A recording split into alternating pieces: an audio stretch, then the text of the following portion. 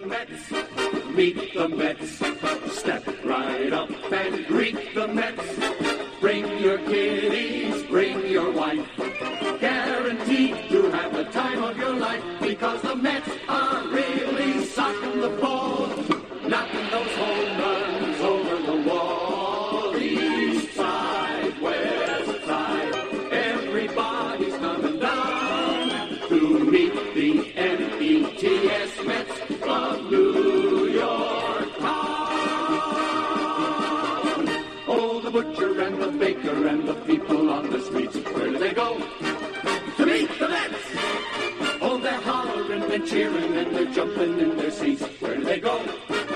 To meet the Mets! All the fans are true to the orange and blue, so hurry up and come on down, 'cause we got ourselves a ball club, the Mets of New York town. Give 'em a yell! Give 'em a hand! And let 'em know you're rooting in the stand. Come on and meet the Mets. Meet the Mets. Step right up and greet the Mets. Bring your kiddies, bring your wife. Guaranteed to have the time of your life, because the Mets are really socking the ball, knocking those home runs over the wall. East side, west side, everybody's coming down to meet the METS Mets of New York town, of New York town.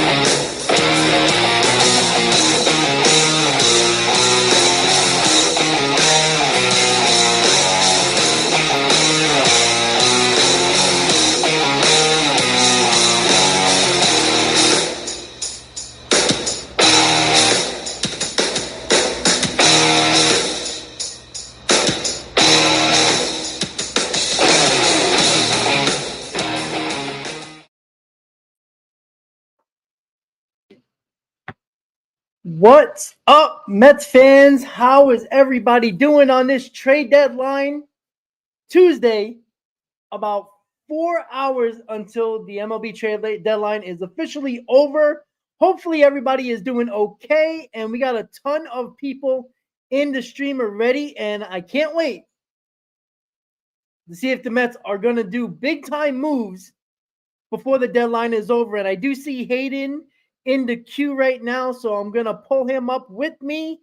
Just give me 1 second, and we'll be ready to go. Hold on 1 second. Let's get it going. All right, here we go. There we go. All right, here we go. Here we go. I think Hayden's going to pop on right now. All right, all right. There he is. All right, we got one of the roundtable crew in here. I think you're on mute, buddy. Sorry, can you hear me now? Yeah, you're good, man. What's up, man? Awesome. What's going on, everyone? Yeah, big. Today is the big day for a lot of teams in Major League Baseball. Yep, and before we just went live, Trevor Rogers was rumored to be possibly going to the Mets. He is now in Baltimore Oriole. So there goes another arm that, again, the big arms are still there. Snell, Skubal, Flaherty, those guys are still there. Crochet, all those guys are still there, Hayden. So, it's going to be very interesting. We got it's been a slow deadline today. Not much really going on. We got less than 4 hours to go. I mean, what are your thoughts? Are the Mets going to do anything at this point? It's not like the guys are running off the board and the Mets are not doing anything and everybody else is. What do you think? Yeah, I mean, first and foremost, I was tuning into your pregame stream yesterday, and I mean, I concurred with everything you said. I mean, the Mets have to make a move. Yeah, Uh, I'm sorry if they don't make a move. Yeah, I mean, I would be very disappointed in this front office and Cohen and David Stearns. You got to make a move. Um, and it's crazy to say. Obviously, yes, the market has been very slow right now. And really, in terms of today, I mean, it's really been what Mark Leiter Jr., Trevor mhm. Rogers, which woohoo, and a couple of relievers. So it hasn't really been too crazy today.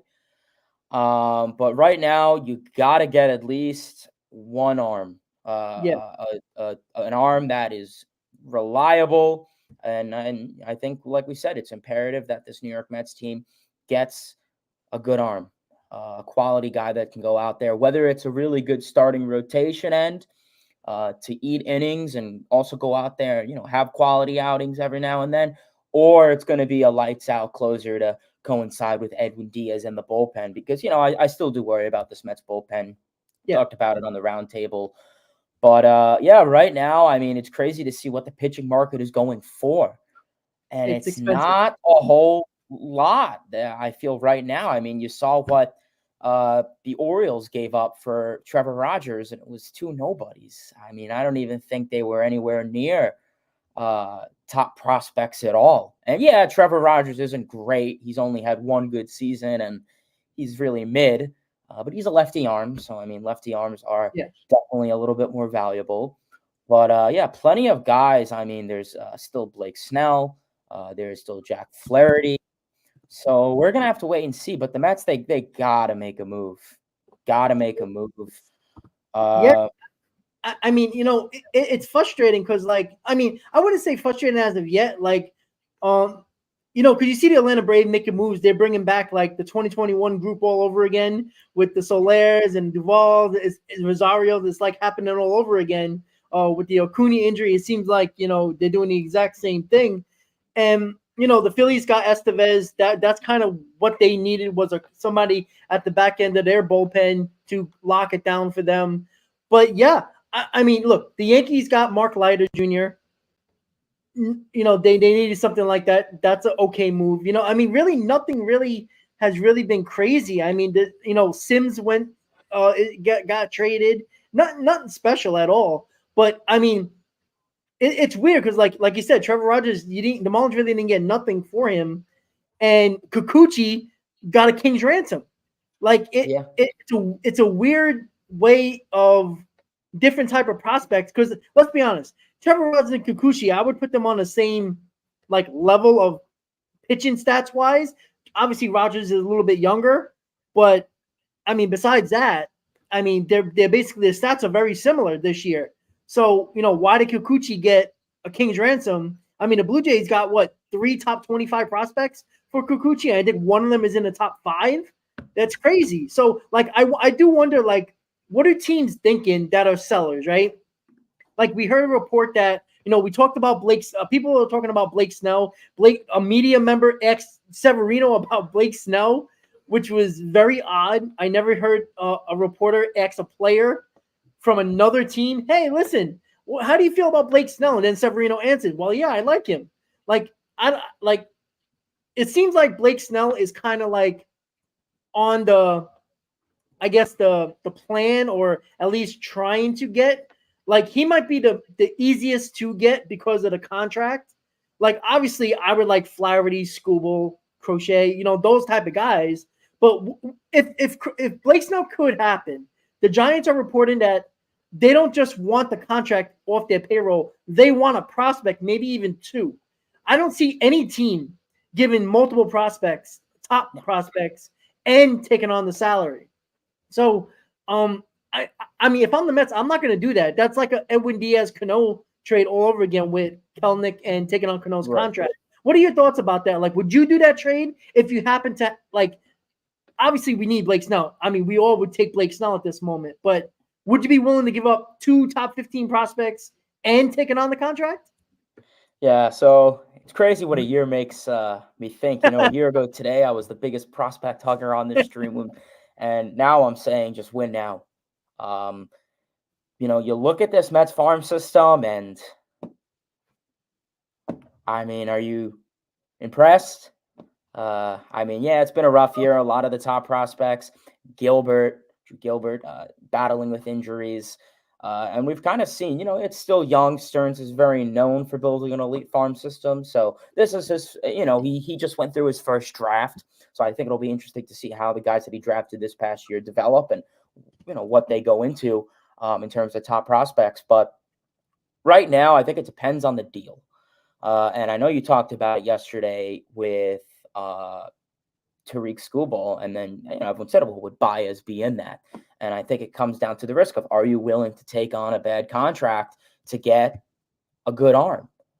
And then when I think it comes down with the Giants and Blake Snell, I think it depends who you would give up. I think it depends how much San Francisco is going to try and get out of you. Whether we're talking Kevin Parada type guy, yeah, I mean, I honestly wouldn't be against that. It really depends who we're talking. Like I said, I really don't know what this Mets front office mindset is, and same with the San Francisco Giants. I don't know how desperate they're going to be, how greedy they're going to try and be.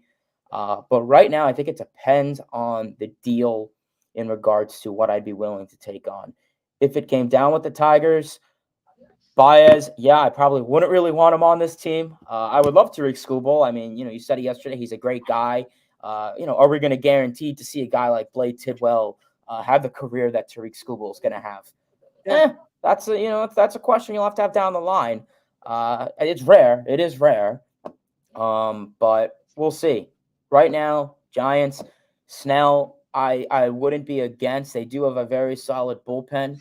I know he's not having the best year, and you would probably have to give up a little bit more for him. But Camilo Duval, I think that's how you say his name. He's been a so-so closer for the Giants. I don't know how he would feel about slotting into the eighth inning. We know so many closers have issues with that. We've seen it the last 3 trade deadlines. So I really don't know right now, but I wouldn't be against taking on somewhat of an inadequate contract if it brought a very good player to this team. And I guess Blake Snell would consist of that. I know he didn't have the best first half. Statistically and historically, he is a second half pitcher. So you could look at his stats from the first half to the second half. It's a completely different guy.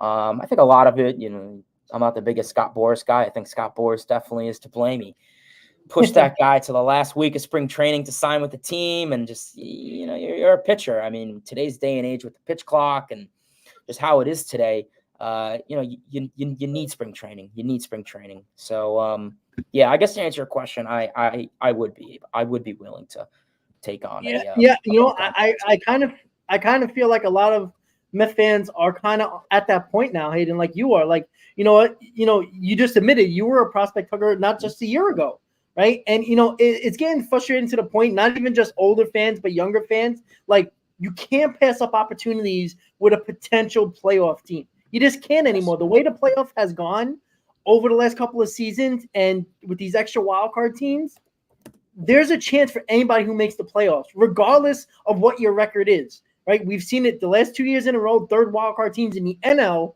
make the World Series. Like, it is possible. Like, the Mets, there should be no reason why the Mets can't be that team, right? The Mets were the Cinderella team in 2015 when they were a 500 team at the deadline. So, yeah. It's very possible that it can happen. And right now on MLB Network, Steve Phillips and Joel Sherman are talking about the Mets. And Steve Phillips just brought up that he knows the plan deviated from what David Stearns wanted to do at the deadline. We all knew that he wanted to be seller at the deadline, right? That's where he set this team up for, with a lot of one-year deals and stuff like that. So, and Joel Sherman's, talking about like they were looking at Trevor Rogers. They kind of fell short on that one. Whatever reason why, I don't know if see, it's kind of fishy when people are like, oh, why didn't the Mets get Trevor Rogers? Right? That seems like a okay move. Well, you're in division. It's not easy to make an in-division trade. When you make an in-division trade, you usually it's kind of like you're paying a premium because you're in division. So it's a possibility that just because the Orioles gave up basically 2-0 prospects doesn't mean the Marlins weren't asking for a top 10 prospect. You never know. Right. And that's the issue with the Tanner Scott issue. Like, we all would like Tanner Scott, but are we going to have to pay a premium over other teams that are out of the division because we're in the same division as the Marlins? That's the other issue that nobody's really talking about. And I mean, maybe it's just the Marlins just looking for the right type of prospects, right? The Orioles have one of the best farm systems in baseball, right? Their top 25 and 26 prospect are probably Mets top 10s. That's how good their farm system is. So, I do wonder, because it's like, look, it's been a slow last day of the deadline, but even Mark Leiter, that went to the Yankees, got a number 26 to 29th ranked prospect in the Yankees system. So even average pitchers are getting top 30 prospects. Even a guy, I forgot who brought it up. I think it was Drifter, about Quantrill from Colorado. What is he going to cost? I mean, he's probably a decent number 3, probably a solid number 4. So, is that going to cost us the top 20 prospect? Like, that's the problem. And Daniel, I know you're talking about Marlin trading Mike Piazza to the Mets. I understand that, but that was a totally different situation.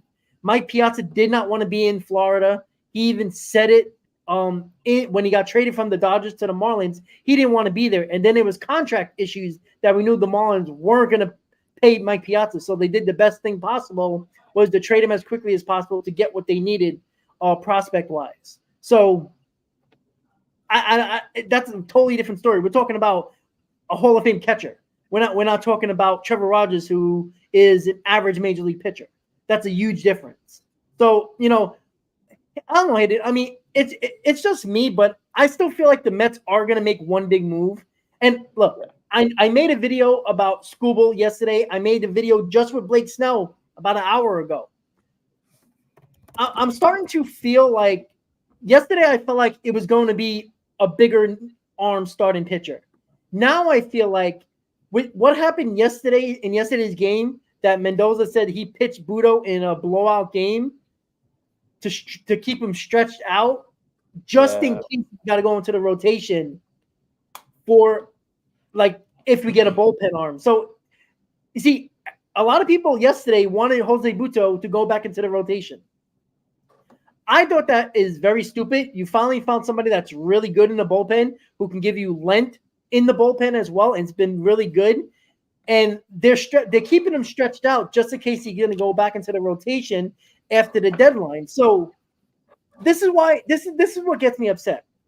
Instead of moving Jose Buto, that's been a big plus for your bullpen, just get a starter. And look, I'm not talking about Blake Snell. Get him a top 3 starter and leave Budo in the bullpen. Did something happen? Yeah, the D-backs got Josh Bell. Interesting.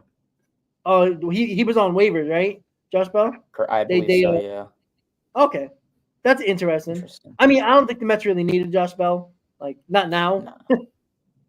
But, yeah, it's interesting, though. But I'm trying to look at MLB Network right now. Like, if they say anything about the Mets, I'll just put up the volume and people can listen to it. Honestly, I'd rather just put up – I'm sorry. No, yeah, I was going to say, I think it's a good point you brought up with stretching out Budo. And, I don't think there's anything wrong with keeping him stretched out. I mean, I think it's an okay thing to do. I think that the Mets, I agree with you, the Mets do have to make a significant move. I said, it's imperative that they get either a really good reliever or a rotation arm.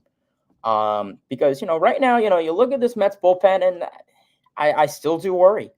You're going to have 3 guys in Daniel Nunez, Sean Reed Foley, and there's Reed Garrett coming back from the IL. There's no guarantee that all 3 of those guys are going to come back and pitch how they were pitching prior to that. When it comes down to this Mets rotation, I question. You have Tyler McGill in it. I still question him. He has not been a solidified arm. And, David Peterson's having a great year, but I question once the innings start getting up there.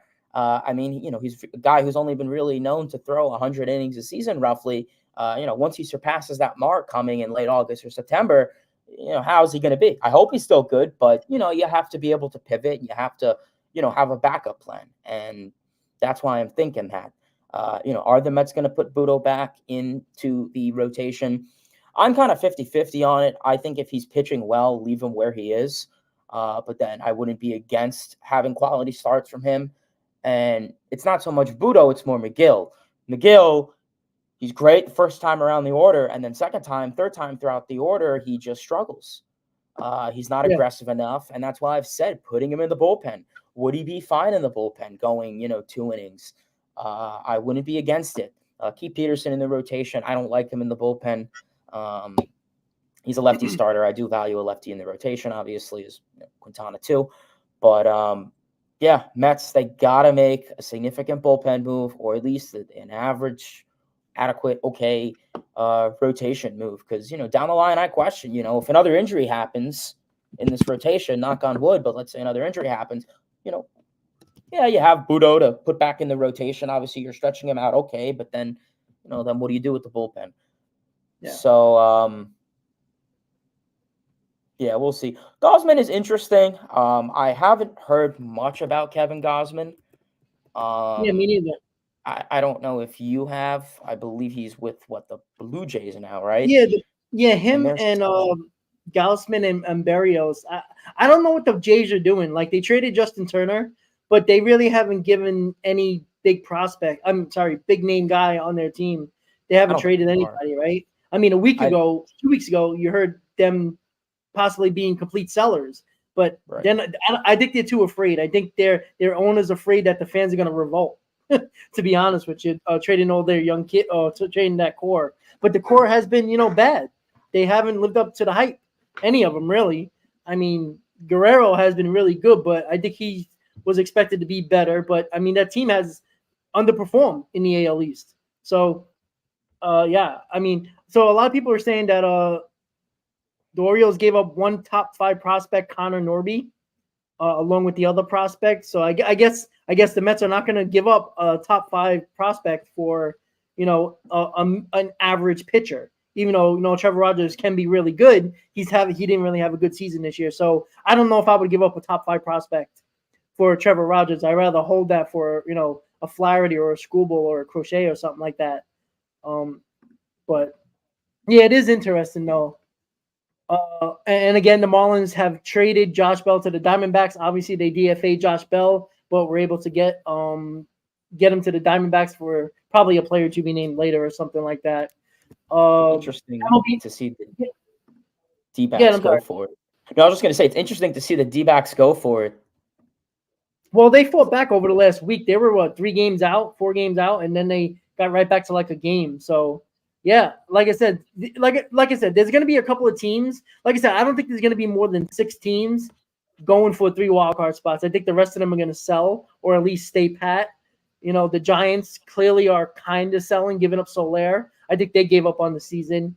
The Reds are interesting. The Pirates are interesting. But, I mean, St. Louis got better, though. The team that we're with. Getting Fetty, getting Pham. That was a good move. I know people wanted Fetty. I think you talked about it. Fetty was a good option as well. He rejuvenated himself, going to career, coming back with the White Sox. He has under a 3 ERA. Again, you never know. He was pitching with absolutely no pressure, even though a guy is trying to stay in the big leagues here after, not performing with the Nationals when he came up. But yeah, it's going to be very interesting. I think I just see Hector just popped up. Let me pull him up here. Hold on 1 second, guys. Trying to get Hector in here as well. But I mean, for the D-backs point of view, I think it is smart to buy. I mean, you're 56 and 51, and you're getting Merrill Kelly and Eduardo Rodriguez back in a couple of days to weeks. So it's smart from that point of view if you look at it. But it's crazy to see 3 games literally determines if you're buyers or sellers. I mean, you see a team like the Cubs who are kind of, I don't want to say they're buying, but they're not selling. We saw they acquired, right, Isaiah Paredes and a couple other guys.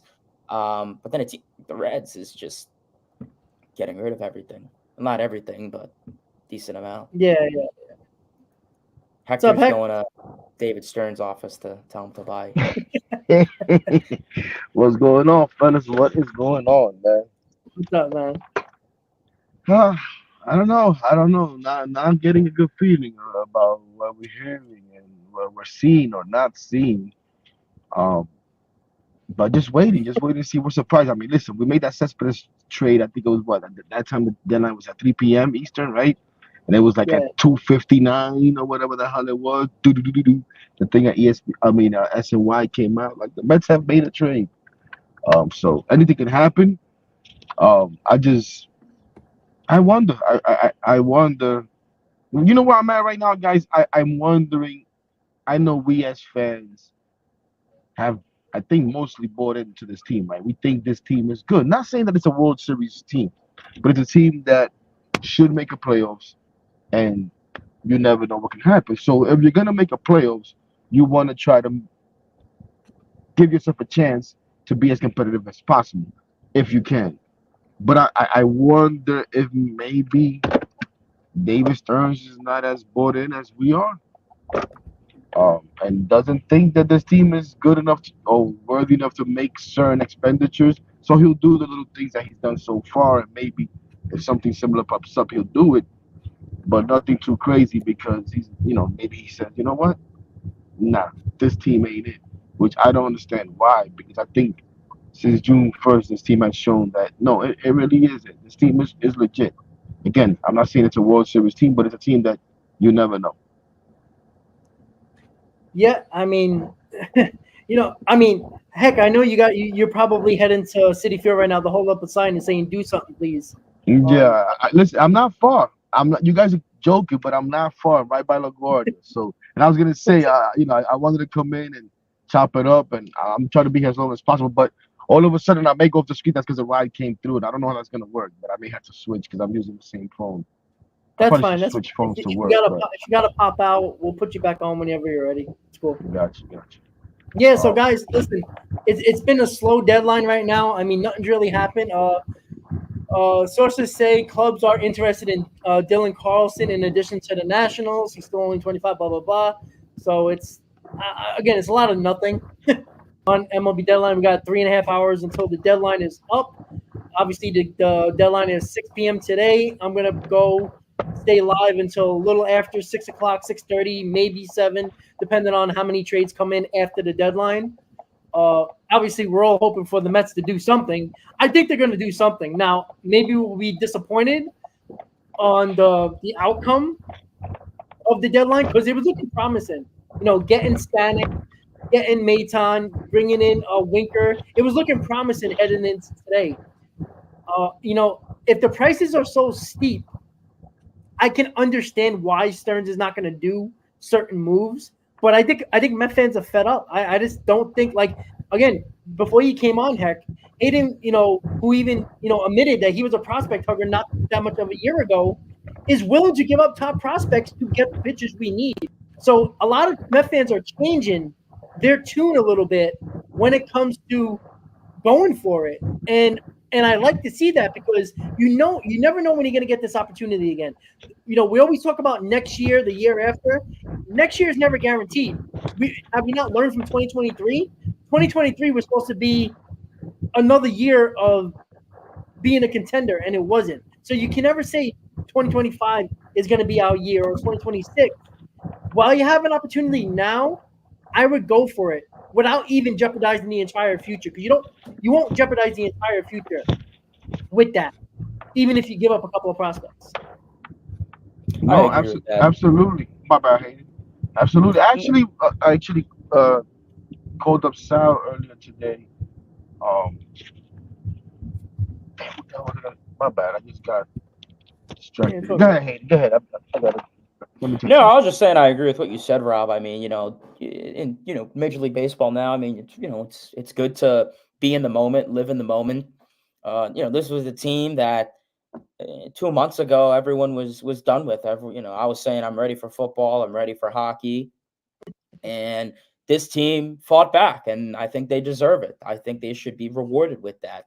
The players are very uh, well spoken and came out and said, oh, we'd like to see what we could do with the deadline. Nimmo talked about buying. I think Alonso talked about buying. So I think it's important that this team takes that into consideration, and I think they should. Like you said, it's not every day, it's not every season that this happens. You look at last year to this year, completely different, mindset and performance on the field. And right now they're playing well. They're in a wild card spot. I'm sorry, but if you're in a wild card spot, you should buy. Don't want to, knock on wood, whatever, but you have one of the easiest schedules in MLB remaining. When everyone's performing at least an average level, this is a very good team. Offensively, they looked good last night, 15 runs. That's fantastic. Like I said, offense comes and goes. So that's why I wasn't super worried about the offense. Runners in scoring position, okay, that's a different topic. But, if we're going to see guys like Alonso, like Lindor, like Nimmo, like McNeil, like Bader, and whoever else, Alvarez, Vientos, perform and hit, that's good. Pitching's doing their job there. Pitching's been great. Quintana's been great his last couple starts. Manaea, Severino. I mean, the Mets deserve it. The last 2 months, 7, 8, 9 weeks, they deserve it. And if they don't, shame on David Stearns and Steve Cohen. What I was going to say before, guys, is I called Sal earlier, right? Because the feeling that I'm getting from this season right now, from this Mets team, is almost like I was feeling with the Knicks. I think you guys are Knicks fan. I don't know about him, but I'm pretty sure Rob, you're a Knicks fan. And it's the feeling that I had with the Knicks, right? Because I'm looking at the league right now, and who's that team that's the powerhouse that no one's gonna beat? I don't know who the Dodgers. The same people that tell you, oh no, this team can't win. This team is not worth going and buying for. Are the same people that tell you run down the line and say, oh, the Yankees ain't good enough to win. The Phillies aren't good enough to win. This team. So who the hell's gonna win? Who's going to win then? You know what I'm saying? So I see the league as wide open. I see it as a solid team. Again, I'm not saying this is a World Series team, but the Knicks didn't come into the season also as an NBA championship winning team. They were a solid team, and they played their way into what the expectations became. And I feel like if the Knicks didn't get hurt, with Randall and Anunoby and all of that, who knows what could have happened. But that's the feeling that I get. And that's why, listen, I understand wanting to be in contention every year, wanting to be like what the Dodgers are, like what the Yankees are, Astros, and all of that good stuff. I want that too. But I want to win. And I just can't pass up on an opportunity when it's right there. You know what I mean? Like, there's no guarantees anytime. So we can talk about, gathering all these prospects and all these assets and value and all of this nonsense that sports has become now. But where's the guarantee? There's none. Yeah. So again, I'm not saying you go and you're irresponsible and you're giving away all these picks and taking our money and doing all of this nonsense. But reasonably, there's a move to be made. I would like to see them make it. What I don't want to see is all the Mets pulled out of here because they didn't want to give up this guy. Or come on, man. This is why we wanted to have a farm system too. Another thing I worry about, guys, is there's been a lot of hype about the farm system, but I haven't heard much in season, right? So is there maybe a chance that teams just don't like the Mets' so-called top prospects or whatever? You know what I'm saying? And that's hurting and making the deal. As good as the farm system has gone, they still don't have enough or assets that are attractive to other teams. Yeah, and I mean, you've seen a big transition from the farm system. I mean, 3 years ago, Mets had a great farm system. But, yeah, all those guys are technically here now. I mean, Vientos, Alvarez, right. Mauricio, Beatty sent him to the moon. But, right now, this Mets farm system is much different. I mean, Jet Williams, number one prospect, been hurt. In the few games he's played, he was pretty mid. Drew Gilbert, hurt, mid. Ryan Clifford, I haven't heard that name in a year. Luis Angel Acuna, stats don't look great, but that's because he had a really, really bad slow start. I mean, really, the only prospects that are saying ooh and eyeing is, what is his name? Brandon Sprout, or Sprout, however you say his last name. He's the only guy that I look out there and say, ooh, I'm excited to watch him in a couple years. Well, even Clifford has gotten some hype, though, all the home runs and all that good stuff. Yeah, that's true. That's the thing. With Clifford, it's just been home runs. I mean, the average is low. The on-base percentage is low. The OPS is – for hitting all those home runs, his OPS still isn't that great. But I mean, right now they. I agree. I mean, I'm not super infatuated with the Mets farm system, so I guess why would It's the other thing too. It's not even about how these guys are doing in the farm system. Obviously, their value could be higher, lower. I mean, there's a lot of things that could happen with that. We might not believe that they have high potential, but somebody else might actually, have that potential. So we just don't know what other teams are thinking when it comes to our prospects. So, I don't. Carlos brought it up right now when it came to regardless of the prospects or anything like that. He's saying that this team is not ready yet to win it all. We're closer than we thought, but not there yet. Well, and he's also said a wild card just to make it is not worth anything to me. I'm sorry. Yes, it is. When you're a Mets team that hasn't made back-to-back playoffs in only twice in their history, in 99 and 2000 and 2015, 2016. I'm sorry, but there is no Met fan that should be that stubborn to say, well, I don't want to make the playoffs because I don't think we're good enough to win it all. That makes no sense, especially coming from a Mets fan who never gets playoff baseball. Like, it's silly to talk about that. Like, I'm sorry, Carlos, are you going to turn on the TV if the Mets are a wild card team and playing in the wild card series? Or you're just not going to watch it? Because what your comment is telling me is that they're not going to win. So why am I going to watch it? That's what it is. Like, I'm sorry. You're going to turn on the TV being excited, getting nervous with every pitch, every at-bat, because there's always a chance. The Diamondbacks the Mets beat the hell out of the Diamondbacks last year, and they got to the World Series. Who thought the Diamondbacks are going to the World Series? And don't say anybody thought so, because I know nobody did it. The same thing with the third wildcard team of the Phillies, who had bad defense and bad bullpen. They made the World Series. So all you got to do is get hot at the right time, guys. That is it. And I'm not telling you that this roster is better than the Dodgers roster or the Phillies roster. That shit does not matter in the playoff, guys. It really doesn't. It's maybe you'll get a hot pitcher or two, or maybe you get an offense that can't get out, like the Texas Rangers last year, who blew their division, by the way, and was a wild card team. They blew their division, won a wild card. After blowing their division, they bludgeoned teams to death. They didn't pitch that great. Look at their stats, their pitching stats. Now, Evaldi was good and all that. Jonah Montgomery was pretty good, but look at their stats. They gave up a ton of runs as well, but they scored a ton. They won by scoring a ton of runs. Last time I checked, the Mets have one of the best offensive in baseball over the last 2 months. Why can't the Mets go on a crazy tear in the playoffs?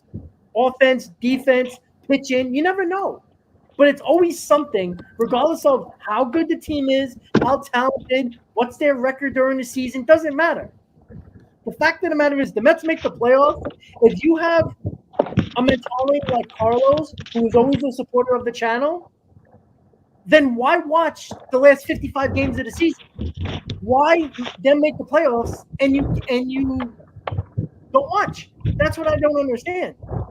Because you'll be the first person to be buying the NLCS champion shirts on, World Series bound shirts. You would be buying them. You would be watching. So let's not fool anybody here who says it that, they're not good enough. Because there's a lot of teams that are not good enough. Are the Cardinals good enough? Do they just call it a day? And fans should just not go to games, not watch? I mean, that's my mentality. If you make the playoffs, you got a chance, as good as a chance as anybody else. And we've seen it time and time again. At least that's just me, guys. I agree with that. I think, in today's baseball, especially with the expanded playoffs, I don't know how many of you guys like hockey, but it's very similar to the NHL playoffs. Now it's really anyone's game. I mean, I'm sure you guys have heard this 1,000 times, so I'm just going to say it again. I mean, last year's NL representative, the D-backs. The year before that, the Phillies. They were wild card teams that arguably didn't really even deserve to be there in the first place if you were to, say this in May or June or July of last year. But, right now it takes a couple guys to get hot. I mean, we looked at 2015. Daniel Murphy, really carried the team in 2015 for the Mets in the playoffs. Unfortunately, not much in the World Series, but, at the end of the day, the Mets don't make the playoffs often. I think they've only been in the playoffs, 10 times throughout their history. Inaugural season, 1962. Yeah, I'd like to make the playoffs. And then, from there, it's a brand new ball game, technically. Just make it. I'm tired of October coming and people saying to me, what team are you going to root for? I want to root for my team, not the freaking, Red Sox or Orioles. I want to root for my team. If you lose, it's going to suck. Don't get me wrong. I'm not going to be throwing a parade and hanging a banner saying we made the playoffs. I want to win a World Series, absolutely. But just, take it by 1% every day. 1% better every day. But just right now, just get to the playoffs. And I think this is a team that arguably is capable of doing it. I mean, this team is not as good as it was in 2022. Their and pitching right was now, better. I think the lineup. yeah, I agree with that. I was going to say the hitting might be better. Yeah, the pitching wasn't, think? but the lineup was better. Well, think I about it think. like this. Bader, Bader's doing better than his expectations. Tyrone Taylor, arguably probably the same thing. I guess 2022, like you say, Rob, everyone But it's played to the not back of their baseball card. individually, though. As a team, collectively, I think the lineup is better. If you Yeah, want to look at them individually, maybe some of the guys had better individual I mean, numbers. McNeil, Pete. Well, those guys are still here. Yeah, I mean, they Marte were was great in having a great 2022. So yeah, look, I understand why people have the expectation or the lack of expectation or motivation or momentum or what belief in this team or going forward. And we have to understand something here, guys.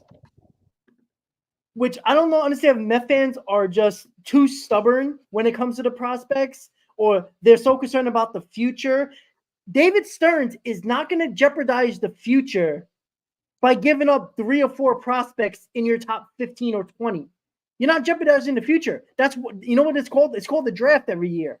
You can rebuild your farm system rather quickly.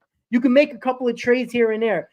Depending on the situations, you can. David Stearns. It's not like the Brewers were picking 5th in the draft every year. They were picking in the late 20s every year when he was a GM.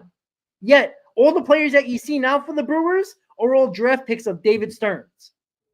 So on the Brewers. So he had a tendency of picking in the late 20s every year with the Brewers. I think it's 7 out of the 8 years he was a GM of the Brewers. He was picking the mid to late 20s and making the playoffs. And his farm system was still one in the top 10. So he knows how to draft while still being picking in the 20s or the 25s, where you hope the Mets are in the draft. Because if they're the 25th pick, 26th pick, 28th pick, 30th pick, that means they went far into the playoffs. So that's the idea. So if you trust David Stearns, and I'm kind of talking to Carlos here in the chat, but in overall everybody, if you believe in David Stearns, then believe in his draft. Believe that if he does give up 4 or 5 prospects in our top 25 at this deadline, it's not going to jeopardize the future. Because you brought up prospects already that are, Hayden already brought it up. You brought up Vientos, works out. Alvarez, worked out, right? Nimmo years ago. Alonso, McNeil. Those guys were prospects. How many more prospects are you're going to have, and you're going to have room for, by the way? You got 4 infield prospects that play basically the same position, yet by this offseason, you might have 1 spot available, which is probably second base. You can't play Acuna, you can't play Beatty, you can't play Jet Williams, all at second base at the same time. So David Stearns' job is to pick the ones he believes are going to be good and help this team going forward. And those other prospects are assets. You don't build a farm system just to bring every single one of these players to the major league level. It's not possible. And they most likely all won't work out. So most of the time, you got to make a decision on a handful, and the other handful are trade assets. That's how you get better in season, and that's how you get better in the off season when you're going to be a contender for that year. Unless I'm fucking insane, I think that's the way to do it. And if everybody trusts Stearns, as some are saying in the comment section, then trust the fact that he's going to make the right decision if there is prospects being traded here for better players to help this 2024 team. Trust him in the draft and trust him with the farm system, even if he does make trades. Because if you want to win, then you can't complain about prospects. You cannot complain because you cannot do both. You can't be a prospect hugger and try to win and then say, I want to help, I want to make this team better. You can't do that. You can't do that unless you're willing to give up certain top prospects. If you're not willing to do that, then go watch soccer. Because I don't know what to tell you. I really don't know what else to tell you. I don't know, Hayden. That's just me. I must be crazy.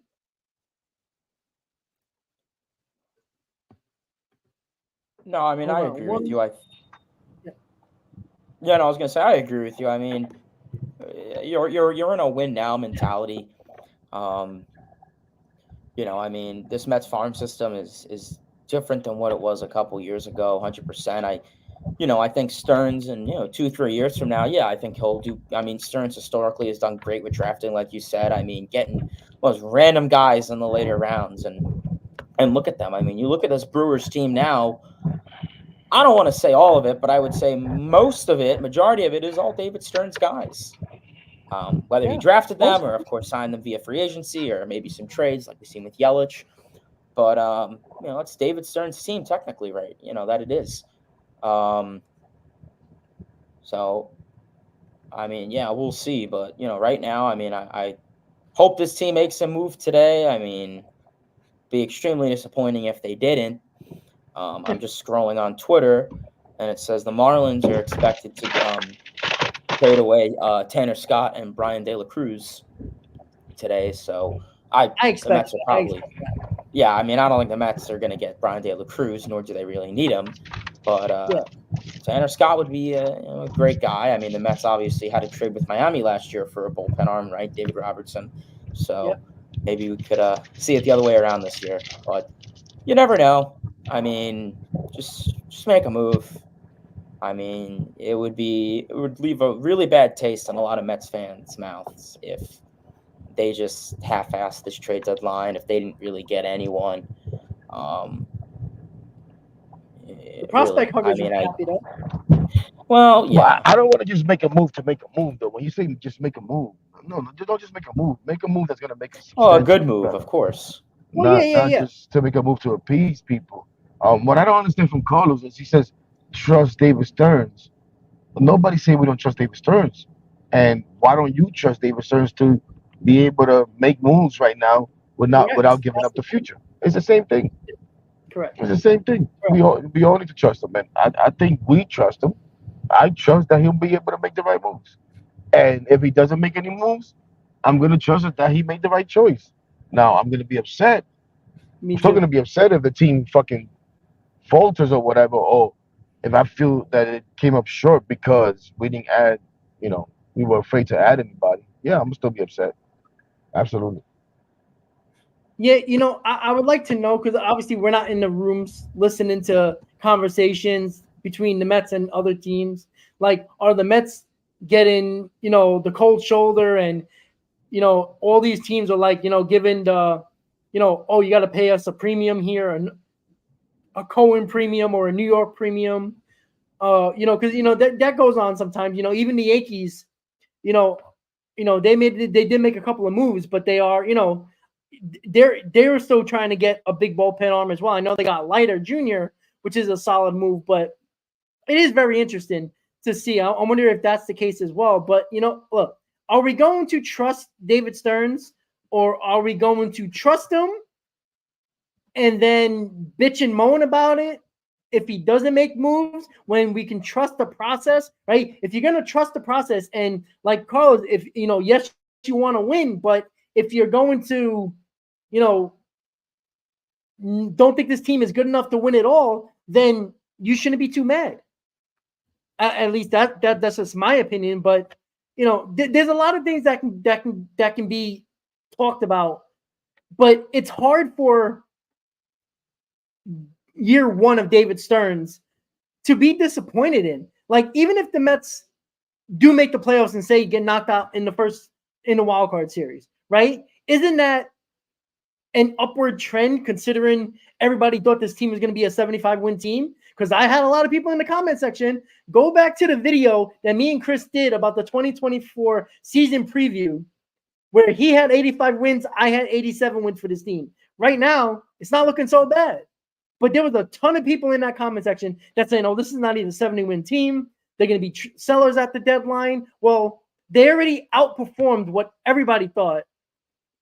Even if they don't make the playoffs, say if they end up 4 or 5 games over 500, just miss the playoffs, Mets fans will be mad. Oh, how can you miss the playoff? Blah, blah, blah. The same people who were saying this was a 70-win team. So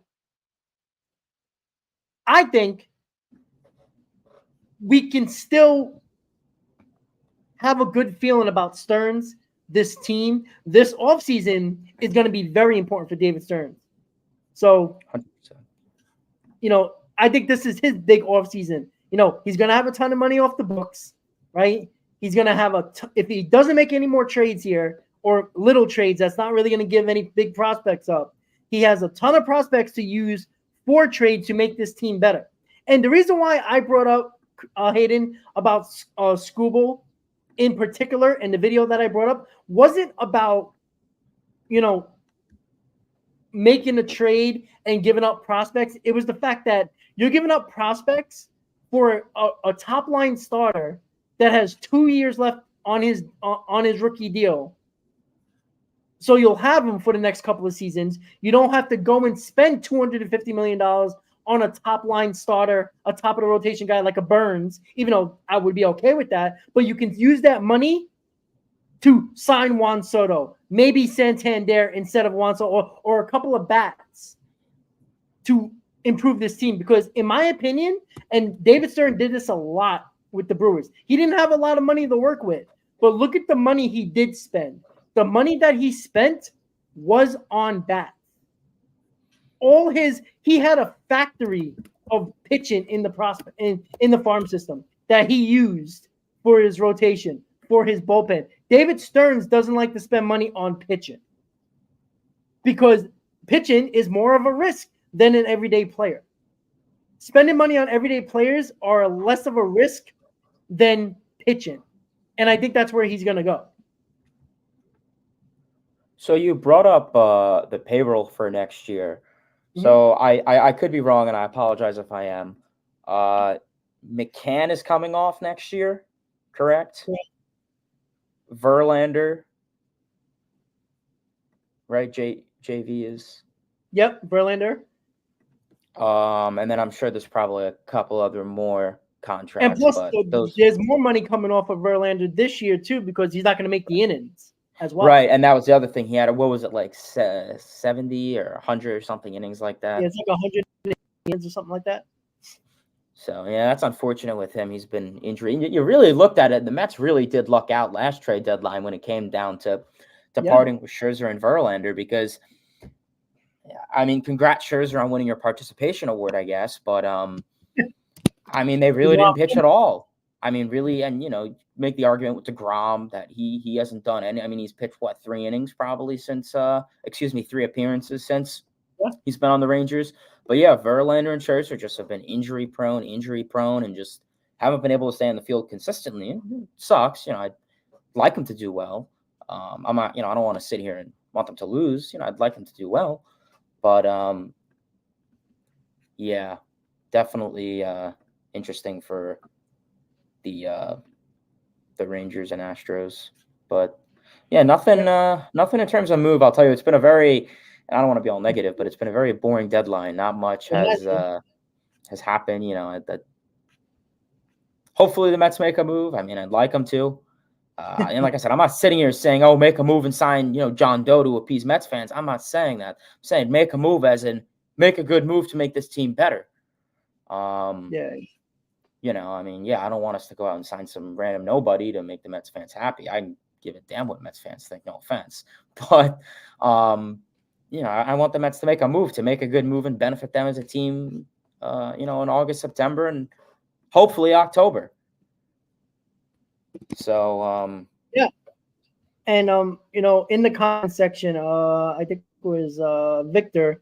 I like what he said. He says, but this team has proven that they are capable of making a run. True. You have to reward this team. If nothing happens, you are sending the wrong message. Yeah, that's what I talked about a lot in 2022, where I felt like they half-assed the deadline and you kind of sent a bad message to that team. And as outspoken as Alonso and Nimmo and Severino were about adding to this team, what are they gonna? How are they gonna feel if this is all we do? And the biggest move was Jesse Winker. Right. I mean, according to he's Ken Griffey Jr. The way that he got a standing ovation at Citi Field yesterday pissed me off. I mean, this deadline has, and it's crazy to say, this deadline has been more productive than the 2022 deadline. I mean, and I could be wrong in this, but when the Mets got Darren Ruff, they got rid of 4 guys for him. One was J.D. Davis. I think there were 2 prospects, and I can't articulate who the 4th individual was. Mets got Jesse Winker for 1 guy. I mean, that's it right there. I mean, that goes to like what I was saying. I think I said it a couple of shows ago, where 2022 was the year of the bats, right? Where bats cost a little bit more than pitching. Last year, it was starting pitching that was a premium that got major returns. This year, it seems like bullpen is going to be the premium. A lot of bullpen arms are still available. Like they haven't really. There hasn't been a ton of bullpen arms. We expected a ton of bullpen arms to get traded here. I think I did 4, and none of them are probably the top ones. So I do wonder if the bullpen arms are going to happen extremely late, right before the deadline is going to end. Because, look, if you're the Marlins, why trade Tanner Scott at 3 o'clock when you could trade him at 5:55? So you get a desperate team throwing in at the last minute that says, I'll give you this guy. That's what they're doing. And look, they already traded Trevor Rogers, who was their starter. And Joel Sherman brought it up that the Marlins were waiting to trade their starter so they can focus more on Tanner Scott now. So you're going to start hearing a lot of stuff now with Tanner Scott, with the Marlins, for whoever, right? We know the Yankees are involved. We know the Dodgers are involved. The Mets are involved. There's talk. There was John Heyman brought it up a couple hours ago that the Dodgers, the Yankees, and a few other teams are in on Jack Flaherty. So I'm assuming the Mets are involved in a lot of the starting pitching. Again, it's going to come down to the fact that are the Mets willing to give up at least for 1 arm, bullpen or starter, a couple of prospects and win that competitive bid to get that pitcher? Because that's what it's going to come down to, right? If David Stern's saying, all right, I'll give you my number 7 and number 10 prospect, whatever the names are, number 7 and 10 prospect. And it sounds pretty good, but what if the Dodgers come in and say, we'll give you our number 3 and 4 prospect? What do you think the Marlins is going to do? Or what do you think that team's going to do? It's going to take the better offer. So it's going to be a lot of back and forth. The better offer usually is the better offer necessarily about numbers. Oh, the number 2, maybe then we provide more of what they need, or maybe they believe more. What I'm saying? So it's not necessarily just the numbers themselves. I think there's a lot of nuance to trade sometimes that a lot of people forget, and just look at, I give you the number 2 and the number 4. Okay, but I might not need what the number 2 and number 4 does. So I might take the number 5 and the number 8 over here because they fit me better. You know what I'm saying? I'm just saying. I don't know. Oh, so Hector, I wanted to ask you, would you take that bad contract to get Scooble? Absolutely not, bro. Absolutely not. I'm sorry. I'm sorry. I don't want nothing to do. I'm taking and DFA his ass right away. That's what I was gonna say. You could just DFA him, or if you want to do it like that, I'll take it. But no, but some people want to take it because they actually thought that he was good for the Mets. There's people that really believe that he was good for the Mets. Those are the most empty numbers I ever seen in my life. were the numbers that he put up with the Mets. That guy stinks. His attitude stinks and his play stinks. I want nothing to do with that dude, especially the way this team is going right now. And listen, I feel that this team is strong right now in the clubhouse and can handle just about anything. I just don't want nothing to do with that dude. I'm sorry, Put him but at that's me. second base, baby. Let's go. Put him back Yeah, with all his right. buddy. Let's go. Him Yeah, and whatever. McNeil would be BFFs. Hell Yeah, all yeah. right. Please. Yeah, I mean, I would take Baez on and then just DFA him or put him on waivers the next day and say see ya. Yeah, but now we're talking. You want to talk about bad business? How much does he do? I think I heard on the Man, radio he has today like 70 something $1 million left or something like that. 3 years Like left it's in easy that. for us to say, oh yeah, just take him back and DFA him. That's bad business, honestly. And that's gonna be around for another what? Another 2 years, 3 years. That money we're gonna be paying that down, part of the payroll. So yeah, I Hell don't know yeah. Let's go, baby. if Can he catch? if that's the way to get help, I might have to sit that one out. And that's what I mean. Like I don't want it at all costs. Like I don't. But that's stupid, right? That's just me personally, a little personal dislike for this dude, I guess. And it's not even personal. Just I don't like his game. What's there to like? What's there to like? Yeah, at one point he was a great defensive player and was adequate offensively, but now, no, I'm good, man. You guys think you could get Wait, frustrated wait. over Peter Alonso at bats? Jeez, Yeah, that's what I'm saying. They're gonna have a competition. Who can swing at the furthest slider on the outside corner? that'd be man. That'll be maddening, bro. That'll be maddening. I'm good. Oh I'm good. man, I love it. So guys, of course, we have a live show and nothing happens. So congratulations to all of us. We get to talk nonsense for all these hours, which is Yeah, always that should be fun. fun. Well, it's gonna get better when the Mets do nothing and everybody's gonna complain. It's gonna be Well, lovely. you guys are saying there's a quiet deadline, and all I'm seeing is moves popping up on my screen. Might be quiet for the Mets, but there's moves going on all over the place, and they might not be huge moves, but there are moves going Well, on. that's Teams are what I'm trying to saying. get better. The big moves that everybody was, like all these reporters were like, jumping over themselves to call out there over the last couple of days. We thought these guys are gonna go quickly because everybody says, oh, Crochet is gonna be gone. Flaherty, like I understand Scooble might be, not a possibility, but Flaherty we knew was gonna be on the market. So it's like, what is going on? Why aren't these trades happening? Right? Is it again? It's probably these teams that are going to wait for a desperate team to give them exactly what they want and bend them over a barrel and get exactly what they want. I think that's the case, and that's why it's with the bigger names. That's why it's taking so much time, which I understand. But even Billy Epler figured out how to trade Verlander and Scherzer, kind of quickly, and even Robertson as well, So I don't know. I just feel like they're looking they're just waiting for the perfect deal, and you know how that goes. Teams ask for the moon, and they'll get the sky. I don't know. They're never gonna get what they're asking for. Except for Kikuchi, Toronto Blue Jays got everything they wanted and more for Kikuchi. So we'll see. The prices are insane, but why shouldn't they be? Right? Like if a team's stupid enough to do it, then oh well.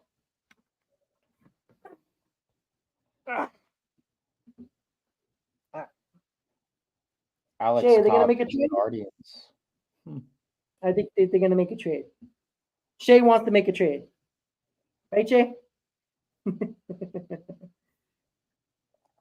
Yeah, exactly, Ken. Yeah, Ken's like, I won't give up any of my top. Hey, listen, he gave up his 27th ranked prospect and 17th ranked prospect.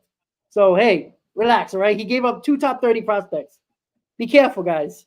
I can Watch only out, imagine Davis. who the 27th prospect is on this team. It's probably someone that I've never heard of. Yeah, Let's see. I I'm think he's an curious who it outfielder. is. Probably. What I say, Who the hell was it? 27? I think they gave, I yeah, I think it was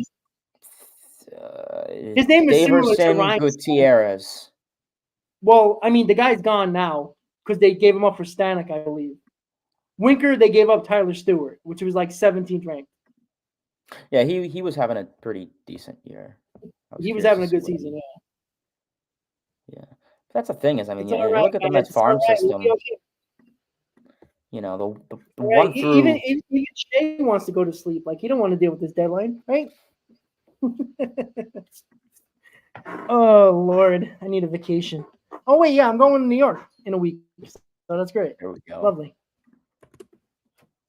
Yeah, can't wait. The Mets are in Los Angeles, and I'll be in New York. It's great. Yeah, summer is flying by, in my opinion. Yeah, you ain't kidding. I Yeah, was well, you about saw to school say in a couple. you planned that beautifully, huh, Rob? That was perfectly planned vacation or whatever the hell you're doing back in New York. I'm sure you probably had to take Yeah, care of some business, but I mean, it's not like I want to go see a baseball game, right? I mean, you know. I mean, listen, if it was me, I would have made sure the Mets were here. But hey, but listen, No, you're right. in August they're more of a West Coast team anyway, so it would have been hard for you to find a game that they were here for. Well, you know what's funny, right? Because I moved and I, I'm in a new warehouse. I kind of didn't have control over like my other warehouse. I just speak and they're like, okay, we'll give you vacation. They didn't care when. Here, I'm still kind of new, so into this warehouse. So they kind of be stingy with this time. So I was like, you know what, I'll take this time, and it was just easy to do. And then I looked at the schedule. I'm like, fuck. And the Mets are not even here. But I'll be going to the team store, though. I do not think the Mets, Carlos, I don't think the Mets have Jesse Winker next year. I'm pretty sure he's on a 1-year deal that was like $2 million or something with the Nationals Guys, originally. can we stop about Winker? Oh, my God. Like, we gave him Jesse Winker, who was a bench player, playing $570 today. I think the Mets are paying him that. Guys, are you fucking serious? The guy hasn't been good since 2021 with the Reds. He failed with the Mariners. Well, I will say Jesse Winker is a good bench bat. I mean, you look at his numbers this year. I agree. I'll take that over DJ Stewart. Now, what's the hate for Winker? That's you want Jesse DJ Winker's Stewart? not bad. I'll take You it want over DJ Stewart? It's not about that. But the Met fans gave him a standing ovation for what?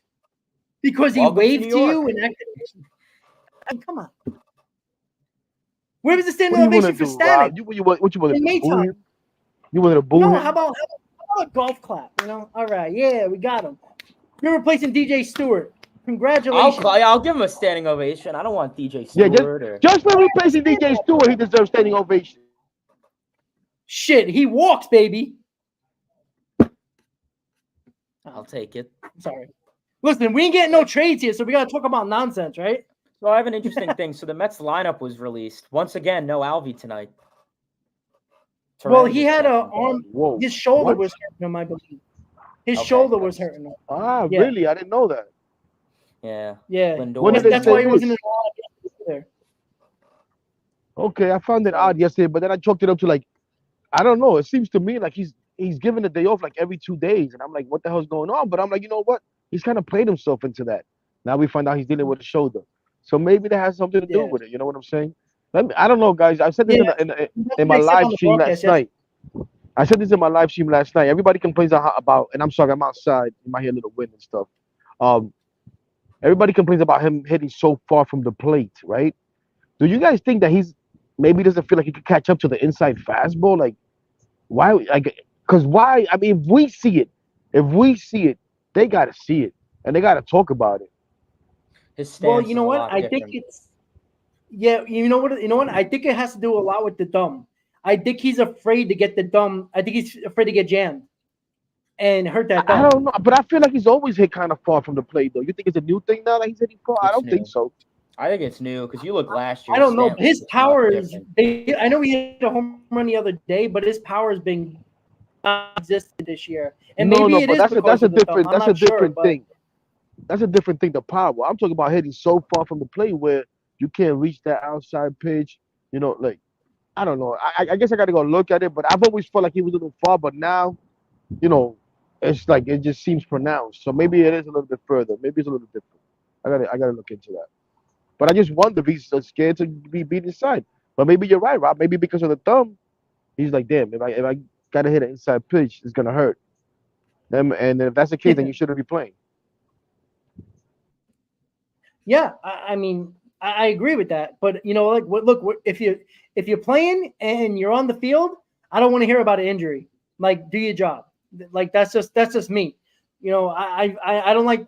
Look, I always like respect guys that are playing. Like James McCann yesterday, basically looked like he got punched by Mike Tyson 10 times, and he stayed in the ball game. I mean, did you see that post interview afterwards? He looked like, you know, Rocky Balboa after a fight. Like, that's how bad he looked.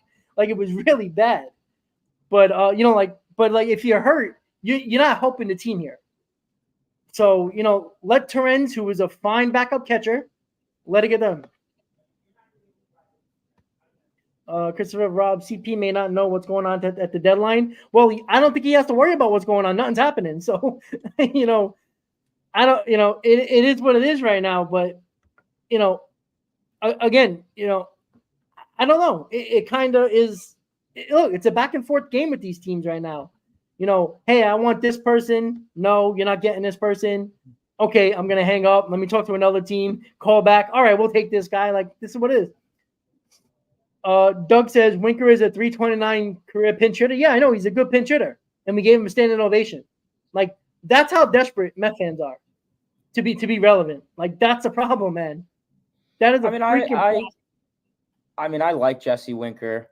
Me I too. think he's a great addition to the team. Listen, I'll give him a standing ovation. Better than DJ Stewart. Vogelbach 2.0. I don't know, man. I really don't. Like, oh, God. Like, seriously. Like I understand. Like, look, if the Mets get Blake Snell, are we going to give him a standing ovation? Probably not. Well, typically, pitchers don't receive them. It's more hitters. Oh, all right. So, all right, the Mets are not going to get a hitter. But say if they would have got, I don't know, a bigger hitter, a better hitter. You have standing ovation. I mean, the guy's the 25th man on the roster. Like, that's basically what he is. Yeah. So, guys, I'm wondering, like, if there's one player, like, say if Stearns does make one more move. In the comment section, guys, just let me know so we can have a conversation about it. Who do you want the Mets to get, right? I know there's a lot of people that say starting pitching. Some say bullpen, right? If you say a bat, get off the stream. No, I'm joking. I'm just joking with you. But either bullpen arm or starting pitcher. If it comes down to one of them, where do you want to go? And you can give a name as well, right? A lot of people in the chat say starting pitching earlier. Who? And then, you know, me and Hayden will start talking about it now. Hayden, what about you? If there's one position you want, bullpen or starting pitcher, who do you want? Damn, man, that's a tough question. I mean, obviously, I would love to get both, but I don't know if they will. If I am going to emphasize one, it probably is a starter. Probably has to be a starter. I mean, listen, I would love a guy like Garrett Crochet or Tariq Skubal. I don't think those two guys are going to happen. I think realistically, if the Mets were to get any type of great pitcher that's on the market right now, it is Blake Snell, but we'll see. But ideally right now, I'd like a rotation arm. Like I said, I do question this rotation down the line. Like I said, you know, Tyler McGill, how long is, you know, he going to be able to go out there for? And, you know, how much longer are the Mets going to be willing to go out with Tyler McGill? I've said it 1,000 times. I'll say it again. I like McGill in the bullpen. Really struggles second and third time around the order. So I would like McGill in the bullpen. And then that obviously opens up a rotation spot. You know, the Senga injury, yeah, that's pretty much the reason we're having this conversation. If Senga was here, you don't need a rotation, another rotation arm. You'd have a 5-6-man rotation like that. But Senga went down.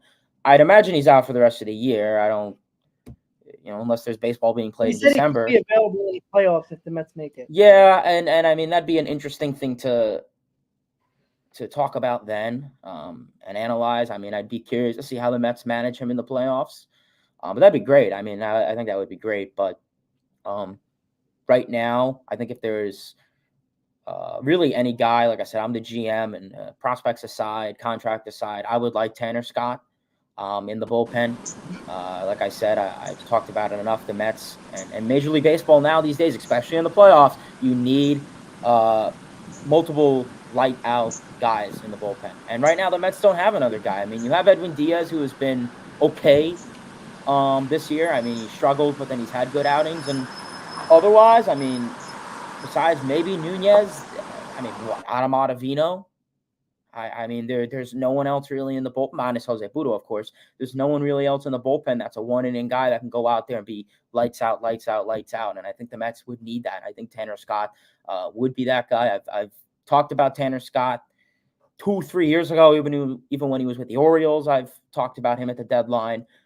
So I would say my go-to guy, yeah, he's a bullpen arm, and I know I said rotation, but just talking about a bullpen arm, I would say Tanner Scott. I know Thor mentioned it in the chat, Jameson Taillon.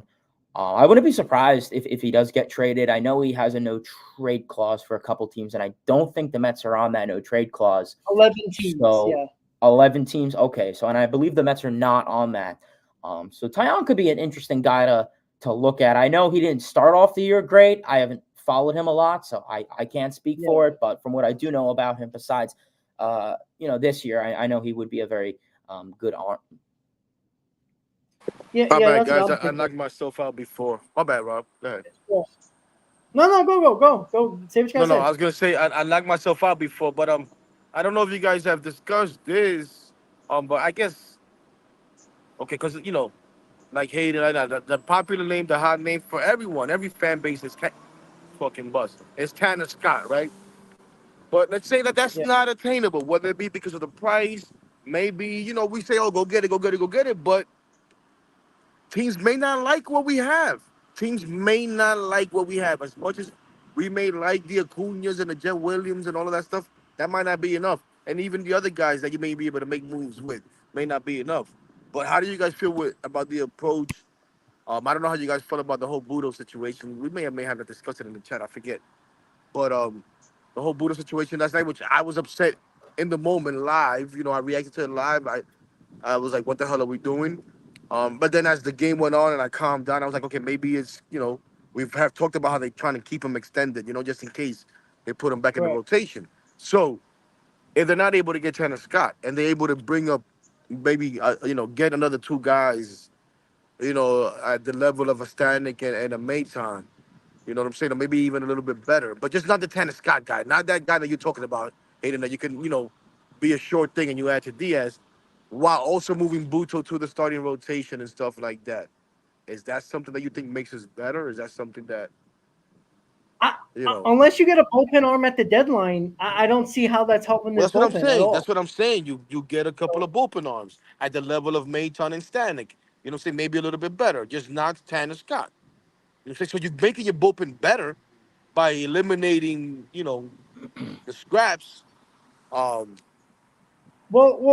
heck, I let's think say they do get. Yeah, Fairbanks is an option from the base as well. He's seeing a him on good option. Twitter.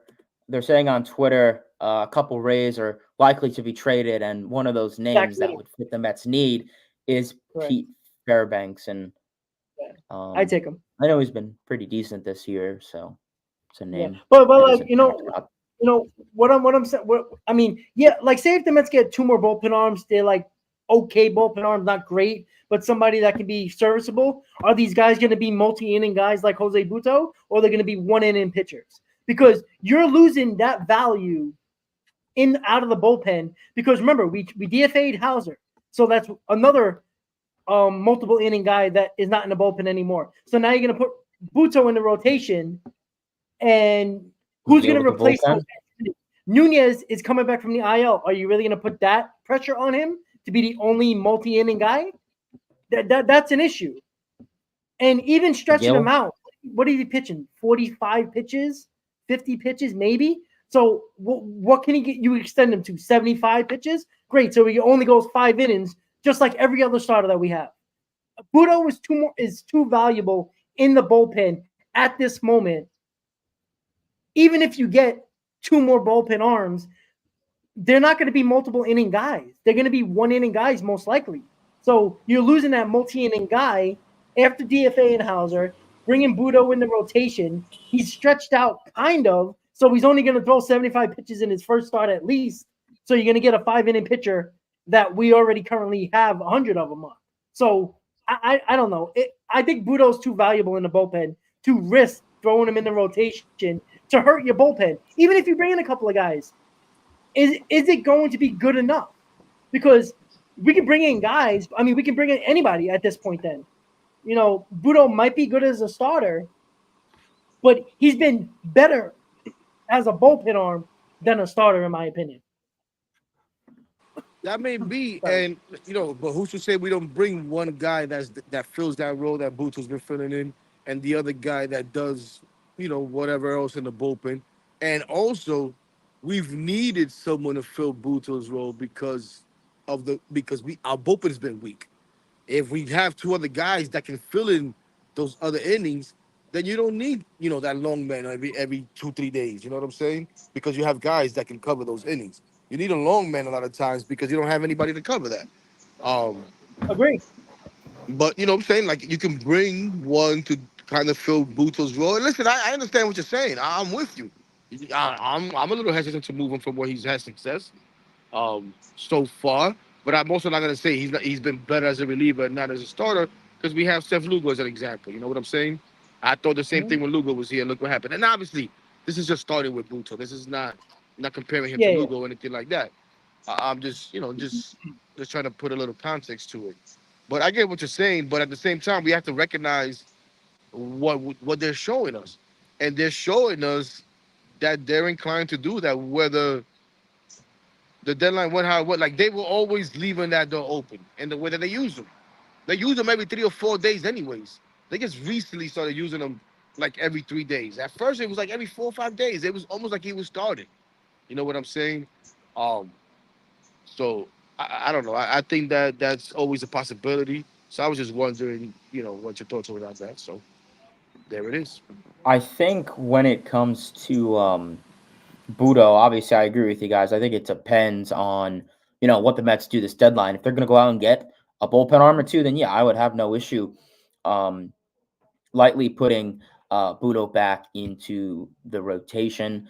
I mean, I was kind of saying like wherever he's doing best, keep him. But if the Mets are planning that, then you may as well just do that. Right now, and I said it before, I'll say it again. McGill to the bullpen would be my ideal move to compensate for the long reliever. So that could be a possible move there. But right now, like I said, I think it's really all going to depend on how the Mets approach this deadline, if they're going to get a reliever or two. But yeah, Budo in the rotation or bullpen, I think it's just I think it would make a difference to an extent, but we'll see. I was going to say something else, but I think I forgot what I was going to say. Well, that's another approach too. Throw McGill in the bullpen, and I mean, go get another average starter or whatever. The Cal Quantrill, the other guy already moved. I think that people were talking about. Who was it? That Trevor Rogers, I think it was, right? Did he move already? Yeah, he's in Baltimore now. You go get somebody like that and throw McGill in the bullpen. I guess.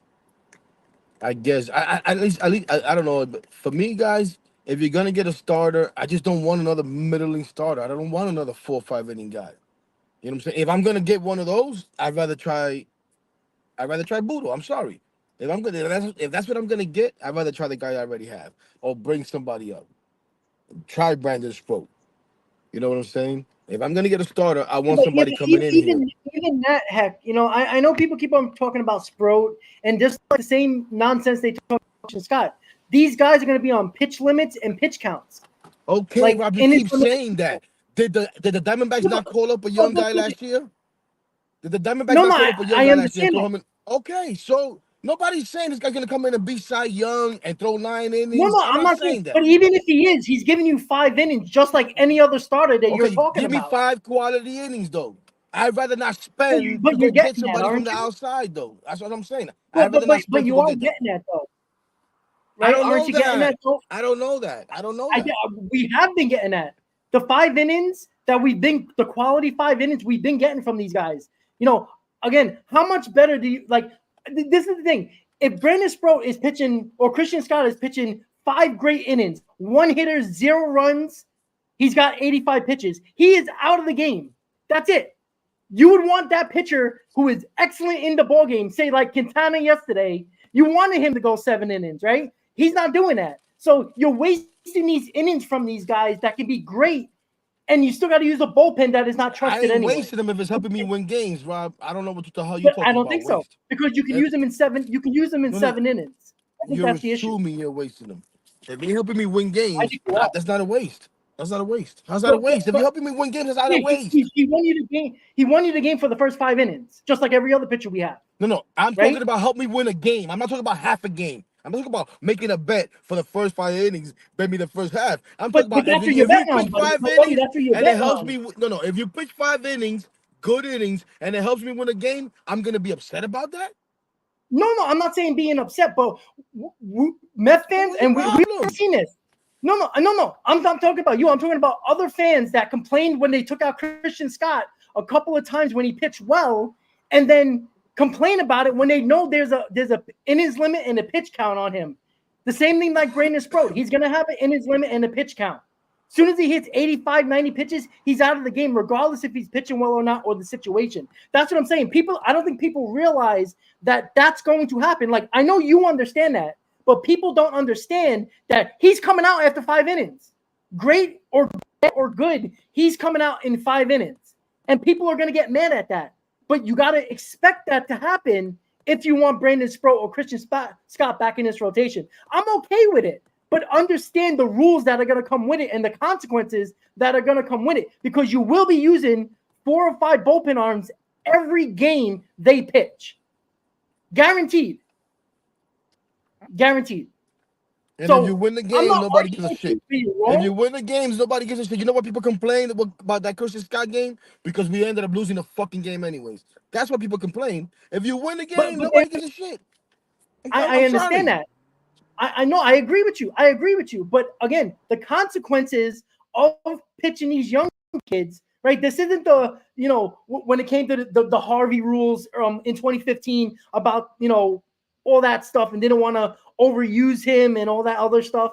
And, it was a problem for fans because the Mets are actually good, right? They're not deviating from their plan when it comes to these young kids. And I understand that, Hector, you get it.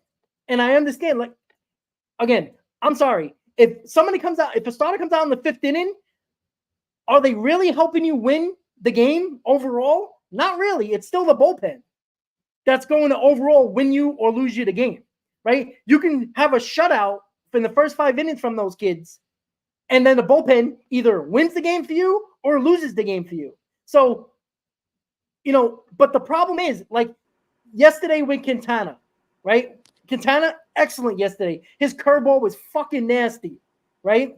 Do you believe that a guy like Brandon Sproat, any of the young kids that I really would love to see more of, they would have been well out of that game yesterday, even if they were pitching well?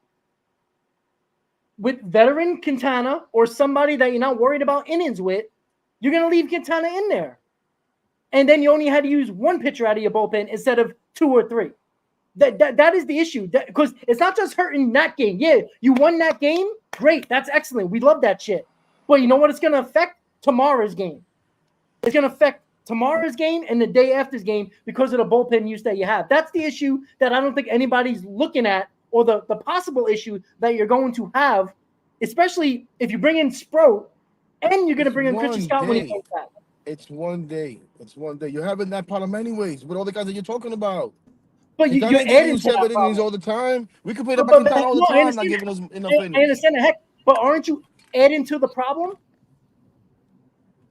I think you're adding to the problem. No, and I think you're assuming you're adding to the problem. You're assuming it's all going to go bad. That's just up to you. Go ahead. No, it's not. I try not to look at things like that. Even if it's going good. I know they're going to come with restrictions and all that, but I'm not going to immediately say, oh my God, there's going to be destruction. It's not going to work. People are going to go. I don't give a fuck what people complain about. I didn't say it's not going to work. I don't care what people complain about. The overuse of the bullpen, you're going to have a problem with. It's going to be a problem. It is. You're assuming it's that that's a fact. what's gonna happen, though. I'm You're not assuming. assuming that. Yes, you No, are. you're assuming that these kids are not going to only pitch 5 No. innings. I'm They keeping will. an open mind. I never said that, Rob. I'm keeping an open mind. I'm keeping an open mind. That's what I'm doing. I'm keeping an But, open mind. You're going but, negative but on everything. I'm keeping an open no, mind. it's not. Again, it's not about being negative. We can win ball games. But again, you're going back to just being the positive You're telling me person we about can win ball games, but it's a problem. What the fuck? because you're winning What's that the ball game. problem But with what winning about the other ball games? games? What about the other games that you might Win not that one win too. because I you would use win that one certain strategies? too. Win that one Okay, too, great. We'll win. bro. I'm sorry. We see Like it with I don't every Christian understand. Scott start. No. But every Christian Scott start, we used Every a Christian Scott numerous start, amount of pitches for the game. and it became multiplied because fucking Manaya wasn't going more than 5 innings. Quintana wasn't going more than 5 Agreed. innings. Peterson, McGill, all of them weren't doing it. So it wasn't just because of Okay, Christian so Scott. but Now, if these other dudes start going more innings like they've been doing lately, then it doesn't hurt as much. That's, you know what I'm saying? So I don't know what's gonna happen, but you are you saying just you guarantee this is gonna happen. I can't do okay. that. But You know here's what the I'm thing. saying? All right, you Damn, just we said need a that you fucking don't want trade. This is whack. We need a trade. I'd rather argue exactly. about a But trade. you don't. But heck, you just said that you don't want a middle rotation guy, a middle in starter, I don't want right? from the outside. I don't want to bring a scrub from the outside. I'd rather try a But you're scrub gonna from bring the within. same thing. This is the thing. You can get No, a guy that I don't know that what is Brandon Sproat is. I don't know what Brandon Sproat is. he's gonna be a I'm 5 talking inning about a pitcher of 90 scrub pitches. that's already That's it. been a scrub. Brandon Sproat could come in and give me 5 innings with a two and change ERA with a 3 ERA. I don't want the scrub coming from outside that's gonna give me 5 innings with a 4.5 ERA. That's what I'm saying. I don't know, but That's I very don't know what's possible. gonna happen. I don't know what's gonna I happen. mean, if you want to take that chance on a young kid, because we had the rules with Christian Scott, the fucking guy got hurt. Like, why have rules if these guys are gonna get hurt? Yeah, that's another Pitch him, thing. motherfucker. That's another thing. Yeah, that's Right? another thing. Shit, that pisses me off. Pitch him. You know what? Let his arm fall off. I don't care. Who cares anymore? Because the rules are not working. Like, No, shit, yeah, just let that's the kids stupid. pitch. Let them pitch. I If agree they're with you gonna on get that. hurt anyway, pitch them. I think the thing is, starters are just not going deep into games recently. I mean, I know I'm pointing out the obvious, but I mean, statistically, it said. I mean, the pitch clock has been a big reasoning behind that of why starters are not going deep into games. You know, starters are going 5 innings and boop. I mean, and I feel that there's this stigma now in baseball: 100 pitches. Oh, you're done. You're done. I mean, it could be the 8th inning. You can be going 8 1/3. As soon as you hit 100, nope, you're done. I don't know why, but managers are Well, that's terrified. how they train these guys. That's how they train these guys, Hayden. Exactly. You know And what I'm that's saying? how So they're if you developing train them them. to only pitch to 100 pitches, you can't push them much more than that. The problem is how they bring these guys up, how they prepare them. That's how they baby these guys all And the that's whole way why I have nowadays. always been It's a big terrible. proponent. And I know we talk about David Stearns and we talk about the Milwaukee Brewers, and I've said it 1,000 times on my channel and of course on here in the past. But that's why I've always been a big proponent of starting guys in the bullpen. We saw that the Brewers did that with Peralta, Woodruff, and Burns, and it paid off for them, right? Hauser, yeah. I mean that was one of few. Well, it didn't work for us here, but he was with the Brewers. Right. But that's my point, and that's why we talked about it with Scott. I don't know if that's a realistic option of putting him in the bullpen, but if the Mets are going to definitely be somewhat worried about his pitch count, I wouldn't be against it. Agree. I mean, obviously, same goes with Budo. I like seeing him in the bullpen, develop him into a starter. Obviously, long-term Budo, yeah, I'm sure he'll go to the rotation. There's no way that Budo will spend the rest of his career in the bullpen. That'd be silly. Yeah, I don't think so either. But yeah, I wouldn't be against, having guys like Budo. Personally, that's what I think the Mets should have done with McGill and McGill, at least, not Peterson, because Peterson's a different pitcher in this scenario. But that's why I wouldn't be against it with McGill. And I said in 2021 and 2022, put him in the bullpen. Obviously, injuries happen, so he kind of couldn't go to the bullpen. But if you did have the ideal world where DeGrom was healthy and Syndergaard and whoever else, that could have been a realistic option. But yeah, I mean, right now, just statistically, guys are not going long into games. I mean, we see it. I mean, how many complete games have we seen this year? I think there was one this week. I mean, you had a no-hitter from Cease, and I mean, we're talking just double digits. But yeah, I don't know. Yeah, I mean, I'm sorry, I'm just typing somebody back in the chat. Yeah, that's the thing. Like, look, is anybody wrong in this scenario that me and Hector were going at it? No, we're both not wrong, right? Because it's frustrating that we have to have these stupid rules on these pitchers because, like Hector said, they baby the shit out of them in the minors, and then when they really need them and they push them in the majors, they get hurt because you babied them like a child in the minors. Like, let these kids throw 100 pitches in the minors on every fifth day. There's nothing wrong with that because when they get to the majors and they need to do it, you have them to do it. And that's the biggest issue. They're going to get hurt regardless. It just seems you baby them. You still baby them when they come up to the majors. This kid is good enough to help you now, but not really because you got to take him out at a certain moment regardless of the situation. It's a stupid concept. It really is. Like, what do I want to see Christian Scott in this rotation? Absolutely. Of course he can help us. He'll probably be better than any middle of the road pitcher we get.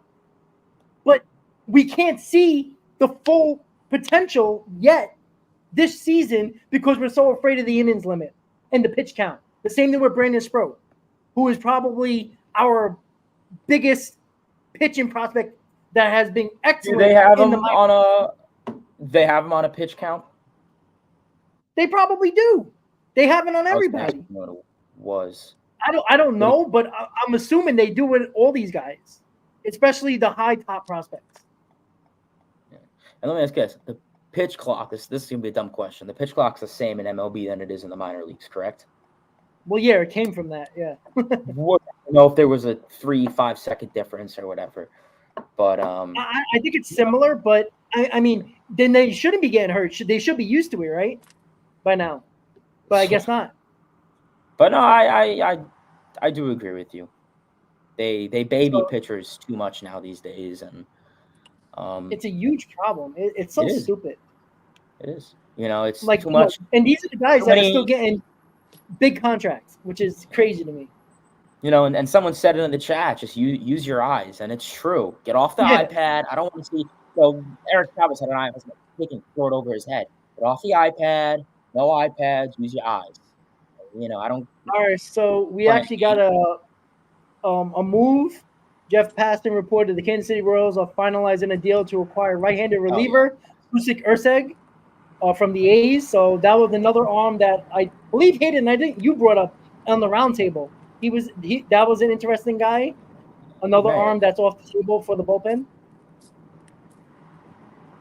Joel Sherman. Go ahead, bro. Yeah, I'm sorry. No. If you got another deal, go ahead, bro. Go ahead.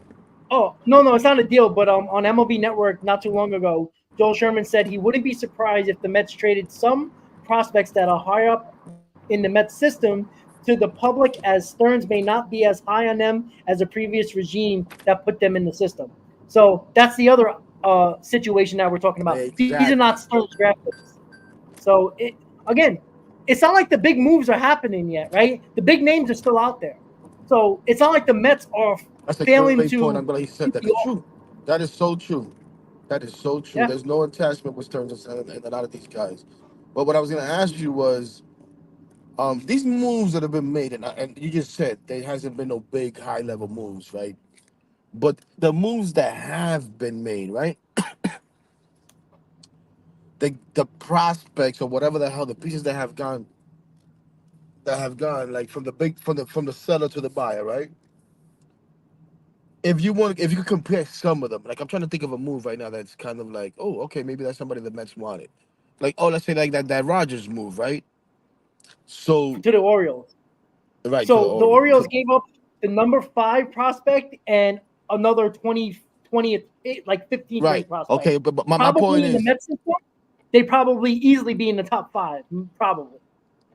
Both of them. Maybe both of them, but definitely one. Yeah, and because that goes along with my question, right? Like, because top 5 in one organization or number 5 in one organization could be number 8 over here or could be number 1 over here. You know what I'm saying? It depends. Well, that's Just like we why saw. that's why it's the needs of the teams that are selling.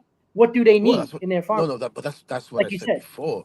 Yeah, exactly. But what I was gonna ask you is, so like, what if we could put a name to it? What would that compare to in the Mets system? Would that be one of the big names that everybody's so scared of? Like if you was to I mention, oh, I probably would trade Acuna, people would try to stab you. Or if you say, oh my God, I'll trade, I don't know who else, whatever, any of these it popular probably would prospects have out had to there. be that for Rodgers. And I don't know if I would do that for Rodgers, who is, a guy who's a middle rotation guy. Maybe could be a solid number 3. He hasn't been good this year, so I wouldn't give up Acuna for him. I would rather use Acuna to get a Flaherty, to be honest with you. But I think he's much better.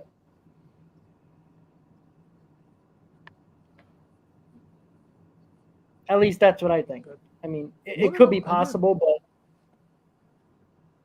I'm just looking at seeing what's going on right now. See if there's any other information. Right now, it's extremely quiet. Like it's. I mean, it felt like or a bad thing. Yeah, I know. For real. I don't know if anybody cares, but this might be an interesting thing. I mean, it doesn't affect us. It's Yankee news. I mean, it could affect us depending on if the Yankees go after a starter that we want. Huh? Caleb Ferguson. Say that again? No, that Garrett Cole was scratched from his start tonight for arm fatigue. So, yeah, I just saw that. So, I mean, it doesn't affect us on the field, but it could be possible that the Yankees might be worried about his arm. They might give up what they probably didn't want to give up to get a Blake Snell or a Flaherty or something like that the Mets could be looking at. So, that might affect us. Yep. That's why I brought it up. So that is very interesting. So as of right now, guys, we're almost at 4:00. We got a little over 2 hours until the deadline. The Mets are what they are right now, 56-50. They're 60 over 500. They made 3 moves prior to the deadline: Maton, Stanek, and Winker. I don't think anybody believes that's enough. I'm hoping that they at least get another bullpen arm at the very least. Like, if they're going to do that nonsense with Budo, put him in the rotation, okay. I'm not going to be completely upset because I know Budo can do the job. I just think that if you're going to replace Budo with a bullpen arm, it better be as good as Budo was or better. I think that's fair to say. What do you think, guys?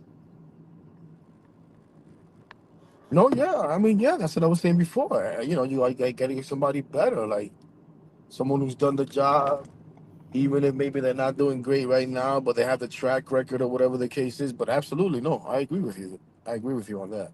Again, I don't want to bring in no more, no more, oh, the reward could be good, or, nah. I want to bring in a short thing. Listen, Carlos doesn't like it, but as much as I didn't want Blake Snell in the offseason for various reasons, and not so much the money, but yeah, you recognize that. Just whatever. Where we are right now, I would take Blake Snell, and I would look at Blake Snell as a sure thing. Like, we know what Blake Snell is if healthy. And yes, I know he's another one of those 5-inning guys. Yeah, I get it. But it's somebody that okay, he's gonna be our number 1. He's starting game 1 of the wild card. He's starting game 1 of the NLCS of the division series or what, you know what I'm saying? Yeah. I want that. There's another move that went down. It's not the Mets, of course. The Texas Rangers are apparently buyers now. They're finalizing a deal to acquire left-handed reliever Andrew Chafin from the Tigers. Another arm that I thought the Mets could get. So the Rangers, the Royals. Yeah, and the Rangers, who got back to 3 games out of a playoff spot, are deciding to become buyers. They are getting DeGrom back at some point, I think very soon. So their rotation's coming back. Scherzer just came back. A lot of people were talking about, hey, why not the Mets try to get Robertson or Evaldi? Well, the Rangers are not selling, so that's out of the question. So that's another bullpen arm that's off the table for the Mets. And Chafin going to the Rangers. Robinson is clearly not available if the Rangers are buying. So Evaldi's not an option. Robinson's not an option. Chafin is off the table now. Did they say Get the it, get it. return? Say that again? Did they say the return for No, not yet. Chafin? No, I'm waiting for that. Yeah, somebody, Yeah, it feels one of the Methans just posted on X under the passing comment, year 77 without getting Andrew Chafin at the deadline. I was just gonna say, I feel like every single off-season trade deadline, I think like the first ever video I ever made on my channel, like 3 years ago, was that the Mets get Andrew Chafin, and they never get him. Yeah, it is crazy. Like, I don't think the guy wants to come to New York, to be quite honest with you.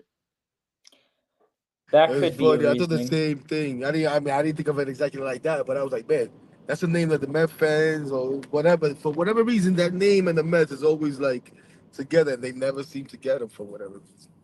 Yeah. Who knows? Yeah, it was one of the guys I wanted in 2022 off season, and we obviously we didn't get him either. So, yeah, I mean, look, Tanner Scott's still out there. Fairbanks is still out there. I think Fairbanks is going to be gone at the deadline. Maybe the Mets look. The Mets can be working on a move like that. Look, if we get Fairbanks, that's a move where Fairbanks has gone multiple innings a lot with the Rays. So that's a guy who's good in one inning but could pitch 2, possibly 3. He's done it with the Rays. If you want to put Budo in the rotation and replace him with Fairbanks, that's an even trade. That's something that I'm okay with, because you're replacing somebody who's actually just as good, if not better, than Budo in the bullpen that has a similar role. That's the only thing that worries me. Like, yeah, we can get a bullpen arm, but what if it's a bullpen arm that's a guy that can only go 1 inning? Like, you're not replacing that Budo situation. Again, you did make a couple of moves in the bullpen, so maybe it's not as needed if you add that 1 inning bullpen guy. But Fairbanks would be a hell of a move for the Mets, because he can go multiple innings if need be. I think that would be a really good move. I know Tanner Scott's probably, the dream. Let's get him, and then we're really talking about a bullpen with Buto and Nunez when he comes back, and Diaz, and Alex Young, who's really shown what he has done. Even Danny Young as of late. The bullpen is looking a little bit better. So we'll see what happens, but you just never know, right? I mean, things like that Andrew Chafin trade came out of nowhere. The rumors for the Mets kind of like dried up.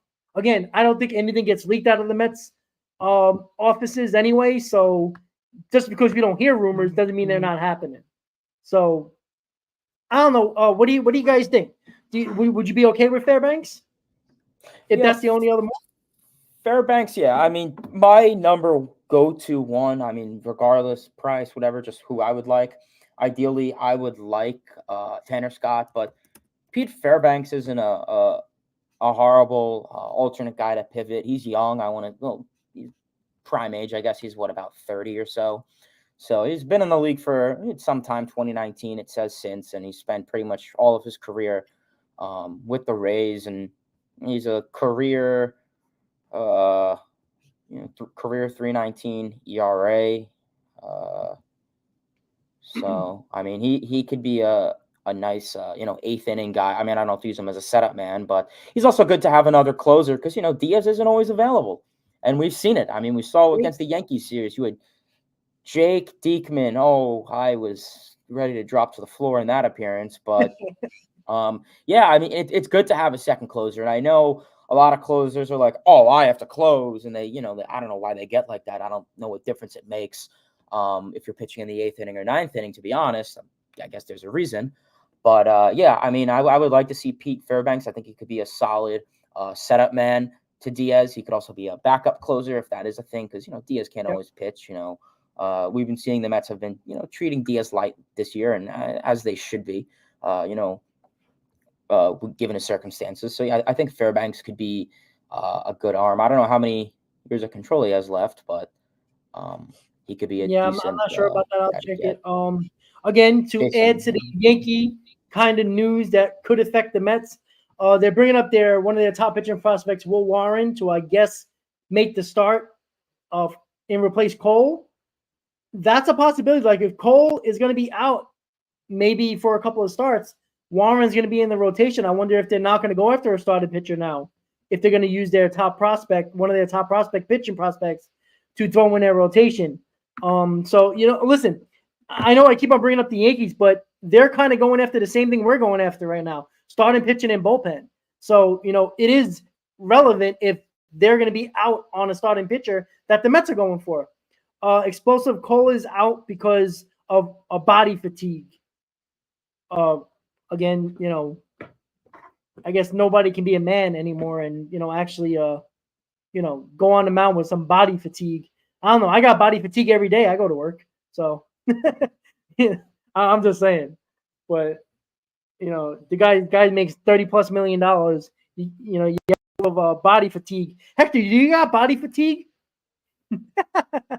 Every day, brother. Every day. But I don't have to go out there and pitch in a Major League Baseball game. So yeah, I know. what But do you all you gotta do is look at your checking account. Oh, maybe I should pitch.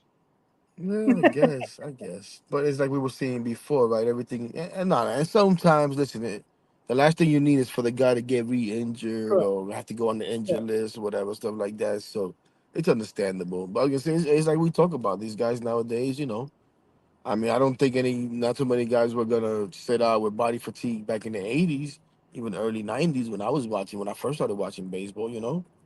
But these are the times we live in now. Everything is about prevention and protection and the future. We're not about the here and now. The future. I love the future.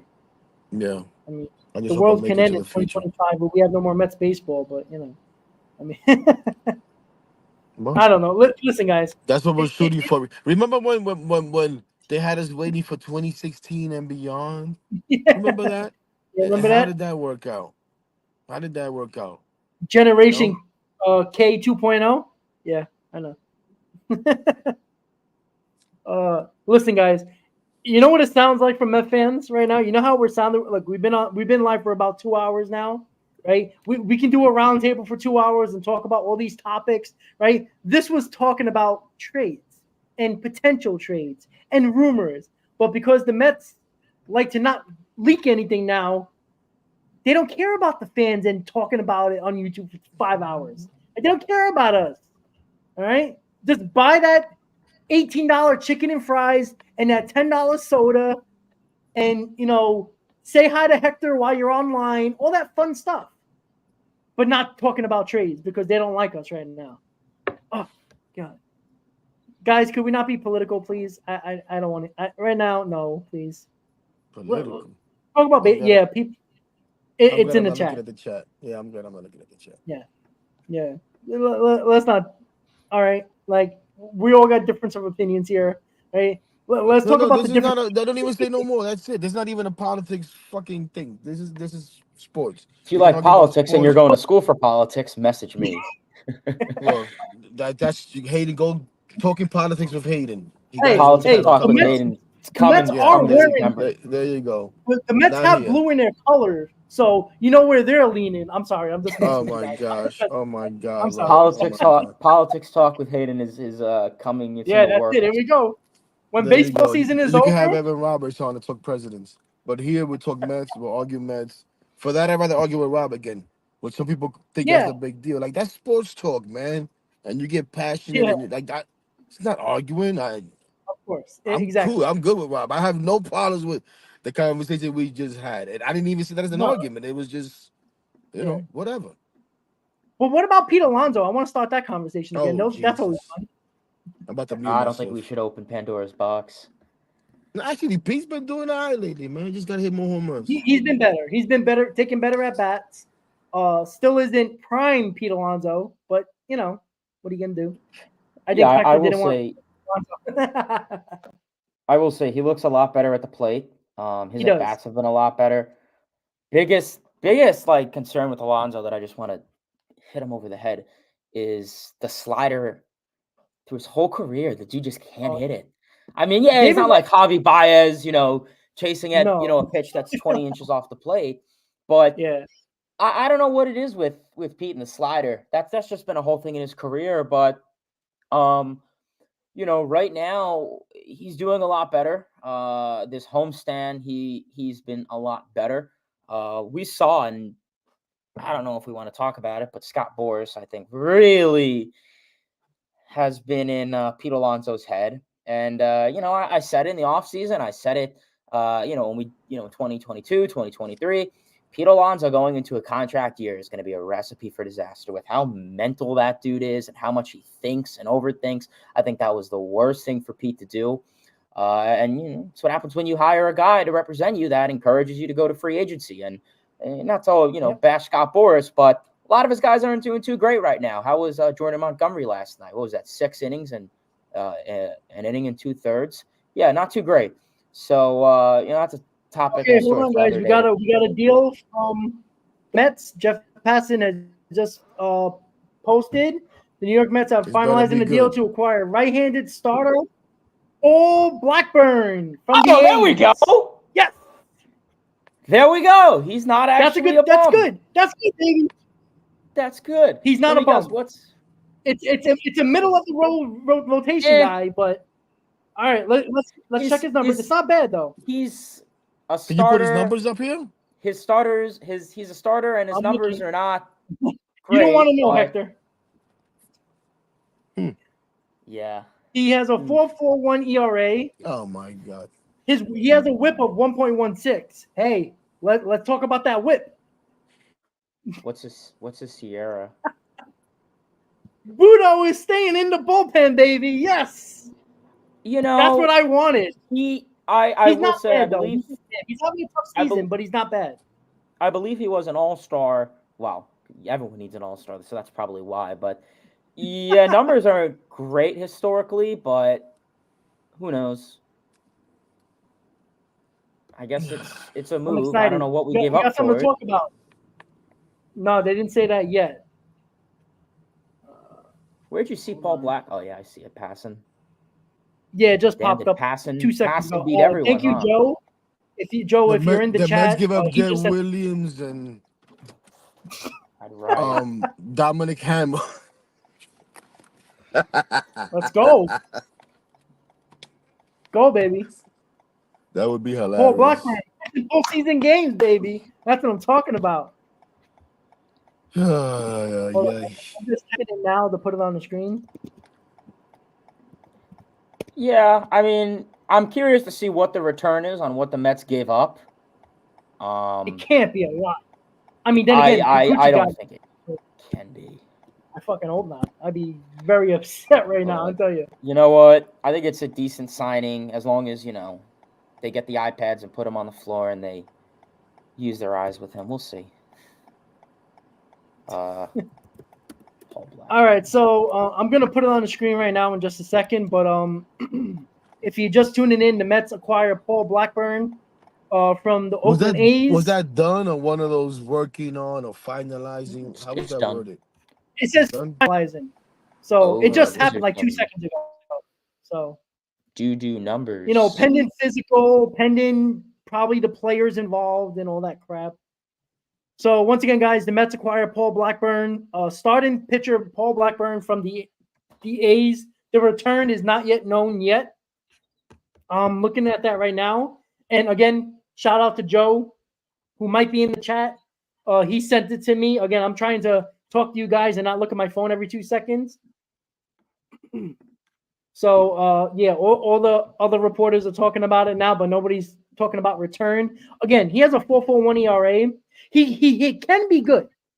Like, he has a good arm.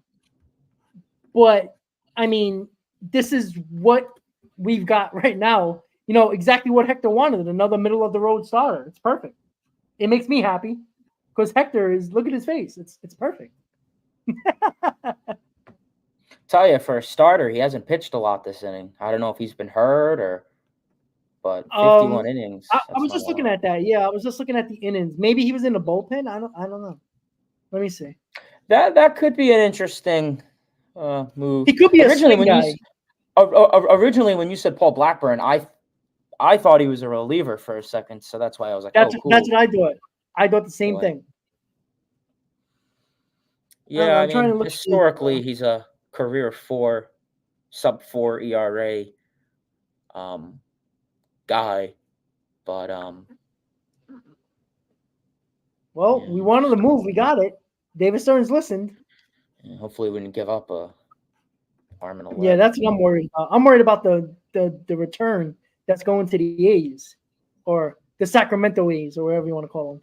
Paul Blackburn was interesting. So it says he made his first start in nearly in 3 months. So I'm guessing he was in the bullpen. He was hurt. Yeah. Or he was hurt. Yeah, one of those two. Oh yeah, we'll see. Could we get the return? God damn it! Sorry guys, I'm a little annoyed. I hate when they do that. But why put it out there until the trade is actually done? I will say an interesting split that Michael Barron just put on Twitter. Interesting splits on the righty against left-handed pitching, or left-handed batters. Excuse me, 192 average, 236, 327. So righties destroy him, but lefties have a hard time hitting against him. So maybe he goes to the bullpen. I don't know. Maybe. Oh yeah, see, somebody else brought up the splits too.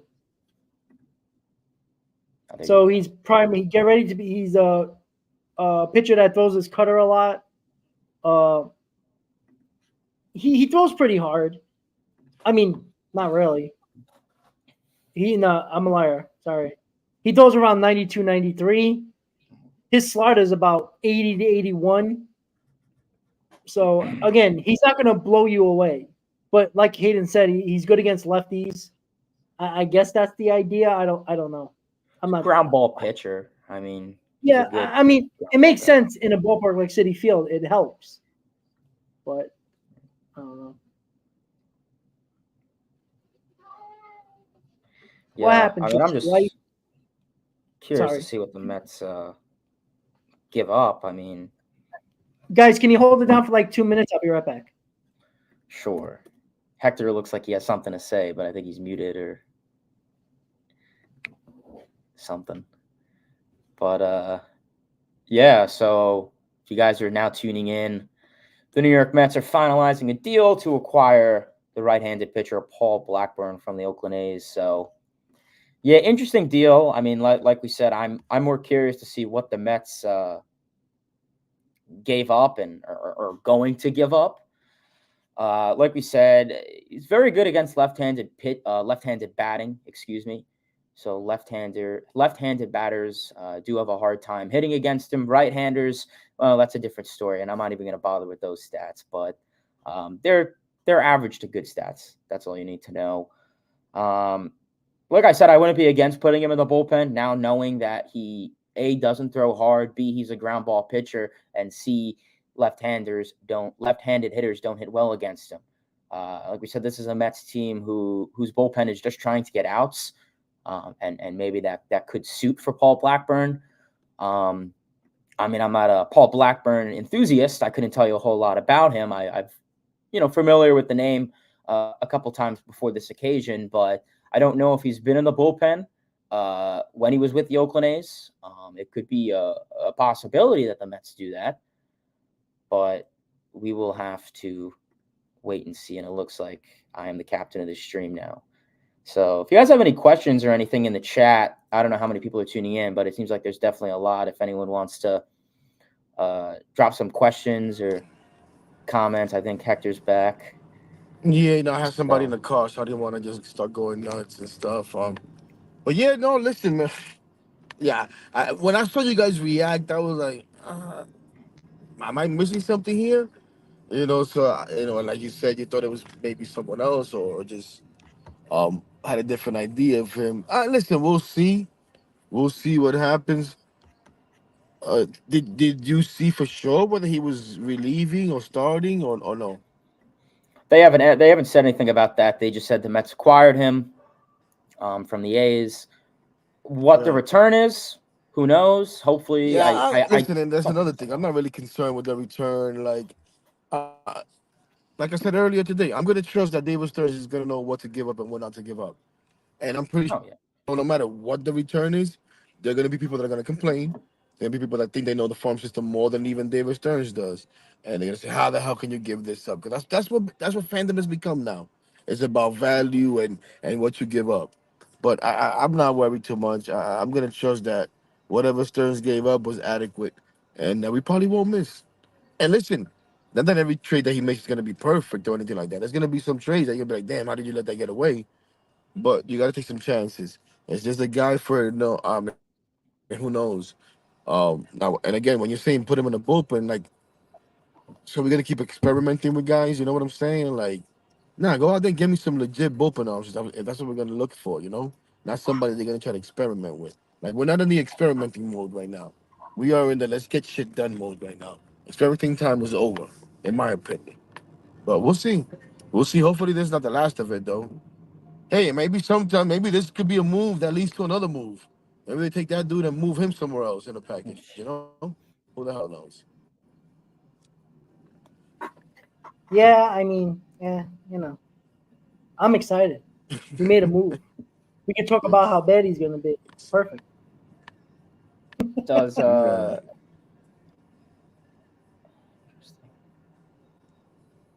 does No, I was Amanda asking Rob. fire? I was asking, hey, Yes. were you able to figure out if he was starting or relieving, or he was hurt, or what the deal was? Well, I think you guys assumed that he was hurt because of the little bit of innings, but was he starting when he came back? I can't really look it up right now since I'm driving and shit. I'm trying to like. It's kind of. I gotta look for his splits. Let me see. Oh, hey, if you want to try to find it as well, I'm looking for it now too. Trying to Oh, see. the left-handed versus right-handed splits. No, just if he was in the bullpen prior to getting hurt, or He becomes a free agent Or even 2026, so or he's even when he came back, right? he's Because in trouble. just because you guys mentioned the innings, and we're trying to assume why he has so little innings. Was that just because he was hurt and just came back and working, or was that because he's been using a bullpen? Like, I was just wondering. well, he Just was because injured Hayden, with a foot injury. He's been out since May 10th after wait, so he's suffering a actually stress injured fracture. now? No, he's good He now. He just came back. he made a He couple just came. starts. Yeah, made a couple of Yeah, starts. he made Okay, so Yeah, he's so I think he was starting. a Q1. So he's starter at starting. the So time. he's starting. Okay, okay. Yeah, so he's No, no, starting. Yeah. I'm just Mhm. asking because Hayden is talking about putting him in a bullpen. I'm like, wait a minute, what? Like, we're just gonna be experimenting guys in the bullpen? No, go get me a bullpen on. If you bring him here to start, then put his ass to start, I guess. Yeah, yeah. Oh, Decent. I mean, it's not like a ooh, but it's yeah. man, Matt Look, Allen. Whatever happened to him? I mean, he's been hurt ever since, and just not the Heard same him anymore. since 2020, 2021. I can imagine. I imagine if he would have been brought up in trades, people would have gone crazy. You can't trade that kid, Matt Allen. You crazy? He's And still look, got potential. what have we got out of him? Nothing. Nothing.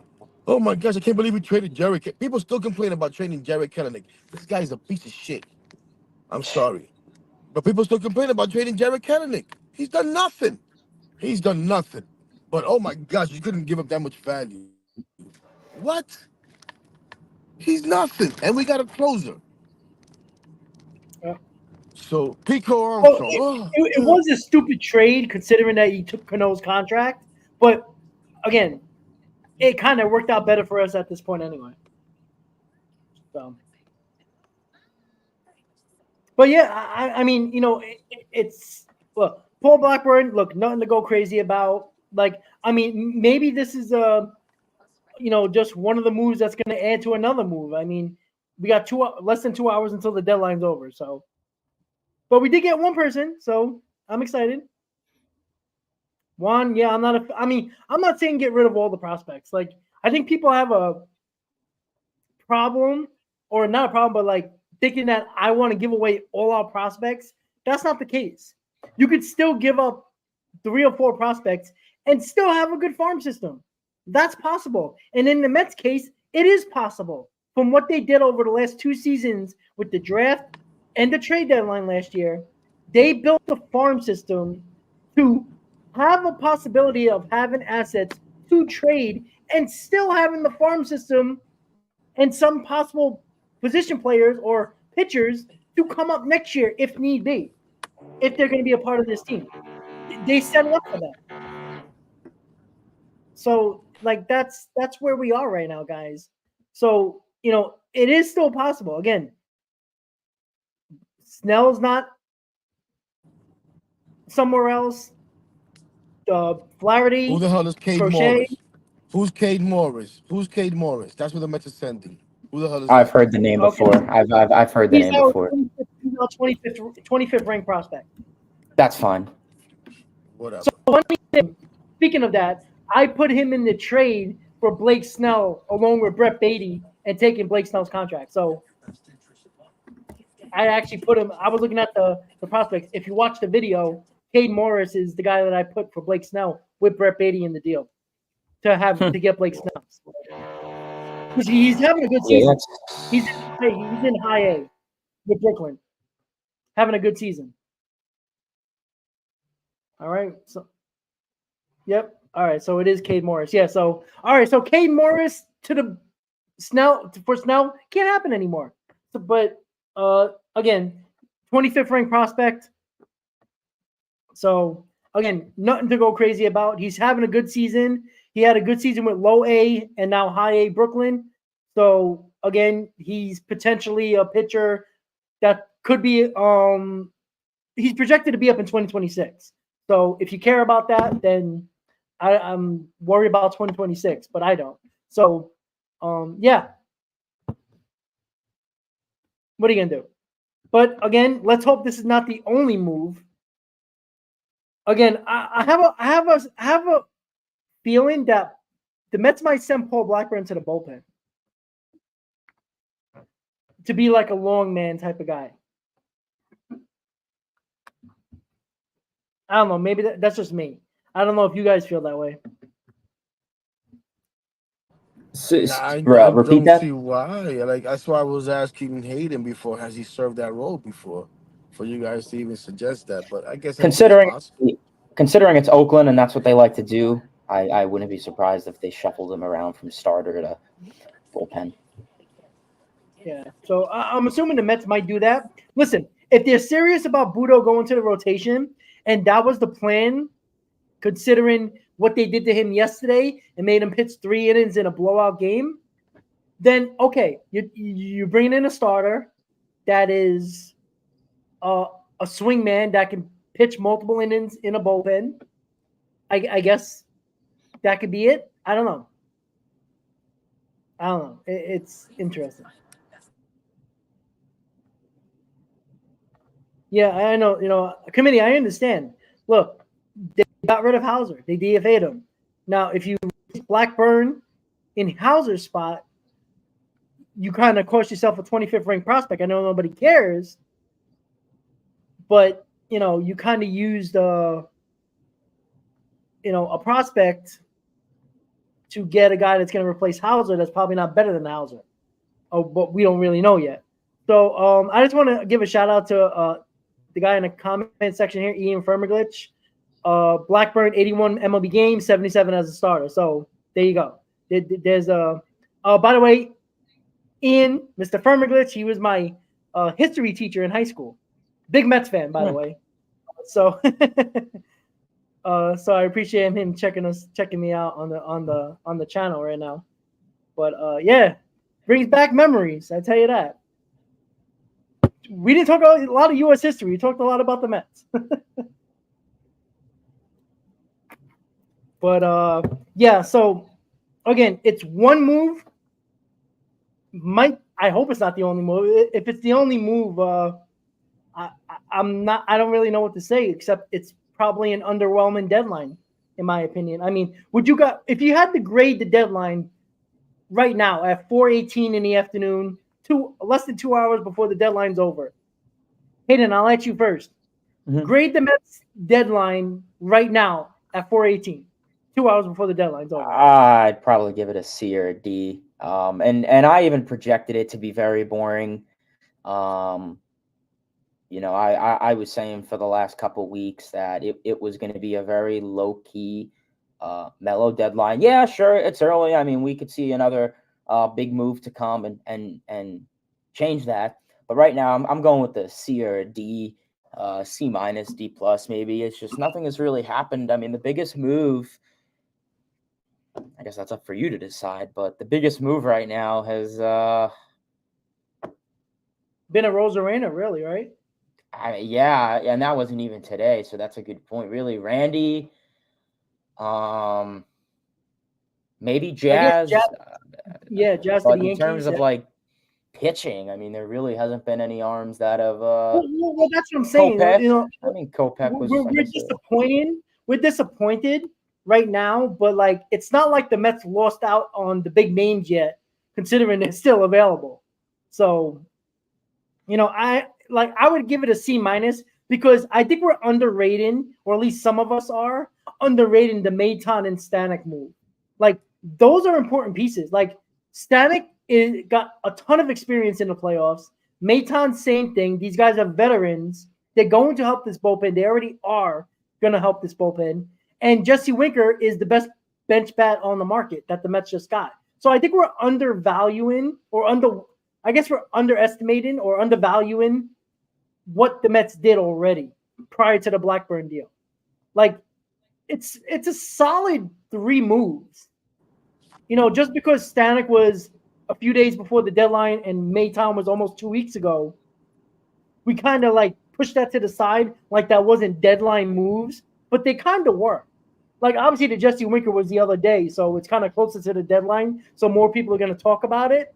But Stanek and Maton are solid moves. If the Mets would have made those moves today, we would give them credit, wouldn't we?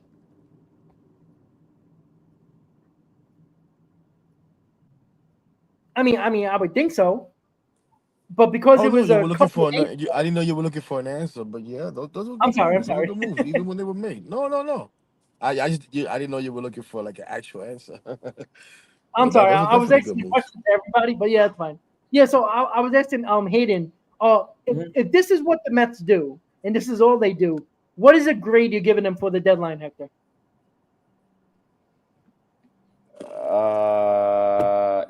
If so, we'd be finishing with. I guess you could still count Maton, Stanek, You have to. and then You're part of the team Winker, that they Blackburn. I'd give it a. Jeez, it's like, do I want to be like grateful or do I really want to be honest? I mean, a C. A C, yeah, a Yeah, I mean C that's plus the. maybe C. No, I don't even know. I don't well, even know Because I what to mean, grade. you got a it's a C. starter, but it's just kind of a starter to get. It's I mean, Well, unimpressive. it's kind of like, all right, it's a C because look, if I would have said today the Mets traded for Stanek and Maton today, you would have It would probably still gave him be a a B C. because what we needed was Yeah, bullpen out, right?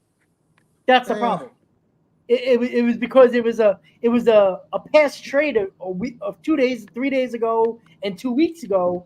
It's not really at the forefront of our heads at the deadline. I think that's why it's kind of like Yeah, but at the same time, whenever we talk about 2015 and we talk about the moves, we talk about all of them, right? And they weren't all exactly the day agree. of the trade deadline. You know what I'm saying? They got Kelly Johnson. They got those moves happened before the deadline, and we consider Correct. it all moves pretty Correct. much at the deadline that they did to Well, get that's what better. I'm saying. So Like we're grading something that happened over like a week and a half span before the deadline. Like that's why yeah, it's but kind of that's what like I'm saying. I don't think my grade would change, honestly. But also, okay. when the grade will change at the end when we see how they perform. If they no, fucking that's perform great, true. then we say, you know what, that was an A plus F deadline. F You know, I mean, yeah, I mean, look at so 2022. Everyone was excited to get Vogel fat and no, Ruff, I don't and know. No, people were excited about no. Darren Ruff. people were excited. All I heard was about on base percentage, and it pissed me off that year. Yeah, Heck, and Well, Hayden, then you yeah, had a it lot of pissed shows me off for it. too. I didn't like that shit. I Me didn't like neither. that shit at all. We I gave up kept saying, a you good guys are trying to bullpen get me arm two for fucking that. players to try to make one. You try to get me two players to make one Correct. with all this Correct. splits and all this garbage. I hate that nonsense. Go get me a freaking legit ball player. You know what I mean? I I hated that agree. shit. I I hated agree. You that might whole as shit. well have I kept mean, JD that trade Davis at deadline. that point. I'd rather And keep then we JD see we Davis seen what at happened. that moment. Yeah. I felt the same way. Right? And you lost a good bullpen arm that year too. And Holderman for Vogelback, who really didn't do much. Yeah, that was the big negative on that. But I don't know, and I could be wrong. Was I was Holderman forgetting about that. was Holderman like really? I can't really remember, but was Holderman like really that great when we He was traded him? he was one of the good He was things. doing I good. know he was Forget how that good, year but was. he blew up more in Pittsburgh. No, No, but he was doing real good. He was one of Was the he? bright spots of that early season. You know what I'm saying? So he was like, I wait a minute, Hayden, we're gonna give him. You're right. would you rather have Givens or Holderman? I'm in the Holderman all the way. Absolutely. Correct. Well, that's the problem. There you go. That's the issue. Yeah, Michael Gibbons. That was another dirty, Rod. disaster. That was dirty. God. Yeah, Gibbons was a disaster. All I Well, mean, remember from that season now is the Padres hitting home runs left and right in the wild card series. Grisham and Soto and God Almighty, pissed me off. Sorry, I'm talking about 2022 all over again. Oh, I was at those freaking last 2 games.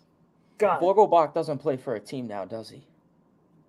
I hope not. I think, You don't deserve to be honest. I saw a post Toronto yesterday. I think it was last night where they were saying all those acquisitions are either they're all out of the league right now. Every single one of them. Givens, Ruff, Vogel Snacks, all of them gone. All right, so we have kind of a like a little bit of information about like Cade Morris and Tyler Stewart, the 2 pitching prospects in our system. So Ernest Dove talked about Blackburn, that he's under control, blah blah blah. He heard that so many scouts have raved about Cade Morris as well as Tyler Stewart from that trade too. Got to give to get. Hope it all works out. So there's a couple of people. There's Ernest Dove, who talks a lot about the minor league system a lot, and is really good. He's heard from scouts and stuff that Stewart and Morris have a lot of rave reviews. Again, that means nothing. I've heard a lot of scouts say these guys are good and then they never prove anything. But it is 2 arms in the system that are part of the top 25. So my issue is that why not package more of those guys to get a better arm overall instead of piecing, an okay prospect, a 20th ranked prospect? How about packaging a 15th, a 17th, a 20th, or a 10th prospect, and package 4 of those guys for a Dave Flaherty or something like that? You know what I'm saying? Like, why do this and lose out on top 25 guys when you can package more together to get a better guy overall? I mean, wouldn't that? Again, I'm not trying to kill Stearns here, but it's clearly guys he doesn't like in his farm system that he has no emotional connection to. And he did draft a lot of arms in this draft this year. So I guess that's a kind of take it and give it, I guess. I don't know. What do you Twins getting Trevor Richards from the Blue Jays? Does that mean anything? There you go.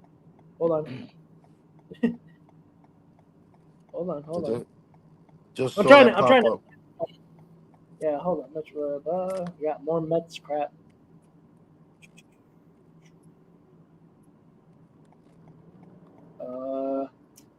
What did you say, Hector? I'm sorry. I said the Twins got Trevor Richards from the Blue Jays.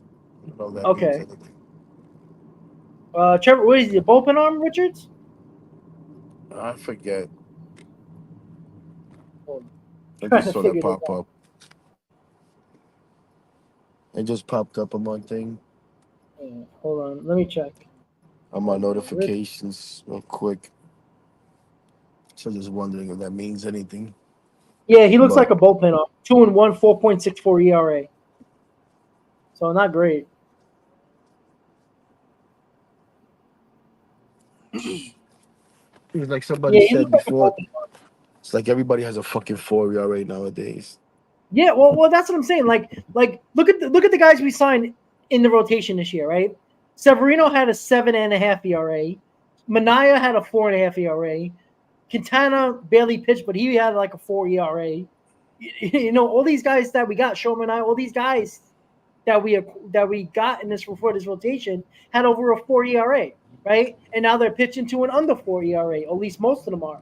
So again, maybe the Mets figure out something with Paul Blackburn and it turns him into a better starter. Like instead of a 4.5 ERA, he has a 3.8 ERA, which is nowadays is considered decent, I guess. So I mean, we'll see, but I mean, God, they still got to do something. Please. I have no confidence in the Mets turning anybody into anything. God, Sure that's about that it. though? I mean, they turned The Severino's the career around. the Padres are getting Tanner Scott. Are you fucking kidding me? Nope. Oh, Pass them bomb, baby. Pass them bomb. God. Padres finalizing a deal to acquire Tanner Scott. The Padres always seem to have enough prospects or the guts to make these moves. Either one. So that means the fucking Mets and the fucking Yankees, both of them were scared to give up top prospects because that's the fact. Because Either I'm gonna tell you that right now. or the Marlins didn't want what they had. But how many I mean, more the Yankees just made a trade with the Marlins, so I'm pretty sure they spoke about it. Maybe the Marlins said, "Nah, you don't got what it takes to get Tanner Scott. We'll give you Yeah. But, Chaz." I mean, the Padres. It's not like Jazz. the Padres have used a ton of prospects over the last I know. 3 seasons. I Like, don't how many understand. prospects do they have? I Like, don't get Hell it. nah. We lost damn yeah, we just I Tanner don't. Scott. What'd they give up? we don't know I don't yet. know. I'm assuming a lot because, I mean, there's no way the Yankees or the Mets didn't get Tanner Scott. Even the Yankees, for that matter, because the Yankees needed him just as badly. So, and they were after him too. So, and they're already talking to the Marlins about Chisholm. So, they clearly were having conversations. But yeah, that's a fuck, man. Of course, it's a team that we have to fight with for a wild card spot. Fuck, man. That pisses me off. Really pisses me off. All right, Fairbanks, let's go. Give me Fairbanks. All right, so let me type that in, guys. So if you're just tuning in, guys, the Padres just traded for Tanner Scott of the Marlins. The return is not known yet, but I'm assuming it's going to be a lot. You think it's going to be a lot?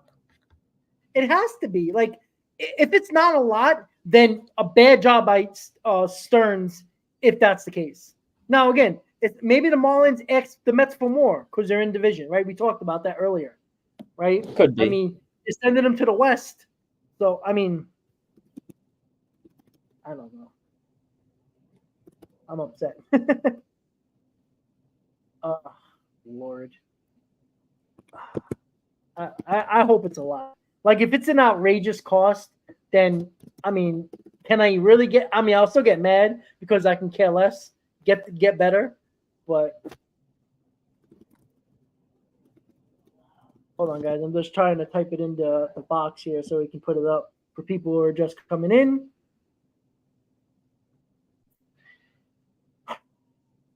Well, now the other problem is that the teams that lost out on Tanner Scott are now going to pivot to Fairbanks and going to pivot to the other better relievers that are still available, which is costing the Mets at this point if they're not willing to give up top 10 prospects. Like, that's the issue right now. Like, and I talked about this yesterday, and I'm keeping my word on this. If the Mets are not willing to give up top 10 prospects for a starting pitcher, a top line starter, or a really good bullpen arm, then I'm going to be very disappointed in David Stearns and this deadline. And I'm going to criticize Stearns because this is a bad job. You can't talk about over and over again when this team wasn't doing well that you believe this is a playoff team, and then when they actually prove to you that they can be a playoff team, you do very little to help this team. That's a problem. I don't know if you agree, Hayden, but I'm pissed off right now. Now, the deadline's not over yet. You got an hour and a half. But I'm pissed off right now because this move is, again, we don't know the exact return coming back to the Marlins. But if it's not a big return, then that's a bad job by David Stearns. Yeah, You got that's this, why I'm kind of curious to see. so man, Yeah, that's Lord. why it has to be a big return. And that's a good point someone brought up in the chat before. I just lost it, but this is the second trade this season with them. Obviously, they were involved in Luis Arias, so maybe they had a little bit of good history there. But True, but the Marlins and the Mets have history as well. For years. But true. I mean, recent, but yeah, I don't know. They had to have given up a lot. There's no way that they got some nobody. I don't know. Mets Twitter is gonna be fun.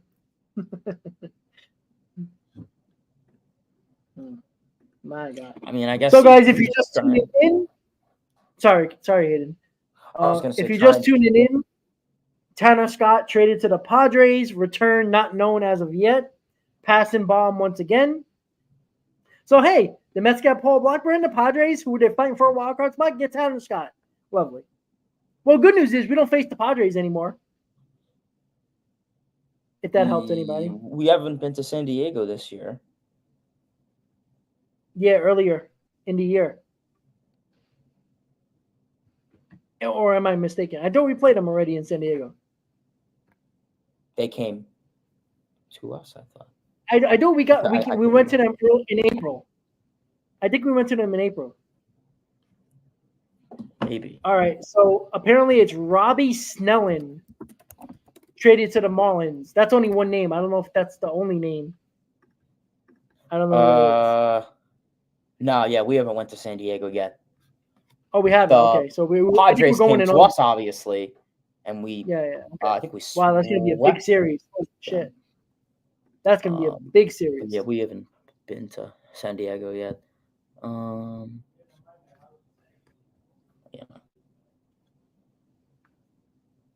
right, I'm just checking their top prospects right now.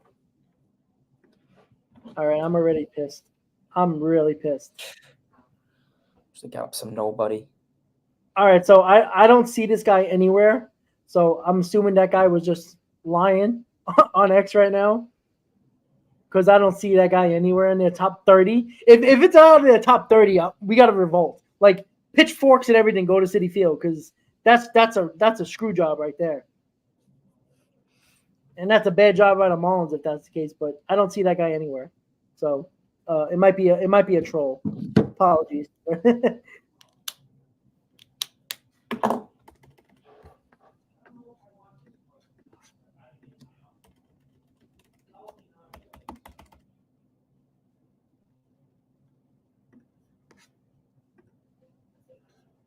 Well, yeah, I agree with you guys. When it comes to like, if teams don't want to deal with the Mets, there's nothing that Stearns can do, right? But we don't know that, right? We don't know that, right? We're going on the assumption that teams are willing to do it with the Mets. We're going on the assumption that Stearns is not willing to give up prospects. Again, that could be totally false. So, I don't know if it's true, but Craig Mish, who is the guy for the Marlins, I don't know, whatever you want to call him, he said Marlins are getting several players in return for sure. Big haul here. Okay. So, okay, so Robbie Snelling is the number 2 prospect in their system, left-handed pitcher. Oh, I got the That's names. Robbie Snelling, Adam Mazur, Graham Pauley, and the final piece of the deal for Scott is Jay Beechers.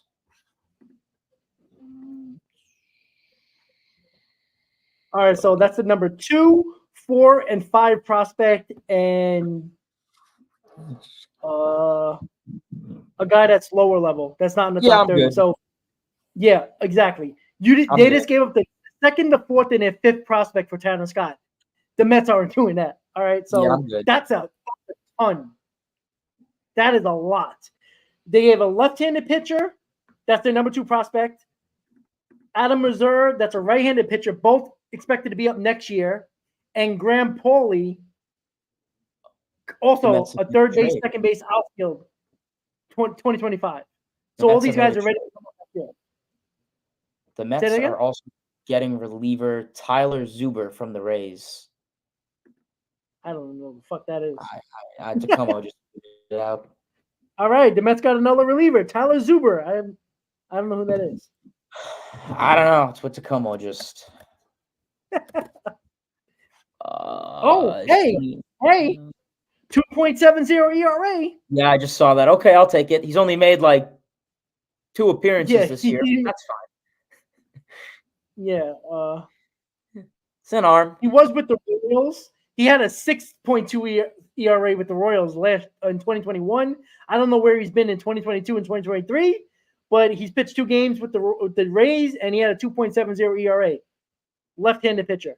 Right-handed pitcher. Excuse me. Yes. So hopefully we get more. All right. So yeah. All right. So if you're just tuning in, the Mets get trade Tyler Zuber, the right-handed reliever from the Rays. He's only pitched in 2 games, 2.7 ERA. So it's only 2 games. I have no idea where he's been in 2022 and 2023. There's nothing about him there. He's 29 years old. Pitched for the Royals in 2020 and 2021. Had a 4 ERA and a 6.26 ERA with them.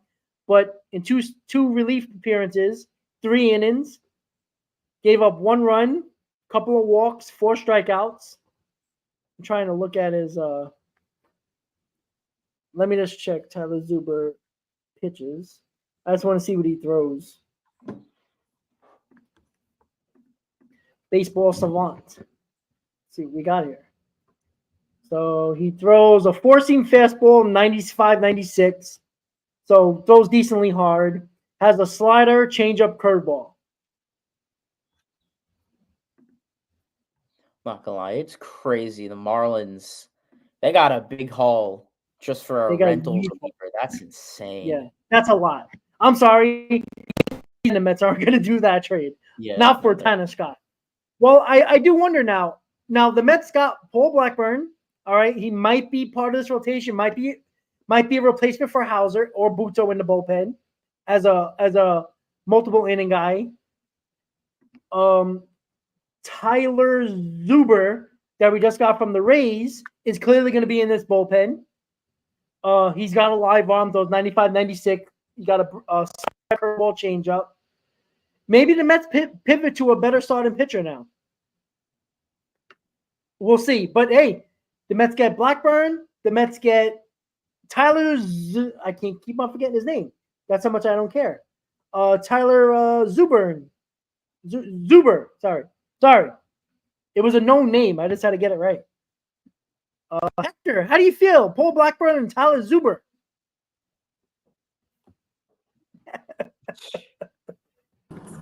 Yes. Just great. Yeah. Feels phenomenal. That's a lot to give up for Tanner Scott, a rental. That's a ton. No, yeah. I mean, listen, I would think the Padres are going to try to extend them, give them an extension or whatever, try to keep them down when you give up that kind of but I don't hold. think Tanner Scott's going to get an extension, though. I think he's going to go free agency. He's going to be one of the top closers on the market. Yeah. So, well, when you make that kind of move, you're going to try, though. So you can think absolutely. that. Absolutely. But when you make that kind of move, you have to try. You can't just make that move and. But we'll see. I agree. We'll see. And again, but the Padres haven't cared. They just haven't cared, right? I would love to get to that point. That's true. They're really when they go for it. Every trade deadline, they go for it. Now. And you know what? As a fan, you can't be mad about that at all. No matter if you like prospects or not. But you also recognize they've won the headlines both in the offseason and trade deadline and haven't really had much to show for it. When it comes to acquisitions, you know what I'm saying? So we'll see. But no, yeah, I wouldn't. I mean, what are we talking about? I don't those numbers for the Mets. That's our whole farm system. Yeah, basically. Look, their 2, 4, 5 is probably our 1, 2, 3. So there you go. It's true. It really I is. mean, yeah, all that is perception and whatever. But yeah, like we talked about it earlier. Yeah. So no, not upset. Not upset. I guess I'm upset Sorry, that we guys. don't have that kind of farm system yet, right?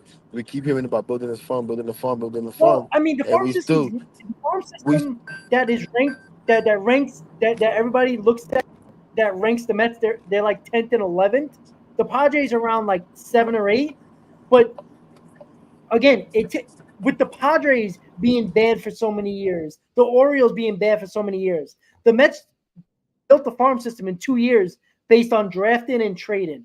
So the impossible thing to do is what the Mets did, and they did it in 2 years when teams usually struggle for 4 or 5 years, get really big no, draft no. picks, and I develop it over understand years. that. So I understand that, and we've discussed that many times. And what I'm saying, having done all that still, and all the hype that they've gotten for what they've done with the farm, they still don't have enough to make these kind of moves that we would like to see them make. That's the reality. Sorry. or David Stern didn't want to give it up. That's the other possibility. Okay, but still, what did you just say? Their 2, 4, and 5 is probably a 1, 2, and 3. So that tells me our That's my system. opinion. I'm only going on my opinion. I'm not Okay. no expert in it. No, So then if you're, I'm less of an expert because I could care less about all that crap. But I'm just saying. So like, still, let's be honest. We're not able to make those moves. Whether Stearns, if he doesn't want to give them up, it's because he doesn't feel they like he might has be good. enough that I can give those Or up. You that. know what I'm Yeah. saying? Yeah. I mean, there's So, a lot of ways to look at it. We just don't know. We're not in the room, unfortunately.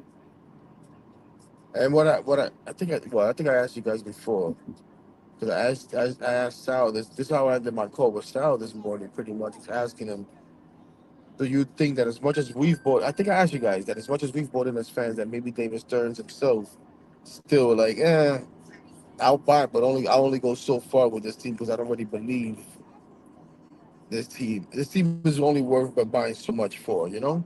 It's like you may have a Well, car that you really love and you pay to fix it, but you only go but so far to maintain that car. You understand what I'm saying?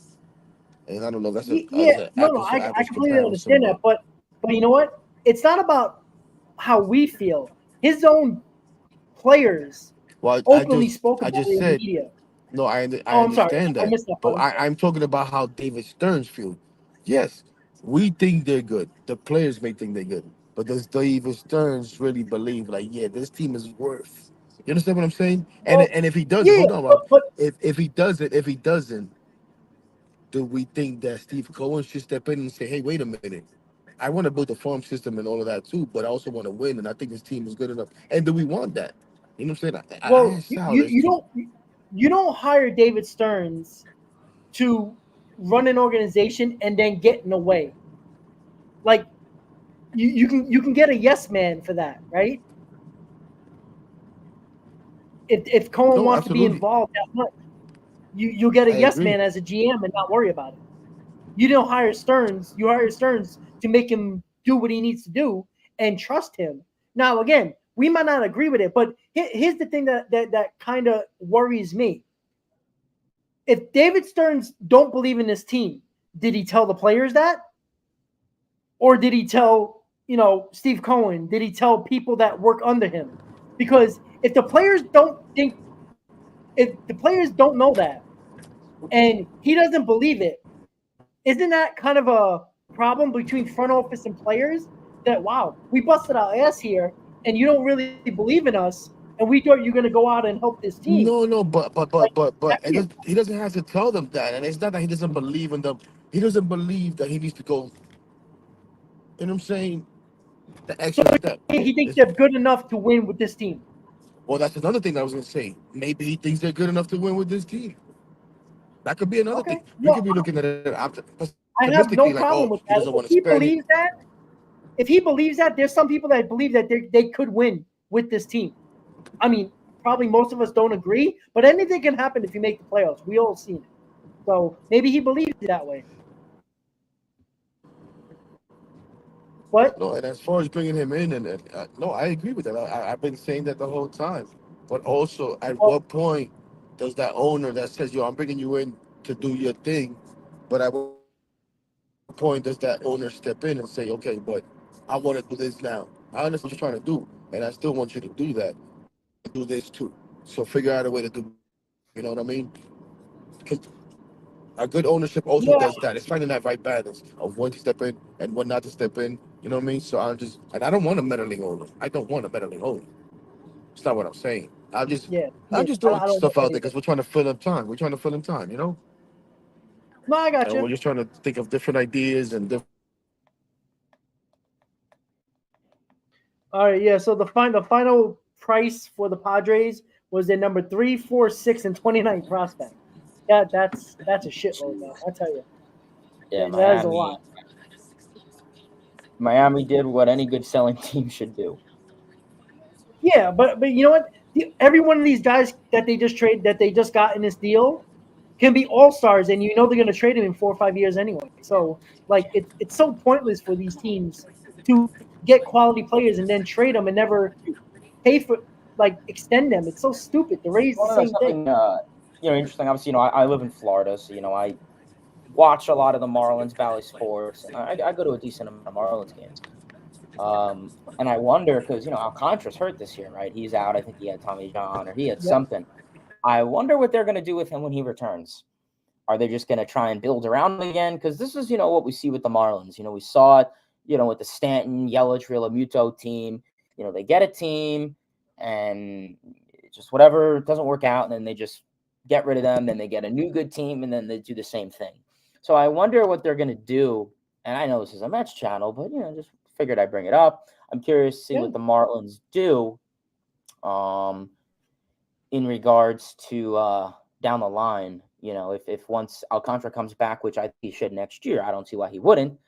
Well, isn't he a free agent after this year? After next year? That could be that may be actually. Well, they're going to trade him, guaranteed. You think? Yeah. Of course, it's the Marlins. They're not signing him, that's for sure. So Mike Pullman just tweeted, the Mets officially announced the Blackburn acquisition.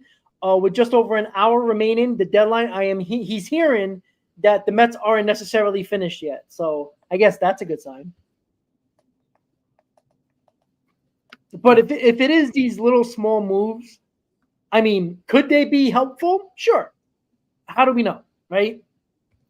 There's guys that aren't really good that other teams get, and they pitch well or hit well, and then they work out for their team. So you just hope that happens with Blackburn, wherever he might be, and Zuber, who pitched twice for the Rays and pitched pretty well.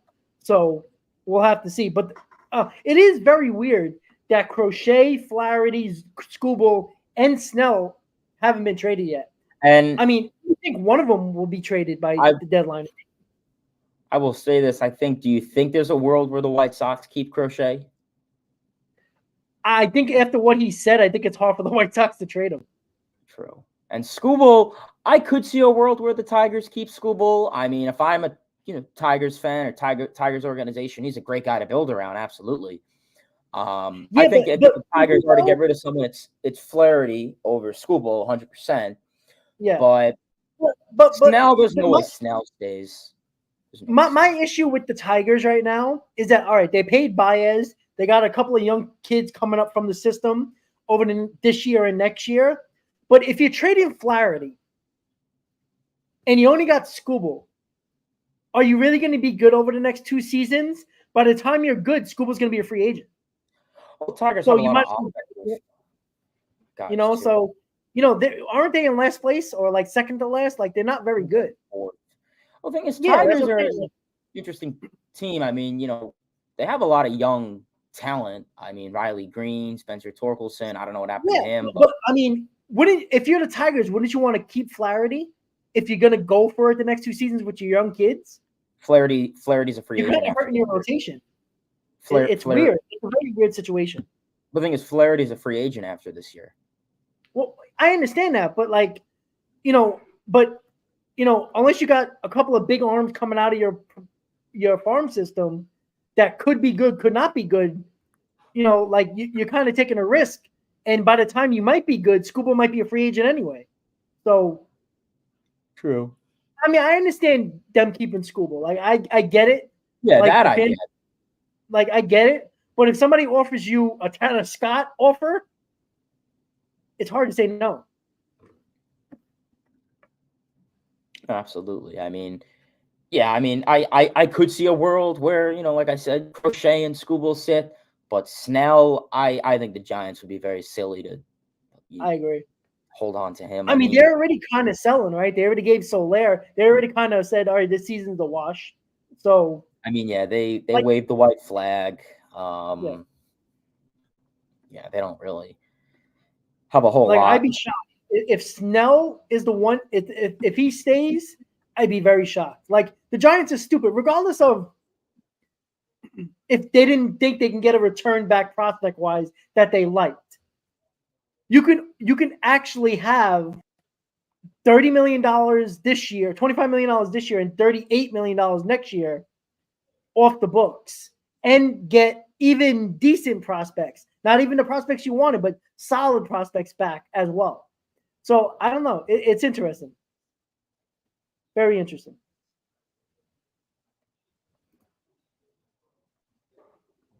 Yeah, explosive. Yeah, I know they talked about Christian Scott possibly coming back. Again, even if that's in September, right? How much are you really going to get out of him though?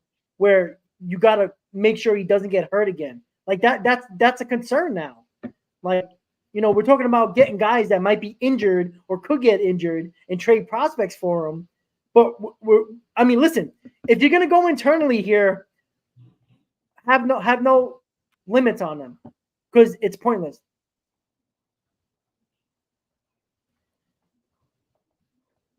KTU, well, according to Puma, the Mets aren't done yet, so we'll see.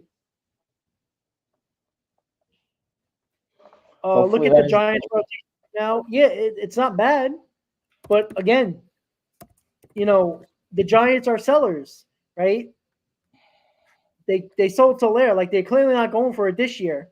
Are they really going to pay $35+ million for Snell next year and still spend big next year? We'll see. Yeah. Crazy because they just got Robbie Ray back. And you have Logan Webb. So it's going to be interesting.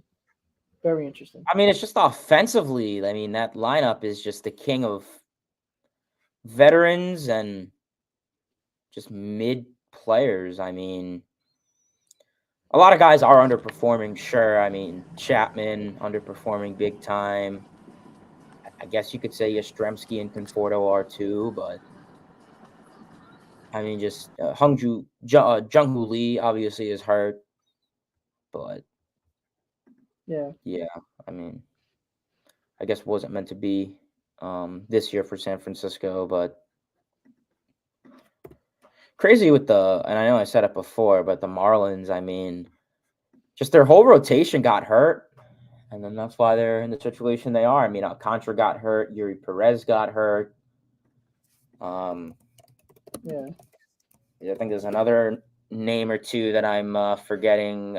Braxton Garrett, Sixto Sanchez. Whole rotation's hurt. Yeah. I was just looking at the comments, and I think Yeet has the best idea. And he said, sleep go through to the sleep deadline. and wake up to all the and just wake up and see what the hell happened. It's the best way to do it, I think. Oh, Hector, if you want to leave, go ahead. We got one more hour. We've already been here 3 hours, so deal with it, damn it. No, I'm sorry. No, I'm not saying that. I'm not saying that. Trust me. I know we're boring, but blame the Mets for that, not us. No, listen. I'm part of it. If people are bored, I'm part of it. Yeah, me too. I'm bored too. I'm trying to keep it entertaining. I'm yelling at Hector for no reason. That's what I'm saying. If people are bored, it's our fault. So you know what I'm saying, like, but it's just fucking deadline is boring. All right, so but hopefully they give us a bomb at the end, bro. Yeah, like that Cespedes trade at 2:59 and now at 5:59. Here. 259.59. That's right.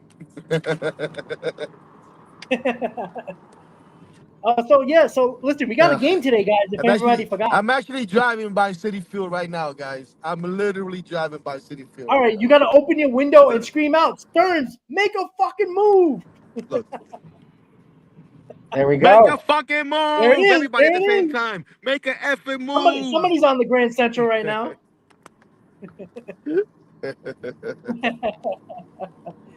Hector's rolling past the Grand Central.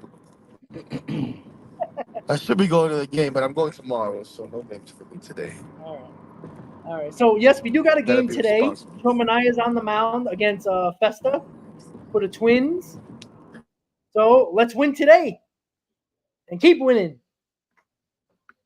How about that?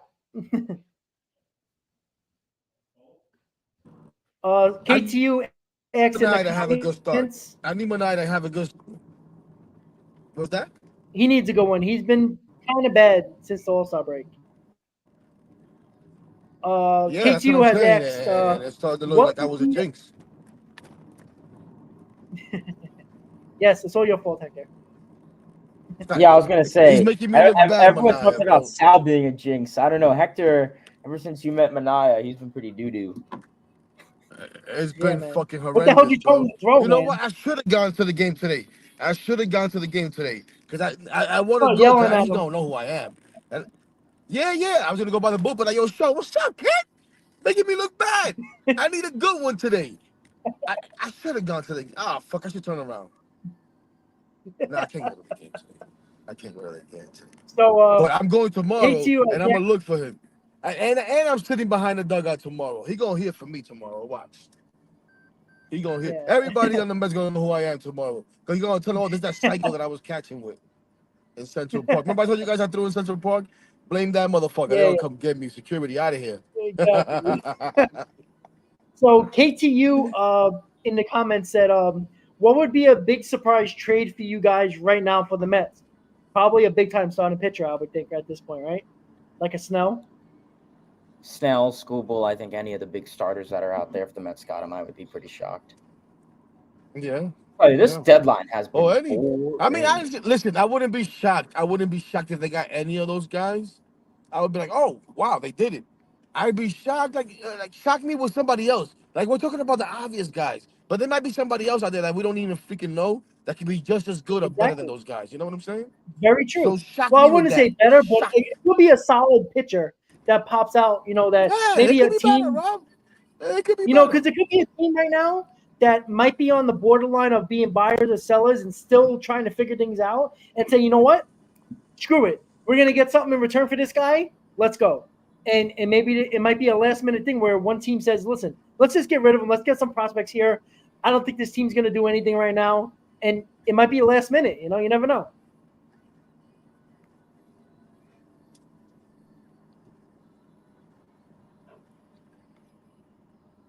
But yeah, this deadline has been pretty boring. Yeah, well, a lot of the bigger moves went down yesterday, so. True. But I mean, guys, what did we give up on that move with the Rays? I saw we gave up some minor leaguer, right? Like Phil Gervais. Yeah, Gervais. Yeah, exactly. Not even his family knows he's on the Mets.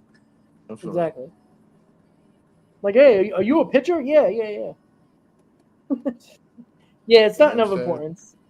I think he's out of the top 35 to be the top 30. So. All right, cool. Whatever that means. Have we traded Bobby Wallace and Joe and Clark yet? Not yet. We should. Nobody wants them. No, you do know if we lose today, they're going to be like, because of the trade deadline and they didn't do nothing. Yeah. The players quit. Yeah, I will say this. So I didn't really know who those two people were beforehand, and I just found their Twitter last night.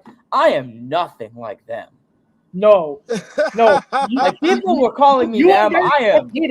You are very negative on our You're the light version. You're the light version. Yeah, but I was nothing like that. You might grow up to be them. In the chat, you are. In our private chat, you're like them. I don't know about that. I don't think I was that bad. Like they give him like one hit and they're like, oh, it's over. Yeah. Yeah. You in like He went up 2055. 1-0. They're Dude, like, Joe's did you like, not see he's Bobby up. last night? And like in the Yes. second inning, I don't know what the hell happened. He was like, that's it. Oh, Lindor made it out. That's it. Sell, sell, sell. This team is done. I'm like, what the fuck? Yeah, Are I we don't think I'm doing? that bad. Hayden, they'll make us start fucking taking screenshots of your post, your messages in the chat, and show the people. You can get a little nuts. Now, but you're not as bad as those guys. You're them Yeah. light. You're the light version of them. You're like the Fair beta enough. version. You're like right there. If the Mets make you suffer a little bit more, like another year or two, you'll be just like them. But I think there's a Bobby and Joe and negative Mets fan and fucking who's the other dude? There's a bunch of jackasses. I love them all, but I think there's a little bit of them in all of us. That's why I fucks with them. I don't put them down. I don't, you know what I'm saying? I joke with them. I give them a hard time, but I always converse with them. Like I don't have a problem with them because I can get crazy like that too. You should have seen me last night when Budo came in the game. I lost my motherfucking mind. I lost my mind when Buto came in that game.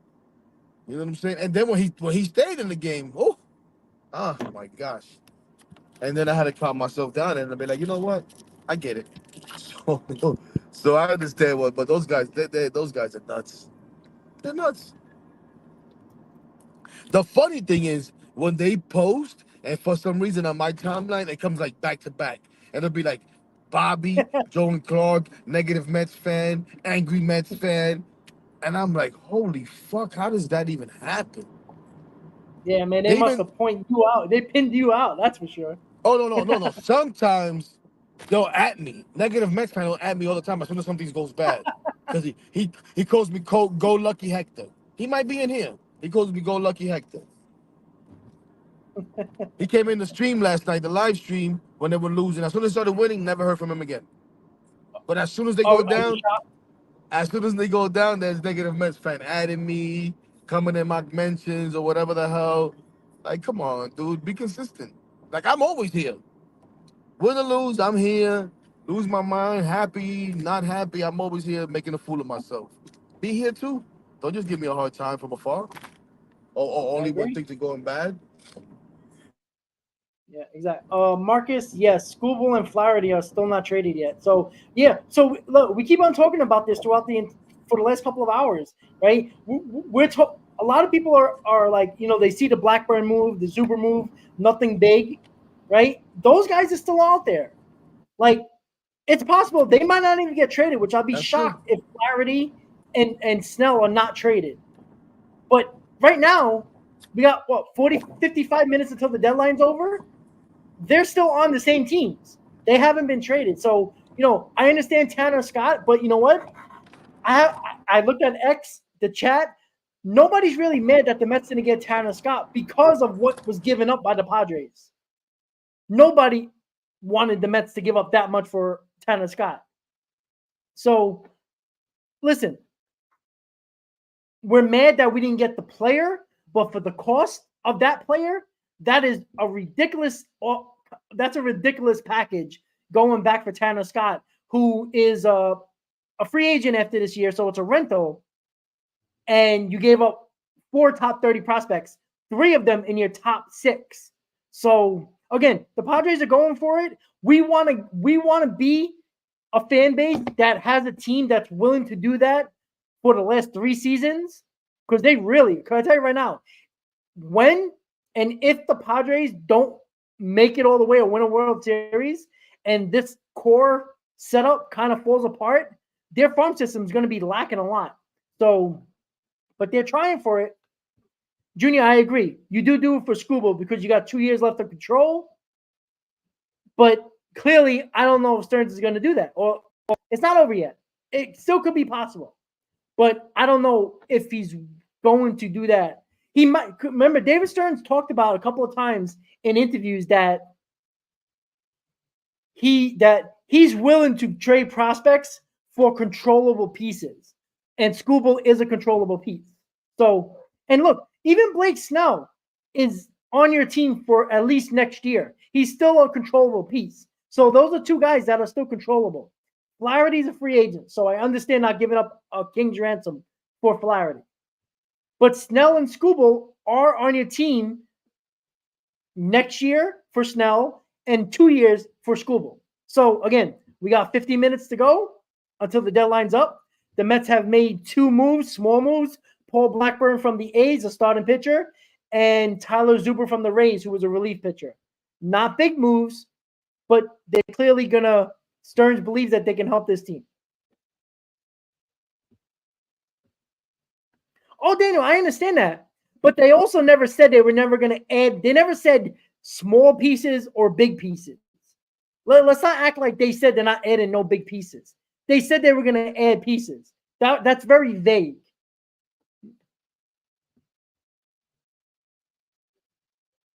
No, Daniel, I didn't say he lied. But he never said we're not going to add big pieces. He said we're going to add pieces, we're going to add players. That's very vague.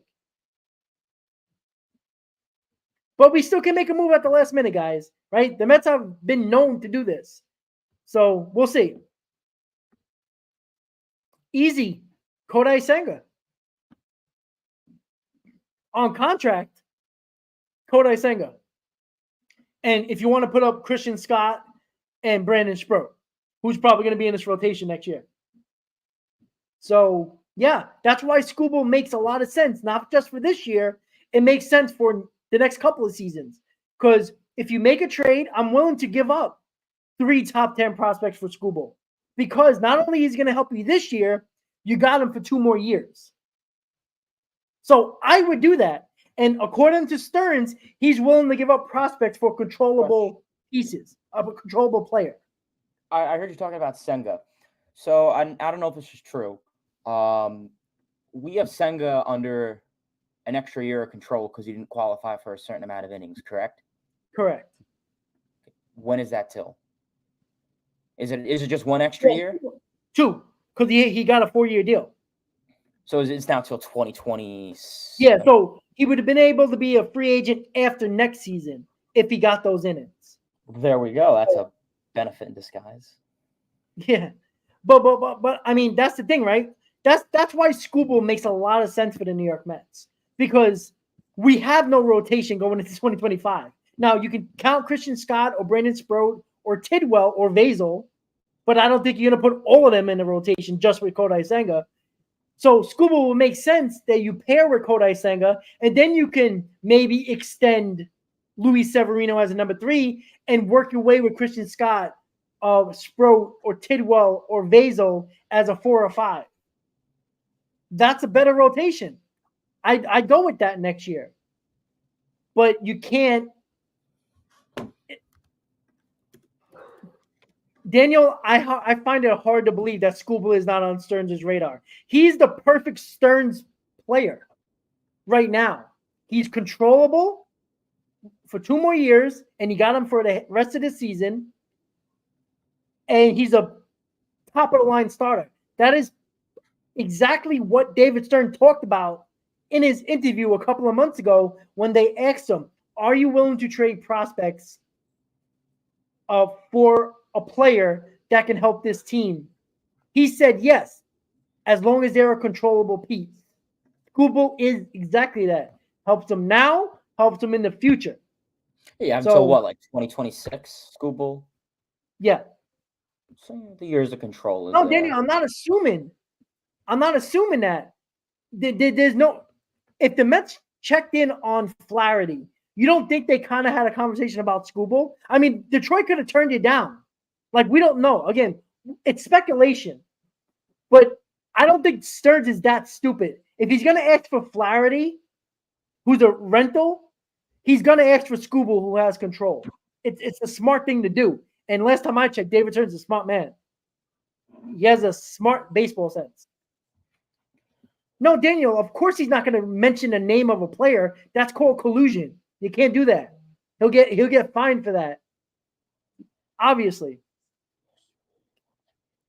All right, so there's another move. It's not the Mets. Sorry. The Pirates get Brian De La Cruz from the Marlins. I said that before. You did. You did say that. Joe, thank you for the That's Joe, Who got him? Who got him? this the Pirates that's a very good move for them. definitely is. Their pitching is I fine, Yo, the obviously. Pirates been kind of biased, right? yeah, they've been Yeah, they've been buying. De La Cruz is pretty Huh? good. he's not solid. like He's a Mets killer. yeah. Who isn't, by the way? No, I think De La Cruz is a very good move for the Pirates. I think wherever he would Very have nice. went, it would have been a solid move. You Would have know went what? big. I know we're trying to I'm fight in a with the rough Pirates patch. right I'm having a now. hard time listening. It's all right, but like the Pirate, like I know the Pirates are kind of fighting for us for a wild card spot. But kudos to the Pirates though, because they get a lot of like the fans deserve a team that goes for it with their owner that never spends money. That's great for them, right? I I agree. think I that's agree 100%. I agree 100%. like because I'm telling you guys, that Good for fan them. base is freaking awesome. You know it with the Steelers and the Penguins, but when I went in 2021 to the Mets Pirates game, the amount of fans that talked about how disappointed they were in their owner with the Pirates, and they have one of the most beautiful. Hayden, you were there this year. They Just have one of there. the most beautiful ballparks in Gorgeous. baseball. It's beautiful, awesome. The outside, the bars, the restaurants. It's a great setup. Like if your team is good, the fans would be there every day. Like When great job by the Pirates for finally doing it, because the fans deserve it 100%. when you went to PNC, did you go to Mike's Beer Bar? I did. You like I yeah, I, I bar hopped. I bar hopped with like 30 people from the Yeah. 7-Line. We were. Again. I'm not gonna call out anybody's name. Hayden, I told you this before, in secret. I don't remember a lot of what happened after the game. Any game, especially the 7-Line outing. I blacked out. I woke up in the hotel, and it wasn't my hotel. It was a friend's hotel. That's how bad it was. Like we were Yeah. going at it. There's a lot of PNC. Yeah, I agree. PNC, gorgeous ballpark. I was just there for 2 games. Great atmosphere. I Yep. mean, electric. Best. I think they're the best ballpark in MLB that I've been to, and I've been to I think 12 or 13 just about. So yeah, PNC is great. Atmosphere is great. I was talking with some of the Pirates fans there, and they're very optimistic. You Very. have great like guys like Paul Skeens has been huge for this, huge for MLB and obviously the Pirates. But Bob Nutting is a pretty bad owner. Yeah. They talked He's about that when not I spoke to the fans. like I don't think he's like John Fisher level, but I still think he's a very bad owner. And it's good to see the Pirates go for it for once. Pittsburgh sports are very well liked and taken seriously. I don't know how much you guys follow the Penguins or the Steelers or whatever, but it's good to see the Pirates going for it. I mean, and as they should. They're in the race. I mean, that division they're in, the NL Central, is kind of like whatever. So yeah, I mean, we'll see. I think good for the Pirates, as they should be buying.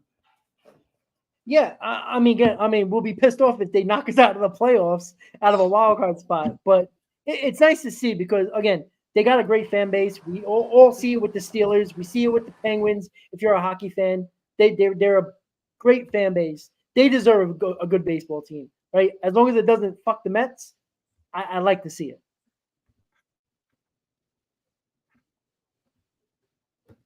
Sorry, guys. I'm just checking. The return for De La Cruz. So the Pirates acquired Brian De La Cruz from the Marlins. Per source, right-handed pitcher Jun Seok Shim is part of the return. Okay. I guess there's another part, but yeah, I guess good for the Pirates. I like that move for them. It's a good move for them, for sure. Sorry, guys. I'm just rolling on Twitter right now just to see if there's anything rumored at all. Yeah, I am too. I don't really see much. Yeah, I don't really see much either. But all right. So the Marlins, though, I mean, if we talk about a winner of the deadline, it may be them. how much they got back. Jeez. Okay, so Chris Gonzalez about Tyler Zuber. He started for the Long Island Ducks and then had a 2.49 ERA in the minors for Tampa. He pitched 2 games for Tampa. So, yeah. So, again. Chris says, Beatty, Gilbert, Acuna, and one more I would do for Skubal. Me too. I mean, I wouldn't like to give up Gilbert, but I'd do it for Skubal, to be honest with you. Hayden, would you do that? What? Beatty, Gilbert, Acuna, and another prospect for Skubal.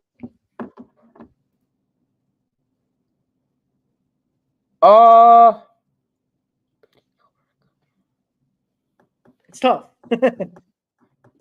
Beatty, 100%. I don't want to talk Gilbert, but Gilbert, I would be hesitant. I would shuffle out Gilbert or Acuna with someone else. But I would do one of the two of Gilbert and Acuna.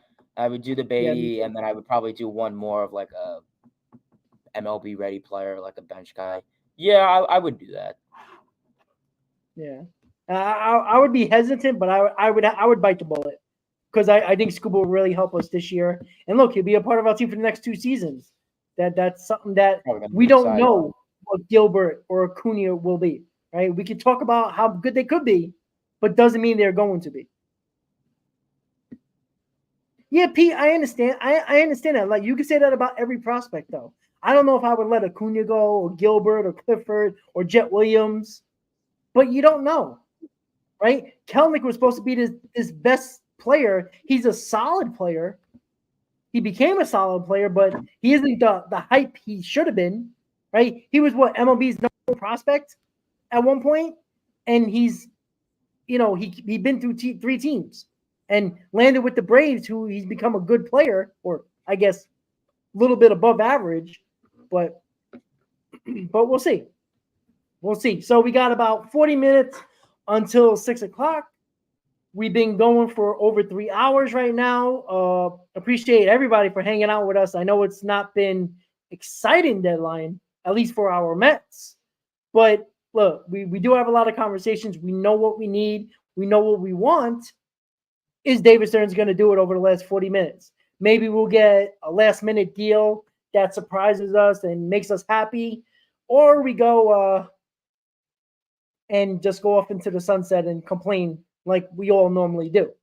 Crow Armstrong, the same. Yeah, but he just kind of started. Kelnick kind of failed with the Mariners. Mariners gave up on him. The Braves took him. So Crow Armstrong, I think he's probably going to be better than Kelnick. But again, who knows, right? But you know what? You know what I like, though? After the deadline, you know what your team is. Any injuries or bad performances, the only way you're going to fix it is internally. And at that point, you know what your team is. I kind of like that there's no, a waiver wire. I know that was like a big thing, 5 years ago maybe, that a lot of teams did.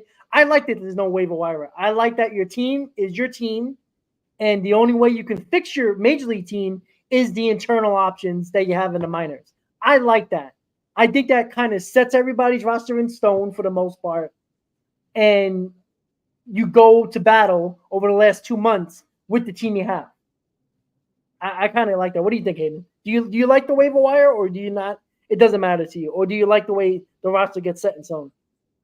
Yeah, I'm pretty sure. Didn't the CBA I think address that? Watched a video about it, and they I kind of like how it is now. I don't really like how you could just waiver everyone left and right and stay with your team. Yeah, I mean, don't get me wrong. Like, it's kind of cool. I guess for content creators, the waiver wire is kind of cool because there's still a lot of things that can go on. Sure. But, I mean, it is kind of cool. Like, what is it, like 3 days, 4 days after the deadline? The waiver wire is like 4 or 5 days. Or no, I think it was the whole month of August, if I'm not mistaken. The waiver wire. We were just talking about him. Hold on. I'm guessing he's not fond of the Blackburn trade. Yeah, in the group chat. Hector, check the group chat when you can. Hector, have you What's that? did you check the group chat about Joe and Clark? What he put? I think he's not too keen on the move. I actually have seen. So I guys, actually have seen another of his posts. This guy's hilarious. yeah. So guys, what we're laughing about right now is if you follow Joe and Clark, who is a big caller from WFAN, Hector knows him very well. He's a very negative Met fan. Like as soon as the Mets are losing 1-0, he'll say the season's over, trade everybody. He does it constantly. He's kind of the older type of Hayden, if you want to put it that way. but but he was like, LOL Blackburn, really he sucks. Cohen is a small potatoes, most overrated owner in sports. That's what he was writing on Twitter. So congratulations to Joe and Clark for getting what he wanted all this time, because if the Mets did to go big markets trade in, he would have nothing to say. So Hector, that's your boy. you see, he said McGill is Cy Young compared to Blackburn. Oh Oh God, my goodness, Joe. Listen, this is not exciting, but it's still not gonna stop me from rooting for the team, and hoping that this is the beginning of something. You know what I'm saying? I It's mean, just we that might as well trade Orlando at this point. that's what he's gonna say. That's what Of guys like course. Joe is gonna say. That's what a lot of people are gonna say. But um, oh, that's coming, bro. That is coming. I'm glad you, but that's coming. That's you joking. That's coming for sure, bro. Not just from Joe, from a lot of people. Like, what are we doing here? We might as well just sold. Now we're gonna let Alonso walk for nothing. Why are we keeping him? Should have traded Alonso for a pitcher. All kinds of crap. But um, hey, it's not the most exciting trade deadline. I'll say that much. It seems decent, I guess, Yeah. but I don't know. Yeah, no, I agree. The trade deadline's been kind of so. Not much has really happened, to be honest. When you've had a couple moves, I mean, obviously, Marlins have been very active. Obviously, they got rid of Tanner Scott. They got rid of Brian De La Cruz. A couple of days ago, they got rid of Jazz Chisholm. So the Marlins definitely got a lot of prospects and guys that they could use in the future. Good for You them. know, That's the usual thing for the Marlins. It's nothing new for them. It's what they do every few years. You know what I'm saying? Like, yeah, it's just a joke with them, honestly. They need to get their shit together, but whatever. yeah, I'm, they're in a very interesting spot, but yeah, I don't know. Otherwise, Twitter's pretty quiet. I'm shocked that Scooble, Crochet, and Snell are still all three of them. I mean, if one of them left, okay, but um, yeah, pretty crazy that they're all still intact. um, I'm gonna be honest. I don't understand because I thought the Tigers were trying to build towards something, right? And they're getting close, and they have a couple of guys, young guys, whatever. And they got AJ Hinge. So I That's what I know thought with that the Tigers too, because I know that for a lot of people, as soon as the team is not doing well, and there's a guy that's good, doing well, doing good, and has a couple of years, oh, trade him now for assets, trade him now for prospects. But who knows? Maybe they feel like, no, we're not that far, and this is somebody that we're gonna then be looking for, Scuba. You know what I'm saying? So why would we trade him? So Tigers are not a bad. I mean, you look at it; the expectations were pretty high for them this year. Um, I mean, they have a lot of young talent. I mean, obviously he's been having a really bad season, but Spencer Torkelson, 30 home runs last year. I mean, Riley Green's been an all-star. I mean, Colt Keith has been pretty good. Andy Ibanez. I'm looking up and down their roster. Matt Verling's been pretty good. Kerry Carpenter, before he was hurt, was a on-base machine. Starting pitching's been okay. I think it's just their offense has kind of put them in the spot they were, because their pitching's been great. From the looks all of those it. names, a lot of those names you mentioned, the Talkin, I forgot the other dude. Everybody talk about how great these guys are. Now the message to go get players like that, and then look at what we're dealing with here. So I'm like, give me the guys that I already know are major leaguers, and then let's make that better, man. Let's make that better. That's why I'm not so quick to want to get rid of a Peter Alonso, even if he drives me crazy. Because at least I already know what the hell Peter Alonso is. And he could be, in my opinion, a guy like Peter Alonso could be part of a winning team. You just gotta have the right pieces around him, the right players around him. I agree. I'm not saying that you build around him per se, but he can be a part of a winning team. Pittsburgh made another trade. Interesting. Isaiah kind of Falefa. Yeah. He's been doing pretty good, hasn't he? Has he? I know he was. I thought he was doing good. Dismal with the Yankees. They acquired him from Toronto. No, I thought that's what I'm saying. I thought he was having a better year with. Oh yeah, compared to the year before, I'm sure he has been. Otherwise, Twitter, that's the only thing I've been seeing.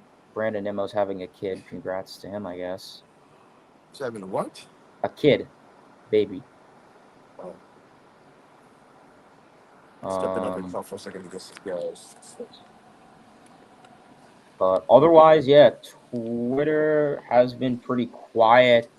Keep in mind, the deadline does end at 6 o'clock, but obviously there are plenty of deals that I'm sure will come out after 6 o'clock. Obviously some deals are done and over with. It's just the crossing the T's and dotting the I's just need to get done, and sometimes it takes a little bit of time. But right now it's been a pretty quiet, I don't want to say boring trade deadline, but hasn't been super exciting. They made another trade. Yeah, I'm assuming you guys are talking about Isaiah kind of Falefa, because that's the only one that I am seeing on here. So yeah, Pirates have been pretty active today. Obviously, getting Brian De La Cruz is huge for them, another outfielder. So that'll be good for them. Obviously, utility man in Isaiah kind of Falefa, so good for them. So very busy day. Obviously, the Marlins, they got a lot in return, but Mets have been quiet. And really all of MLB has. All of MLB has been quiet. So we'll have to wait and see. But if you guys have any comments or questions, feel free to throw them in the chat, and Hector and I will discuss it. I think he's getting gas right now. Yeah. Paying the New York gas prices. Insane, bro. What is gas up there? Regular is 383. Silver, they call it here 423. Ultimate 463. Yeah, I think I live in Florida, and I think I live in South Florida. I live in Palm Beach County, so it's a little bit more. Palm Beach County is one of the more expensive counties in Florida, unfortunately. So I think gas near me was like $3.10. Wow. We're getting down to the $2 level. But today's show is Talking Mets with Hayden. It is, and if you want to see more Talking Mets with Hayden, you guys should subscribe to my YouTube channel. Obviously, so of course, I'm going to give myself a little shout out. I'm almost at 1,000 subscribers. So if you guys could subscribe to Mets Talk with Hayden on YouTube, I think I'm at like 9-something subscribers. So definitely, if you could help me get to 1,000, and that'll make me very happy. Not many things are free in life. This is free. Flaherty not being moved. Yeah, I agree with you, M-Easy. Very surprised Flaherty hasn't been moved. Like I said before, I was expecting Flaherty to be moved over to Tariq Skubal, considering he has a 1-year deal on him, Jack Flaherty. But yeah, very surprised they're holding on to him. Another 30 minutes, 45 minutes to go, so you never know. Maybe something is in the works. But very surprised to see the starting pitching market today has been very quiet. I know it was going to be a big reliever market out there, but I wonder if it's you know, teams asking for too much, or maybe these guys weren't as available as some media people and fans try to make it seem. Maybe that was more of a media fan creation that these guys were going to actually be moved, and that's what I'm these thinking. these teams didn't really want to move them. But maybe they just asking for exorbitant prices. And listen, if they really want to move them, you got to do it, right? So there's still time. Are you gonna like hold on because you don't get that perfect price? You know what I'm saying? And that's the problem too. Well, nowadays, where all these front offices have all the same information, all it's all about values, and they put the same values on all these players. Like you would think that makes it easier to make moves, but I think that makes it even harder to make moves to a certain extent. So, but we'll see. I mean, there's still time. There's still time, and I would think that if you really felt like you need to move these players because you don't want to, lose them empty-handed, and you're a team that's not going anywhere, then eventually you just gotta decide to make a move. If not, then what the hell are you doing? It's not Well, like it's not like the Mets and Pete Alonso, where yeah, they decided to keep Pete Alonso, but they're also in the race. They're in the race for a wild card, and who the hell knows what can happen as far as the division. So but it's weird. Yeah, it's weird those guys haven't been moved. That everybody kept talking about. For sure, we're gonna move. Those were the guys that people had to have that teams are gonna be fighting over. Maybe teams are fighting over them, and that's what making it harder. I don't know. yeah, it's possible. Again, like a team like the Giants, who might have 5 offers for Snell, probably going to wait until the last minute to make their decision.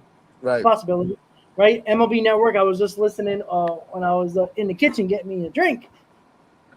They said that Scooble is probably not going to get traded, so Flaherty still likely, but I mean that's a lot of work to do for Snell and Flaherty to get moving, and it doesn't look like Crochet is going to be getting moved either. So again, we still got less than 30 minutes. We'll see what happens. Again, a lot of trades can happen over the last 25, 30 minutes. We've seen it before. Obviously, as a Mets fan, we know the final seconds before we got the bat that we needed in 2015 with Cespedes. I know that was a long time ago, nearly 10 years ago, but it's possible, right? We'll see. I don't know if the Mets want to be done, but the asking price in Stern's eyes might be too much. And there's nothing you can look. If you're going to trust Stearns, you got to trust him fully. Even if you're disappointed with the trade deadline, you got to trust David Stearns making the right decision either way, making a deal or not making a deal. Well, okay, to you, they might be waiting for the price to go down. And listen, I would I'll be be right back, shocked. Rob. I'm sorry. No problem, don't worry. I would be shocked if Detroit with Flaherty and the Giants with Snell don't lower the price a little bit because Flaherty's a free agent. You're losing him for nothing. Snell with the Giants, I could see them keeping him, but all the talk over the last month was that they were going to trade him if they're not going to be in contention. They didn't want that $30+ million on the payroll next year. So I don't know. Look, maybe they change their mind. Maybe the Giants says, hey, we got 50+ games to go. Maybe we'll go on a run. We do got a good pitching staff. I mean, can you blame them? I never fault a team for going for it, ever. Ever. If the Mets last year would have said, screw it, let's just try to go for it when they were 6 games out of a wild card spot at the deadline, I would have been a little upset. Yeah, but I can never fault a team for going for it. And, if Stearns believes that this is the team he wants to take for the final 2 months, going to the game, into the season, the end of the season, then so be it, right? I never fault the GM, owner, or a team for going for it at the deadline, even if most fans don't believe it. And if the Giants, even if they traded Soler, still believe they have a puncher's chance of making the playoffs with the solid rotation that they do have, then how can I blame them, right? It sucks for us who want Snell, but I'd be shocked if Snell and Flaherty, at least one of them, aren't traded. Yeah, I mean, I agree with you. I would never hold it against the GM for trying to go for it. Yeah. Obviously, when it comes to the Tigers, they're in an interesting spot because they're in the American League. If they were in the National League with their record of 52 and 57, okay, I could, see them, one good week and they're in the wild card. But the American League is much more closer. I mean, if you look at the MLB standings for the American League, it's not as, it's not like the National League. I mean, and put this into perspective. Let's see. And you put this into perspective. The third wildcard team in the American League are the Kansas City Royals, who are 58 and 49. 3 games better than the Mets. Yeah, I mean, you look at the National League, and the third place team is the Padres, and obviously the Mets are 56, and we're in second place, and then Braves are also in first with 56. So, I mean, you put that into perspective, well, pretty much teams like the Red Sox, the Mariners, and the Rays essentially would be in the wild card if they were in the National League. So that just goes to show you how much the difference of a league really comes into play. So, I mean, good for the Tigers if they're going for it. I think I agree with you, Rob. They'd be very silly, in my opinion, to hold on to Flaherty because unless they are confident that they can go on a run, and I mean, good for them then, I guess. But it would suck because let's be realistic. Flaherty's having a great year. And he's going to want a lot of money in the offseason. Are the Tigers going to pay him that? Well, that's up for Scott Harris to decide, their GM. That's for him to decide. But I don't think they would. And I think, Flaherty's going to want to test the market, as he should. So I think they'd be silly not to get anything out of him, especially that starting pitching is high. And I don't know if this is true, but the Mets have allegedly made another move. Huskar, it's the dude from the Marlins. I don't know if that's true, but that's reliever. Yeah, whatever his name is, Huskar Brazzer. He pitched against the Mets the other day. Yeah, I don't know if that is true, but he's been having a decent year. I mean, we talk about the Mets have a relationship with the Marlins. They make deals with the Marlins. Not that the I other think they just did. there it is. Yeah. All right, let's check him out. He has a 2.93 ERA. That's a good deal. That's a really good move. Mets are acquiring Huskar Brazzer, however you say his name. He's pitched in 20 games this year, 2.93 ERA, a ton of strikeouts. We're going with numbers, guys. We're going with numbers. I guess we're going with depth. I mean, that's a good move. We're just adding pieces. We're going with depth, and he's doing almost what he did in the preseason, in the off season, just adding depth.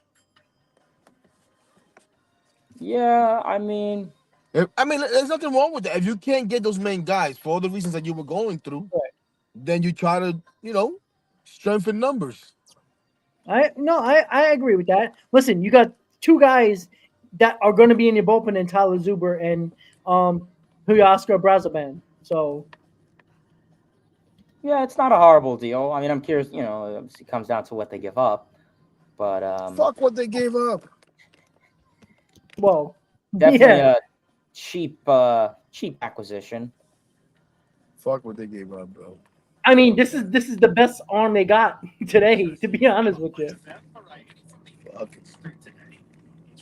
So you want to hear this? Is pretty funny. So Paul DeJong from the White Sox, he found out he was being traded to the Royals, who they're playing tonight. So he walked across to the other dugout. Includes Simone Biles and Hesley Rivera from Oradell, New Jersey. How did they do? Well, I'm not going to tell you. No spoilers. In case you want to kick back on the couch. No spoilers. Tonight. It's a decent acquisition. Yeah, that's solid. I can't complain about that one. Like, now, we didn't give up Jack Williams. Stearns move. That's a classic David Stearns move. Correct. These other two are kind of like, all right, let's see if we can just get some numbers here. But that Brazaban one, this is the guy that can pitch in the 6th inning easily. He replaces Ottavino in that spot. like big time. The Ottavino is very low on the totem pole now, which is good. And this is not with Nunez and Foley coming back as well. So if you're just tuning in, guys, the Mets made another trade for a reliever. Huascar Brazaban of the Marlins. He has the 2.93 ERA. Marlins bullpen this year in 20 games. He came up around, I think he came up, if I'm not mistaken, around June or late June. He was only up here about a couple of months, but he's been good for the Marlins, and he's pitched really good against the Mets. So that's a decent move. I will be back shortly. Yep, no problem.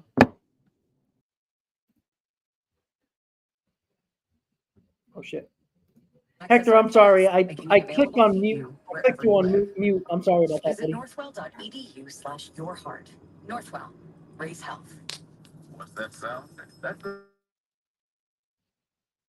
Heck, my bad. Wait, no, okay, am I here?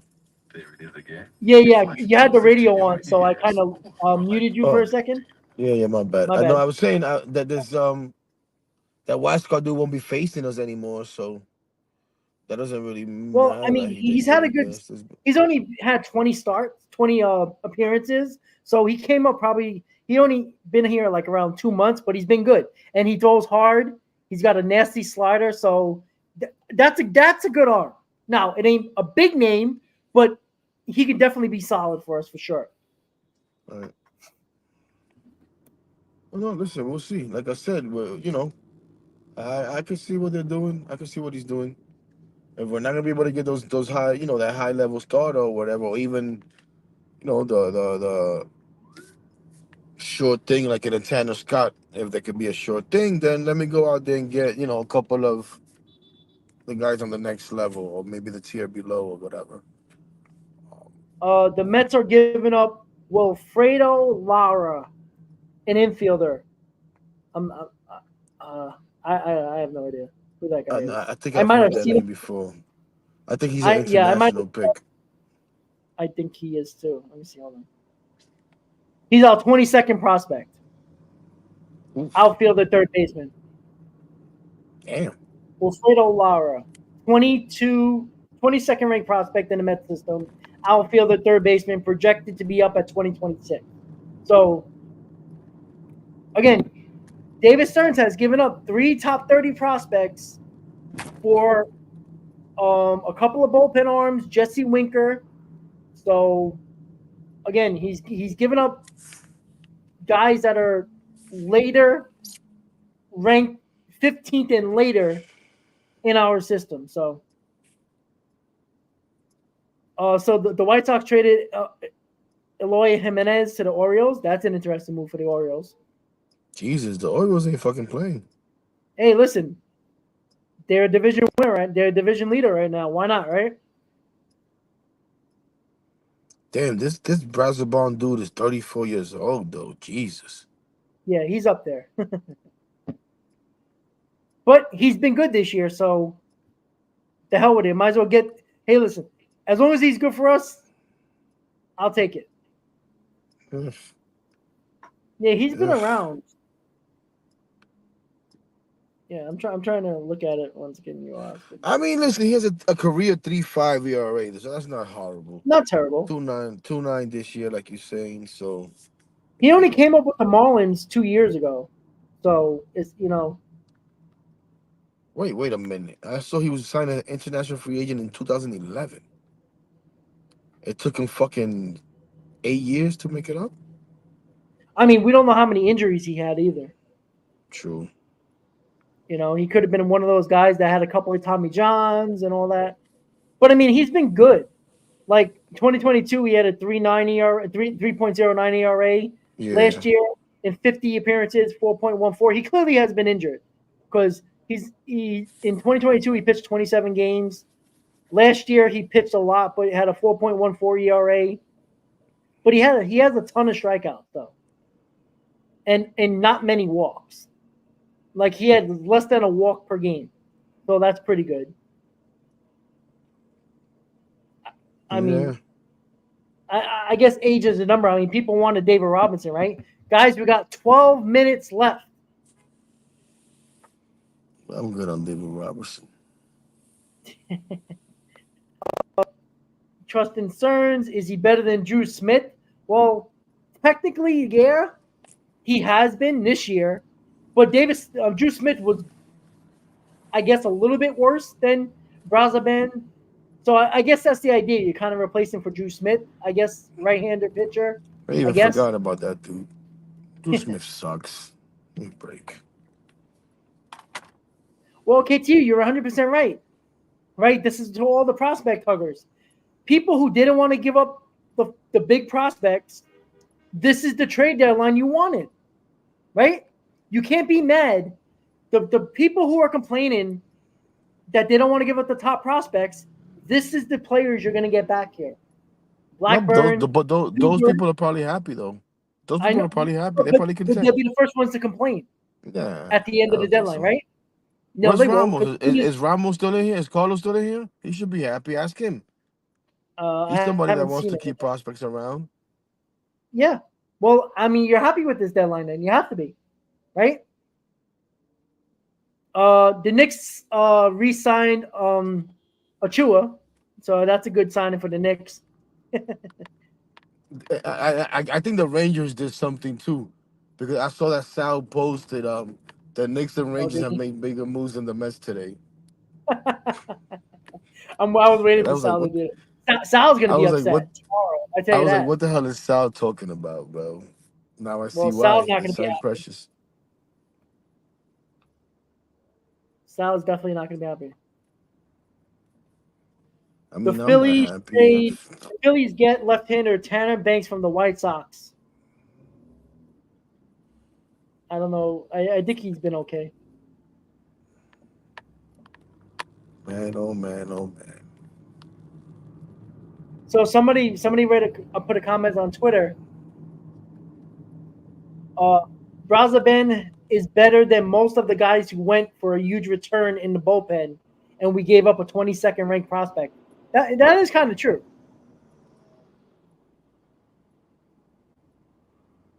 All right, I'm just going through Twitter again. His numbers seem solid. He seems solid. His numbers seem solid. Yeah. So we'll see. But I do have to say, like, I know this is not a Yankees channel. We're not talking Yankees here, but it's kind of an underperforming Yankee trade deadline for a team that's supposed to be quote unquote all in, getting Jazz Chisholm and just Leiter for a reliever. It's kind of I mean, there's solid moves, but for a team that was supposed to be all in, it's kind of disappointing deadline for them as well. I guess Cashman wasn't willing to give up a Spencer Jones or any of those big guys, or Jason Dominguez or something like that. So we'll see. 9 minutes left. The Mets do the best move last, right before the deadline. Heck, I feel it. I feel it. Spirit fingers, guys. Let's go. Daniel's very happy about giving up nothing. Well, I hope you feel the same way if the Mets don't make the playoffs. But the Mets did make a couple of moves, small moves. Traded for Paul Blackburn of the A's, a starter.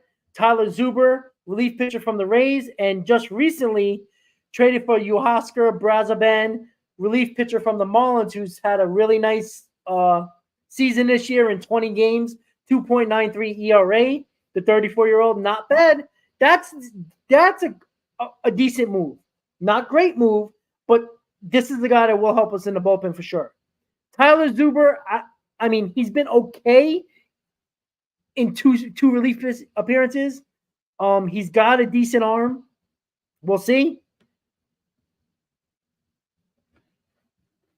Yeah, Marcus, the Francisco rants are very entertaining. But you know what? Listen, guys, when it comes to the Mets and Yankees, because obviously two New York teams, two teams right now in a playoff spot, the Yankees, all the talk about the fans, are saying they should have went all in. Yeah, I saw Tanner Banks easy. I just brought it up a couple of minutes ago. I think that's kind of an underperform. I would think that's a kind of a not good deadline for the Yankees, considering that they needed more relief pitching. They were looking for a starter. Jazz Chisholm will help, but it kind of, how much is that going to help him, right? So, yeah, Oscar Brazaben is the best move, absolutely. So we got 6 minutes to go. Hector, who we getting, baby? You. Yes, Mets are gonna I can pull a go trade for. 35. They're gonna Probably bring back one. Talkin Mets for with Rob. They're gonna trade him from where you at? The warehouse in North Carolina. They're sending him 3 Hey, I crates of can go for water. a bucket of balls and a glove. I'm cheap. Oh, they're gonna send him some water. Keep those Yeah. guys cool down there. Man, it doesn't look like we're gonna get anybody. I just saw that the White Sox are not trading that Crochet dude either. Yep. So it looks like all the names, at least most of the big names that everybody was expecting to move, are going nowhere. Very interesting. And again, I mean, I don't know how many times I'm gonna say it. Is that because of the price? Is that because they decided that they didn't want to move him because they I don't It know. will be I don't know, interesting to see. um, but we see what transpires here in the last 5 minutes. Uh, yeah, I think I stand at a C still for the grade of this deadline. But like I said earlier, I'm gonna I don't say trust the process or anything like that, but I'm gonna give Stearns the benefit of the doubt for now. That he did what he felt was best for now, and in the long term, I know that people are not gonna want to hear that. I know I'm gonna be called the shill, go lucky Hector, and all of that good stuff. But quite honestly, I'm tired of losing my mind. I just lost my mind last night over a simple bullpen move, right? But over things that are like, it takes time for it to pan out anyways. So we'll see. Maybe we go ahead and have the best trade deadline of all. Um, like you said, that somebody said, Brazoban probably the best arm moved and moved for the least price. Hopefully that's the case. Hopefully we can look back at this and laugh at everybody. Like, look, these guys gave up this, they gave up that, and Ooh, it didn't do the anything for them. Dodgers just got Flaherty. Oh, Jesus. Jesus. Dodgers just got Flaherty. Oh my God. For who? No Like, how's idea that yet. even possible, man? See, that's when it's like, come on, man. Well, yeah. I mean, does every good player has to go to the freaking National League? Jesus Christ.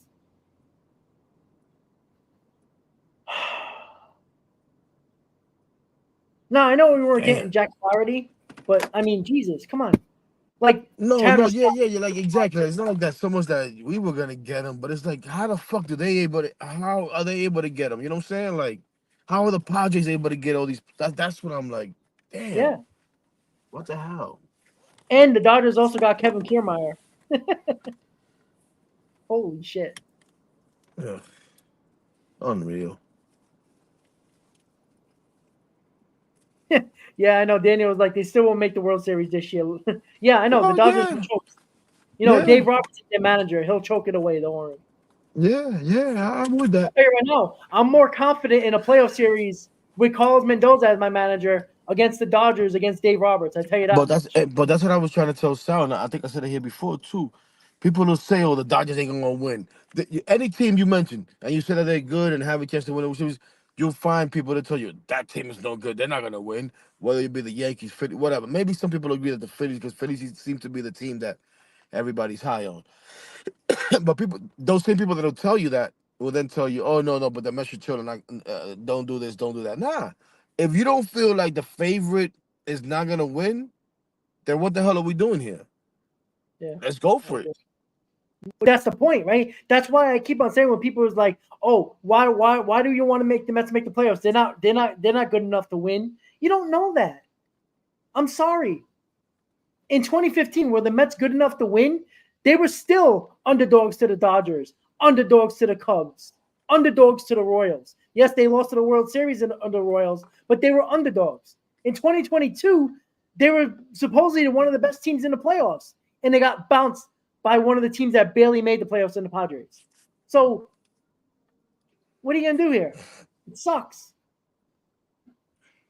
You just have to go with what you have. This team is good enough to make the playoffs. And you know what? You go to battle if you make the playoffs. Short series, even 5-game, 7-game series, 3, 5, and 7. Wild card, divisional, championship series. Anybody can win in those series. You just got to get hot at the right time. Uh-oh. Is this Joe and Clark? Yep. Flaherty to the Dodgers. I wish I had an owner like theirs. Jesus. Oh man. Unreal, man. Unreal. All right, guys. So we're 1 minute away. Now, there is a couple of moves that could pop up after the deadline. That's why I'm going to stay for another 15 to 20 minutes or so just to see if anything pops up last minute, which usually happens.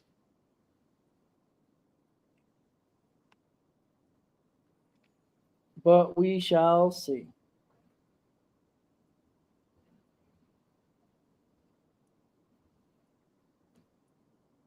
Just looking, just checking really quick, guys.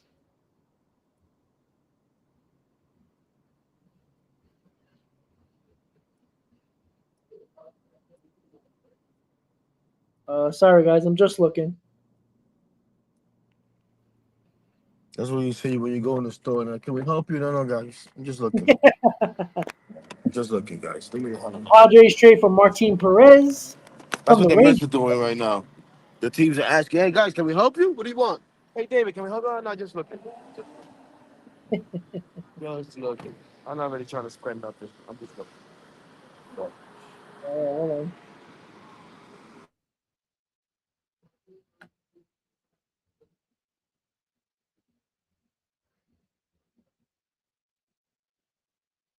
All right, hold on, guys. Just looking. Just San Diego adds Martin Perez.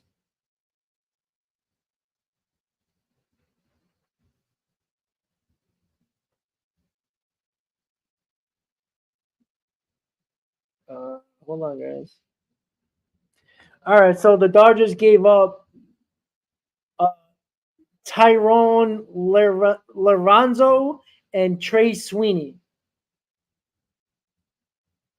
That was what they gave up. I don't know the prospects for the Dodgers. I'm going to check really quick.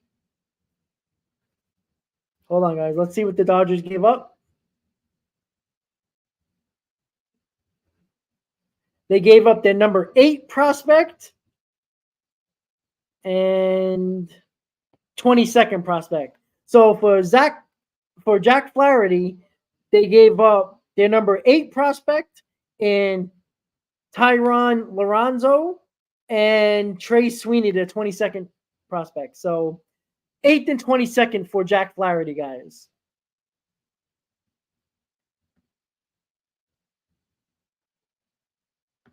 Rays get Dylan Carlson. San Diego ends Martin Perez.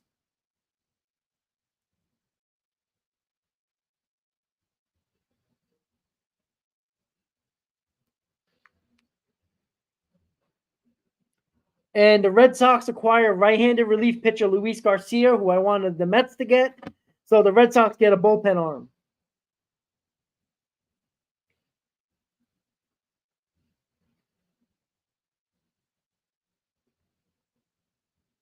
Just checking, see what else.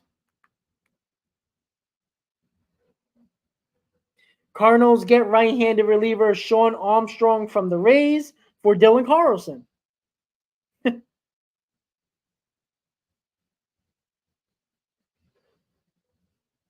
So the Dodgers were in heavily on Crochet, but then last minute pivot to Jack Flaherty and the Tigers.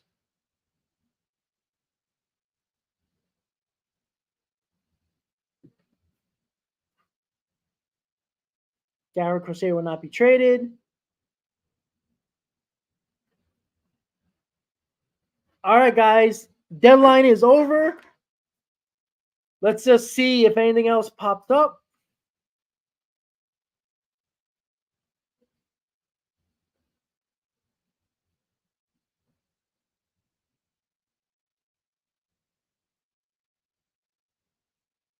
Anything else will pop up last minute.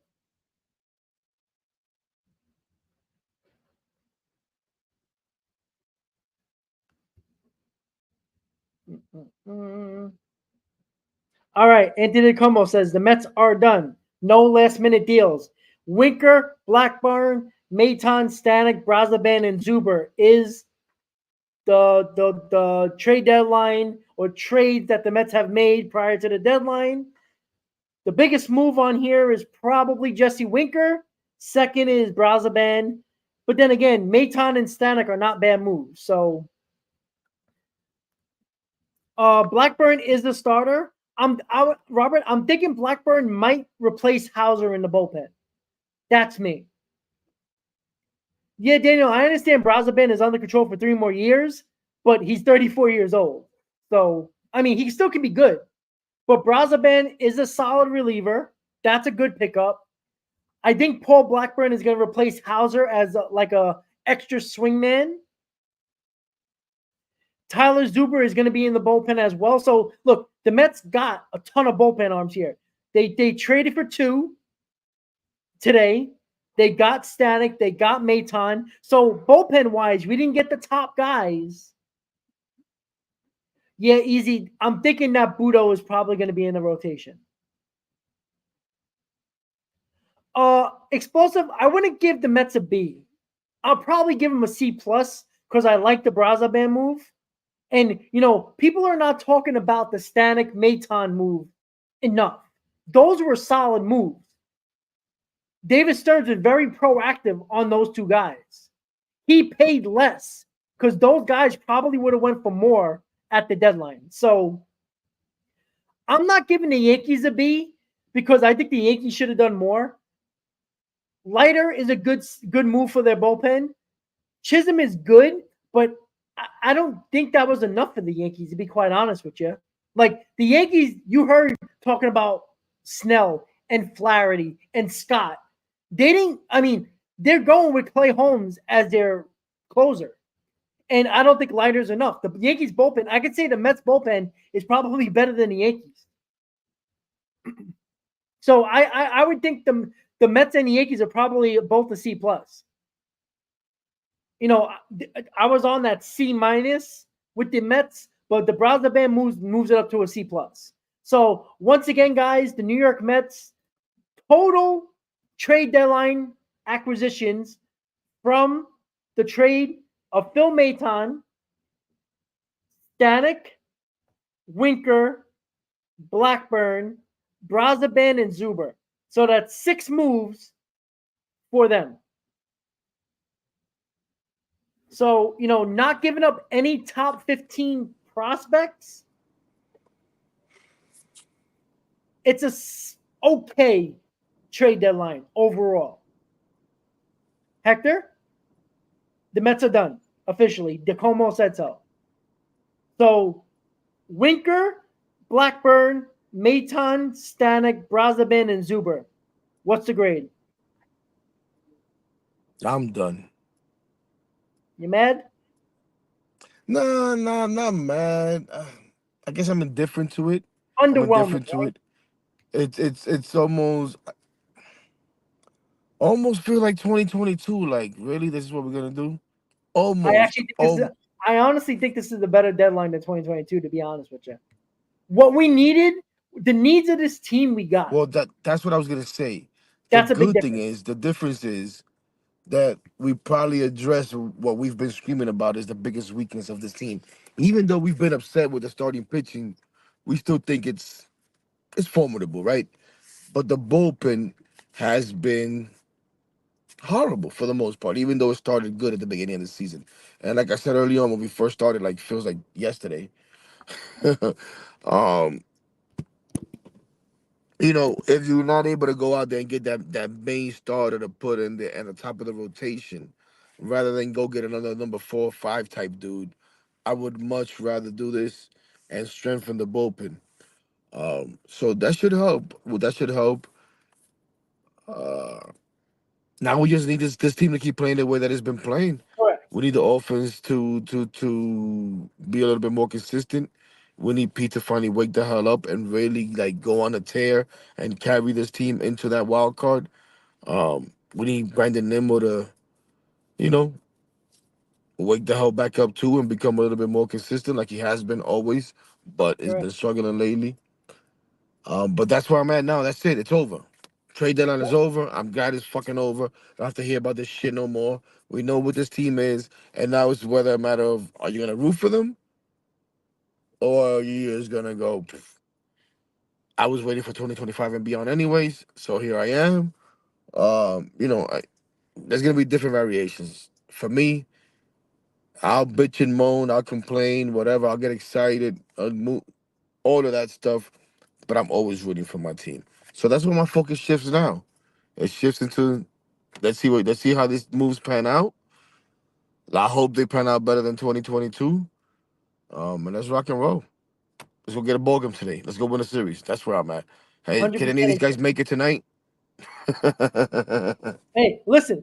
The fact of the matter is, if you look at the bullpen additions, Maton, Stanek, Brazaban, Zuber, not bad. It doesn't sound as bad as it did 3 weeks ago. I tell you that.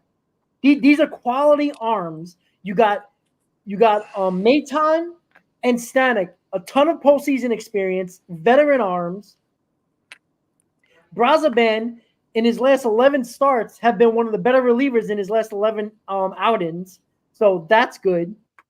And you also got Nunez coming back from injury, Foley Yes. coming back from injury.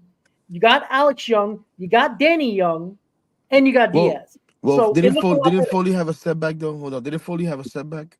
I think he did, but they said he's going to be okay. He's going to start his Okay, throwing regimen back again. So I would say he'd be back probably in a week or so, maybe okay, 2.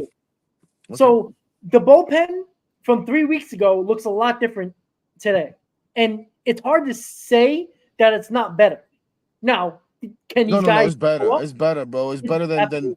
who the hell we've been throwing out there? Eric Orzi's, Jake Diekman's, uh, Ottavino, Stenko. Maybe we DFA his ass. We got to make room for these guys some way somehow. Now, obviously, they might. I don't know who do you think stays up here out of the two youngs?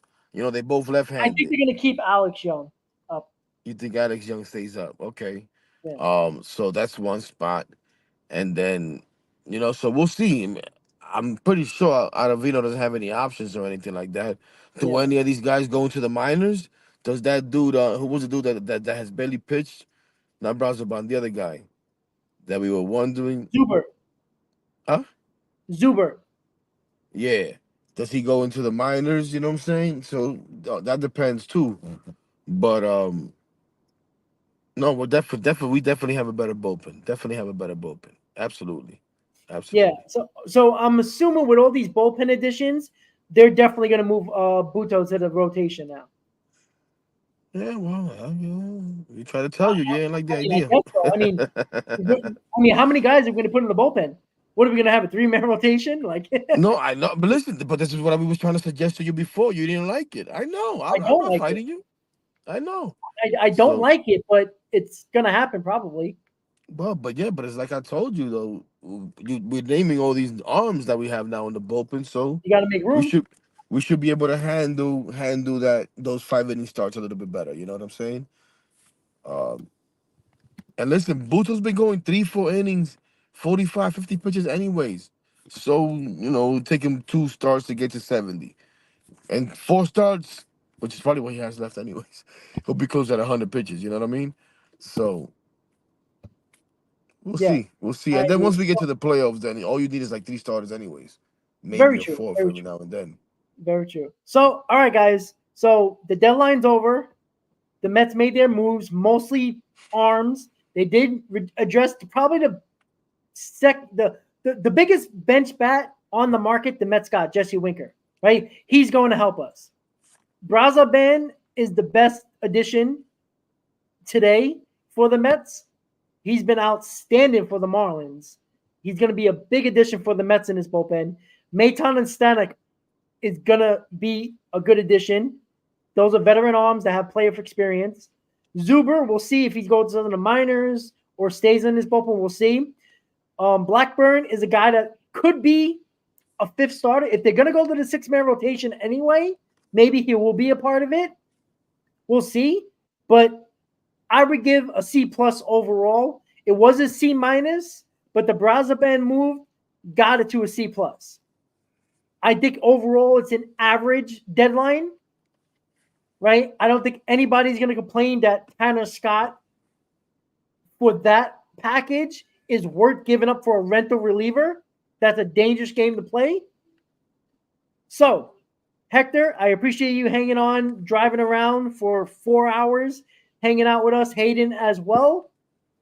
Again, I give a C+.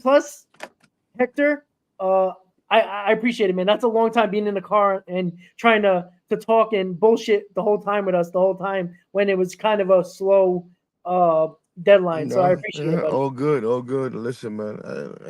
What are you gonna do? I said I'm gonna come in for a little bit. I might pop in and out, and I stayed here the whole time.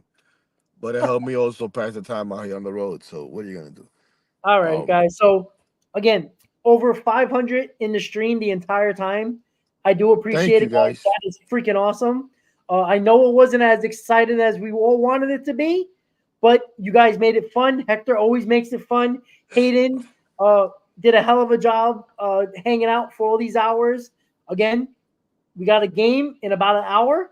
Let's take a series, as Hector said, and keep winning, guys. We got a lot of bullpen arms coming. Reinforcements are here. Not the big names, but they will help. With that said, Hector, enjoy yourself. Be safe on that road, buddy. And everybody in the chat, let's go Mets. And we'll see you next time, guys. Have a great day.